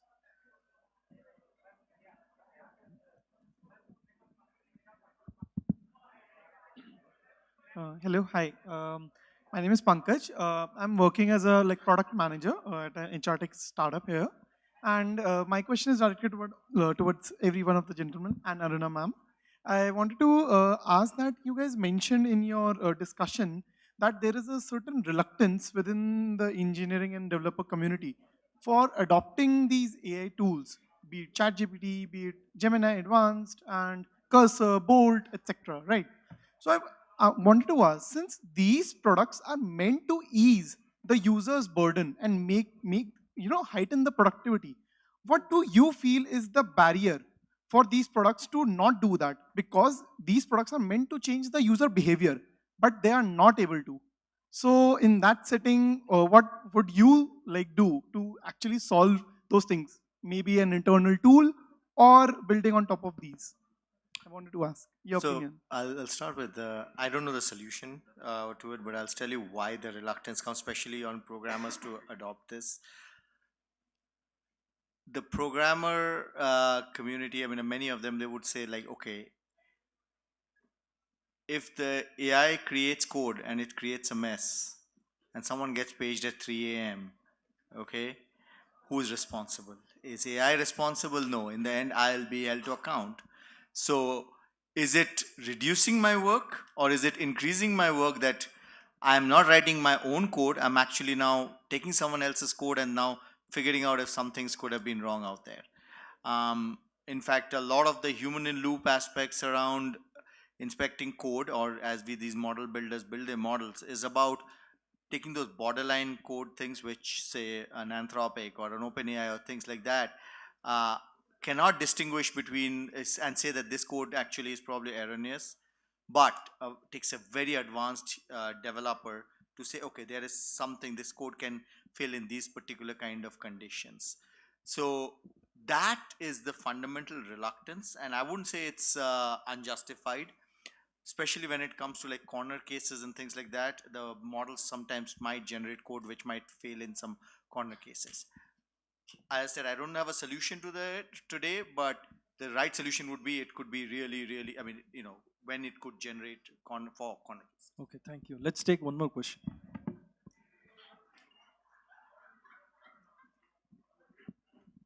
Hi, my name is Shrey. I'm leading a set of engineers at the Narayana Group of Education Institutions.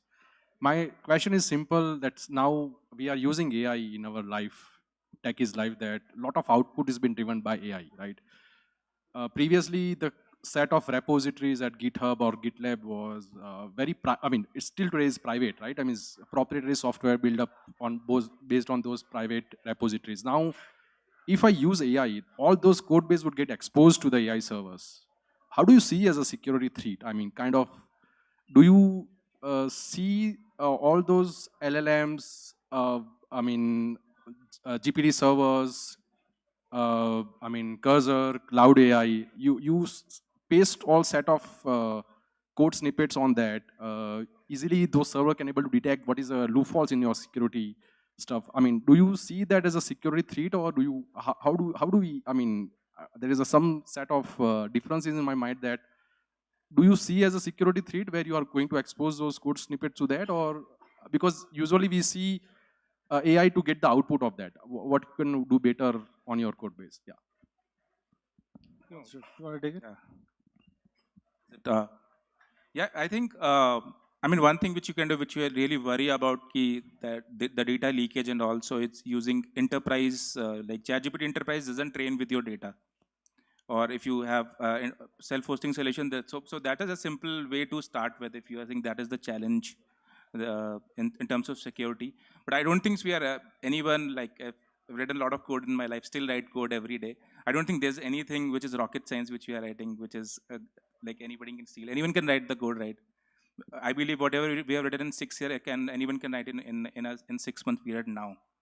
So I don't think that's a problem right now. Only thing is, if you are worried about it, use enterprise solutions which actually don't train on your data. Can you give next question? Hi. This is the final question. It's a very general question, but obviously there's a placebo around. When you're using AI, you give entire control to the AI. And now, where your position was managerial, where you had to dictate, how the AI is performing or how your subordinate is performing. Now, you're giving that control and you don't know what could be better than the output that AI has generated. So automatically for tech startups, the entry to barrier is very low and they can scale faster. Investors are going to push for that. But how do you internally manage the team of developers that, okay, AI is not controlling our code, we are controlling the code that is being prompted in AI? Abhijit, do you want to take it? Yeah, I'm just trying to get a little bit more understanding. If AI is writing the code, yep, then how do you build that internal comfort with your team that it's not the AI in control but the developers? Is that what you're saying? As I think he mentioned that, Razorpay, I think 500 employees are already using AI. Right. But when I think pre-generative AI, it was on you, your managers, and their managers to validate the code and push it. Now with AI, obviously that bit of control get lost because now something is being generated and it looks nice. So you don't really know whether it's nice or not, but it looks nice. Yeah, I think it will be driven by how you test things, right? I think while we always had hierarchies and managers, and I don't think anybody above manager cared about the code, but as long as your test cases are watertight, as long as you're testing for all the business functionality that you want in the code and that is passing faithfully, I think you're fine. You know that that code is behaving correctly. And Every time your agent checks in code, page them 5 times. just a lighter question. Don't deploy on Fridays. Okay, let's wrap up and then we are going to be around. So you can ask Just a question. lighter question, I think everyone would relate. Does someone who does Google better would be a better prompt engineer for AI? Someone who does Google better, I think Googling is also a skill, right? Would those people be better prompt engineers? What do you suggest how someone can become a better prompt engineer maybe? My personal favorite answer is parents are good prompt engineers. If you can deal with a toddler, then you can deal with the LLM. All right. Thank you all. Thanks for making that.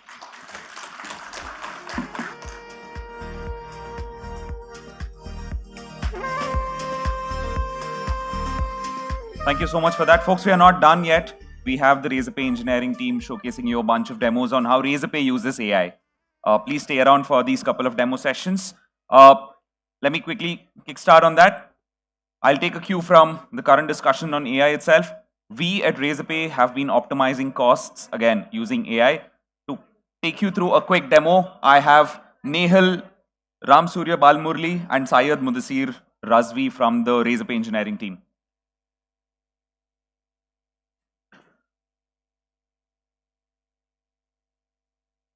Can somebody switch it on? Check. Okay. All right. Hey, folks. My name is Mudassir Razvi. I'm I'm a senior engineering manager in the DevOps team, and I take care of a couple of things like operational excellence in the production engineering and observability charter of Razorpay. And more majorly, my work also focuses on the AI ops initiatives in Razorpay. So those are the likes of things that I do as a CM in DevOps team at Razorpay. Hey, folks. Myself, Nehal Ram Surya. My work majorly focuses on AI ops, which is my passion. I'm passionate about it as well, and I work as senior DevOps engineer at Razorpay. So I work on infrastructures and how do we automate it and how do we make things better at Razorpay, while majorly focusing on AI ops since its inception actually. So now let's get started. All right, wonderful. So folks, the reason why we are here is just a little bit of backstory, right? So a couple of months ago, I was interviewing a candidate for, of course, DevOps role in Razorpay. And while discussion, I discovered that this person, unfortunately, was laid off because the company was going to shut down. And when I probed a little bit more, it came to the light that this company was shutting down because they were not able to manage their costs and their runway was burnt down by the cloud bill and they had to shut down, right? So that was very unfortunate. Now, during this interview, when I asked the candidate a couple of questions, it turned out that they could have saved a lot of money if they had put efforts in the right direction. Now, putting efforts in the right direction is a little bit difficult, right? And we see a lot of startups, a lot of companies that are going under the massive cloud debts because of a lot of unmanaged services, right? So that's one of the major problems. And one thing, I mean, one question, if I may ask you folks, what do you think is the major competitor of any company for their road to going to profitability? Anybody? What is any company's major competitor for them to go to profitability? Not really cloud cost, but yes, nearly. So cost is one of the costs, right? So you reduce the cost, you increase profitability, right? So that's a sure shot way of gaining money. So in this cloud first world, we see that startups are building at an unprecedented rate. Not just startups, even enterprises are building on cloud at an unprecedented rate. We see plethora of resources being created, the scalings of massive scales happening on cloud, right? So what would all of this lead to? All of this leads to a lot of cloud resources being created, which ultimately becomes slightly unmanaged, or if they are not managed correctly, then a lot of unmanaged, right? So, but this rapid development is also needed. If you want to be first in the market, you need to do a lot of POCs, you need to run through a lot of things, and that's why you do spend on cloud. Now, to save this cost, people do end up spending a lot of money in buying tools for them to save money. And that tools will then require people to learn a lot of technologies, and those technologies will need a lot of strategies, and those strategies will need a lot of meetings. Those meetings will need a lot of engineers working on gathering the data, analyzing the data, and working on it to figure out how can we save the money, right? That's majorly what people spend efforts on.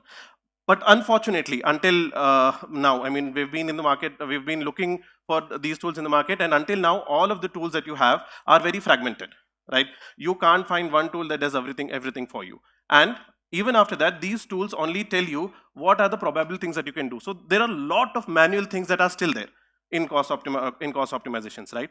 And imagine if all of these things could be optimized. Now, with all of this, right?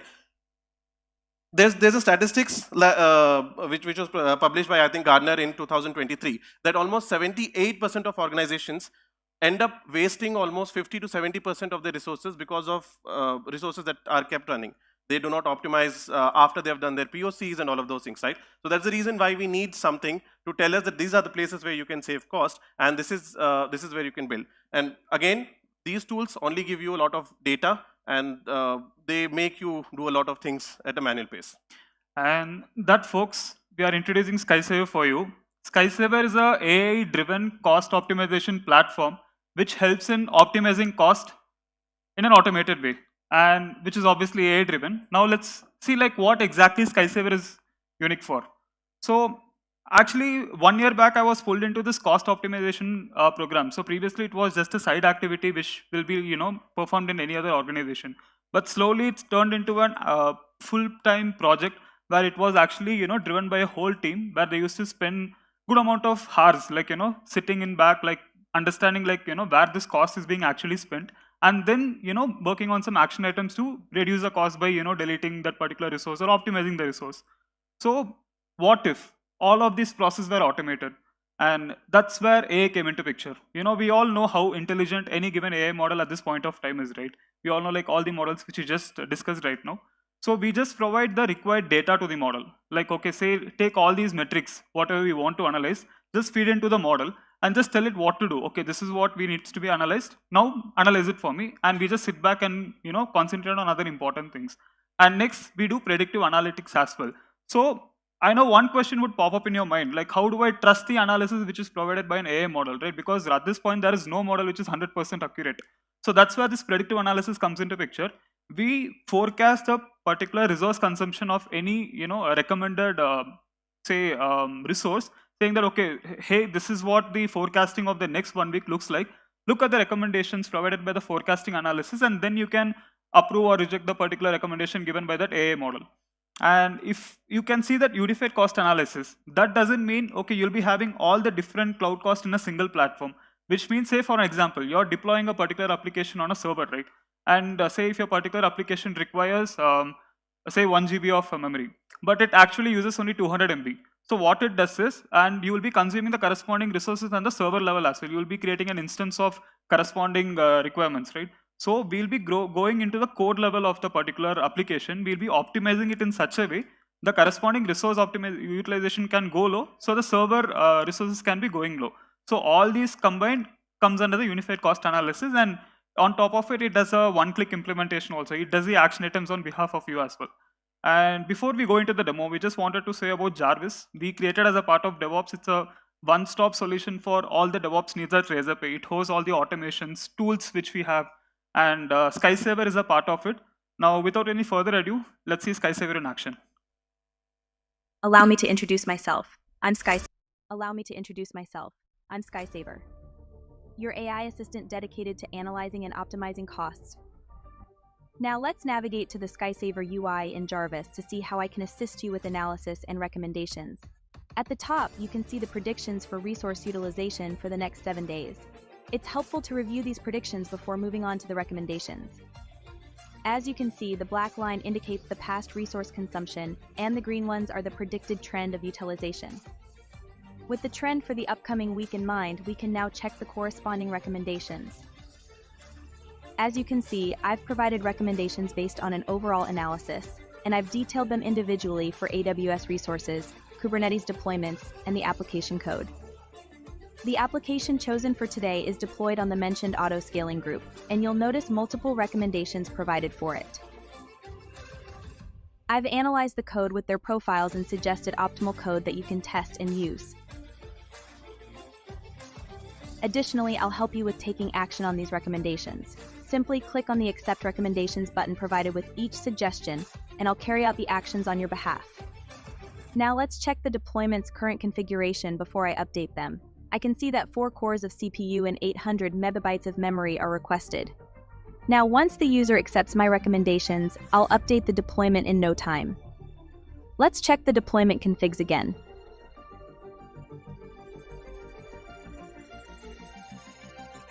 Voila. The deployment is updated with the recommended configs. As simple as that. Your virtual AI financial advisor saving you some cash is signing off. Until next time. Goodbye. And I hope that was an amazing one. So actually, it does more than just what we had explained in the video. So let's actually, SkySaver does it in 3 smart, simple steps. So as you can see, it does analyze, recommend, and automate.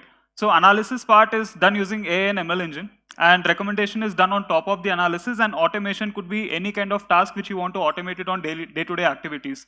Now, one important thing is like, is it secured? Can I actually trust SkySaver, which is heavily dependent on AI and ML models? Yes, it is completely secured. Whatever action items is being suggested by SkySaver can be performed only after approval. So, and even the recommendation provided is backed up by an ML model using predictive analysis. So you need not just trust the AI model, but on a combination of AI and ML, it becomes a trustable one. And with all the security guardrails around it with approval, RBAC, etc., you can 100% completely trust whatever recommendation and action items taken on behalf of it. And one last thing is, SkySaver is completely modular. You can actually plug and play any of your modules inside it. You can use your own AI engine, you can use your own ML models, and you can use your own backend. Basically, it can be tailored to your own use case. Now, while all that said and done, right? So to give you certain numbers, what we have been able to achieve with SkySaver so far is that Razorpay has been running the cost optimization for quite some time, and after efforts of already reducing almost 50% of our cloud bills, SkySaver was able to suggest us recommendations that would further reduce our bill by at least 18 to 22%. So this number is after we have done a lot of optimizations throughout a long time. Right? Our prediction is that once we have taken the data, gathered data, and built it again, this model or SkySaver will be able to achieve, who knows, as much as even 50-60% of cost savings in any organization that could directly implement it. Now, you may ask what's in it for us, right? So one good thing that we wanted to tell you about is that our team is working tirelessly on that. We want to make sure that we release a product that is definitely giving you benefits that you want, and we will be open sourcing it as soon as we are ready with it. That's all. Thank you so much. Thanks so much. All right, folks, one last tech demo before we close the tech stage at Razorpay FTX 2025. We've heard about AI, we've heard about cost optimization. Let's hear from Ratan and Ashwath from the Razorpay engineering team to talk about how does Razorpay prevent DDoS attacks, again, using AI. Thank you, Chetty. And that was a lovely demo by Razvi and Nehal. Quick intro, my name is Ashwath. I head security here at Razorpay. Been with Razorpay for about 4 years. Yeah, I'm Ratan. I'm currently holding position of principal engineer at Razorpay. Been here for like more than 7 years. Awesome. So quick thing, right? So DDoS, like I'm guessing, you know, a lot of you have heard about DDoS. A quick show of hands. I know it's close to end of the day, but I promise, you know, this will be super exciting, right? DDoS, show of hands. Okay, quite a few hands, right? So the thing is, like, assume that, you know, your green traffic is the legitimate traffic that comes through, and red is like you see a flood of, you know, bad traffic coming in, right? So what it can do is it can choke the system, and it can, you know, bring down the whole service, right? So what if I tell you that over the past FY, we have had over 1,200 such issues, and that's almost like 4 issues every day, right? So that's what we have to deal with. And imagine people getting on call, like, you know, it's going to burn out everybody. And what if I also told you that we've had 0 downtimes because of this? And this didn't come easy. It came with a lot of preparation. It came with a lot of people, process, and technology. So we'll more specifically talk about the tech piece here today. So just talking about some statistics, right? This is per the recent Cloudflare report of Q4 2024. The largest DDoS attack is 5.6 Tbps, 6.9 million attacks in Q4 of 2024, just one quarter, and 59% increase attacks year over year, right? So it's just increasing, and, you know, it's becoming a pain for everyone. And for people from Karnataka and Bangalore, the Kaveri portal, which is like the government website, was down for like a couple weeks, right? Mostly because of DDoS attacks. So it hits everybody, starting from like the small, medium, and large business. So why are we making such a big hangama about this, right? So why don't out-of-the-box solutions work? So we cater to small, medium, and large businesses. So think of small businesses as, you know, probably somebody who's, you know, running a kirana shop or who's just selling flowers, versus medium size and versus large size businesses, right? You know, it could be a ticket booking portals or food ordering businesses and so on. So we have to kind of allocate bandwidth for the small businesses. We have to say, okay, you get so much volume, medium so much volume, and large business so much volume in our platform. And none of the out-of-the-box solutions give you that particular piece, right? So out-of-the-box solutions say, hey, I will throttle you by the IP address, or you can block IP address. I can throttle you by a geography, where you can say, hey, I will go block a particular country, right? But what if somebody is traveling to that country? What if somebody is traveling to China? They will not be able to make a transaction, right? So the thing is, for Razorpay specifically as a payment gateway business, it's super important for us to have availability up, because otherwise the end merchant will not make money, right? So the end business will not be able to sell a particular t-shirt, or they will not be able to make a particular transaction, which means they're not getting paid, which is a huge revenue dent for them, right? So that's why availability is super important. And the last piece is that I want to kind of touch upon is AWS has this service called AWS Shield. If you observe the red dot, right, where, you know, we've disabled the particular field. So what it does is it says who's my largest contributor of traffic. If it's a particular IP address or if it's a particular geography, I'll go block it, right? We cannot use that because of the previous thing I mentioned, right? Small, medium, and large size business, because it doesn't understand that particular context of a merchant. So just talking about a typical request workflow. So we are mostly like on the AWS stack. So when somebody hits api.razorpay.com, it comes to the AWS application load balancer, then an API gateway, which is hosted on premise, and then it comes down to our final microservice, which actually serves the particular request and does all of the action, right? So this is where, you know, Ratan will talk through more of what exactly are some of the controls present in each of the layers, and how do we kind of cater to each of these pieces. Yeah. While this simple flow diagram shows how the request flows, there are multiple controls given in each stages of it. ALB provides some of the capabilities, and API Gateway can have some more capabilities to prevent DDoS attacks, right? But when we started solving this problem, we started with a question saying that how can we build a system which takes zero human intervention to mitigate DDoS attacks? And obviously Shield provides it, but it blocks the entire region. We have to go more granular in this case, right? And that's where we started evaluating what we can do. And if we look at ALB layer, we have WAF, which helps us block the traffic, and we have Shield, which actually helps us detect and give a signal to WAF to block the traffic. As Ashwath rightly mentioned, it will block an IP, or it could block an entire region as well. And second layer is our API gateway. We also have to categorize our businesses into mid, medium tier, enterprises, and other things. And we will be able to do it here because it understands the business context overall, right? And it can also do a rate limit, which WAF can also do, but WAF would work at a minute level granularity, but whereas in API Gateway, we can work at a second level granularity. Then we can also integrate CAPTCHA seamlessly with our applications or products so that our product experience does not break. And also, because now API Gateway does all these things, it can also bring up lots of deep insights about the request itself, which we can leverage, right? So now with this, it mostly seems like, yes, we can achieve what we intended to, but not actually, right? Because WAF being a stronger candidate, it can handle lots of requests, whereas API Gateway being a smartest candidate, it can understand the request more granular level. Now, the only way we can get best out of this is to use the deep insight generated by API Gateway with WAF to achieve what we desire to, right? And as rightly mentioned earlier, if let's imagine we have lots of different flows. For example, no application will have a single authentication system. It will have multiple different authentication systems. API Gateway understands it, which could be sessions, which could be basic auth, which could be OAuth, whatever it is, right? And it can understand a business. It can also derive a user. So with all this we started looking at it, and this is where we arrived to, right? So what we started doing is like we started flowing all the insight generated at API Gateway layer through Kafka to a data store. And from there, we are continuously running our ML model. What it does is that it continuously analyzes the data or request and tries to identify what is the malicious pattern. And it could be related to IP, it could be related to geo, it could be related to user agent, it could be related to derived entities or derived attributes which has derived at API Gateway layer itself.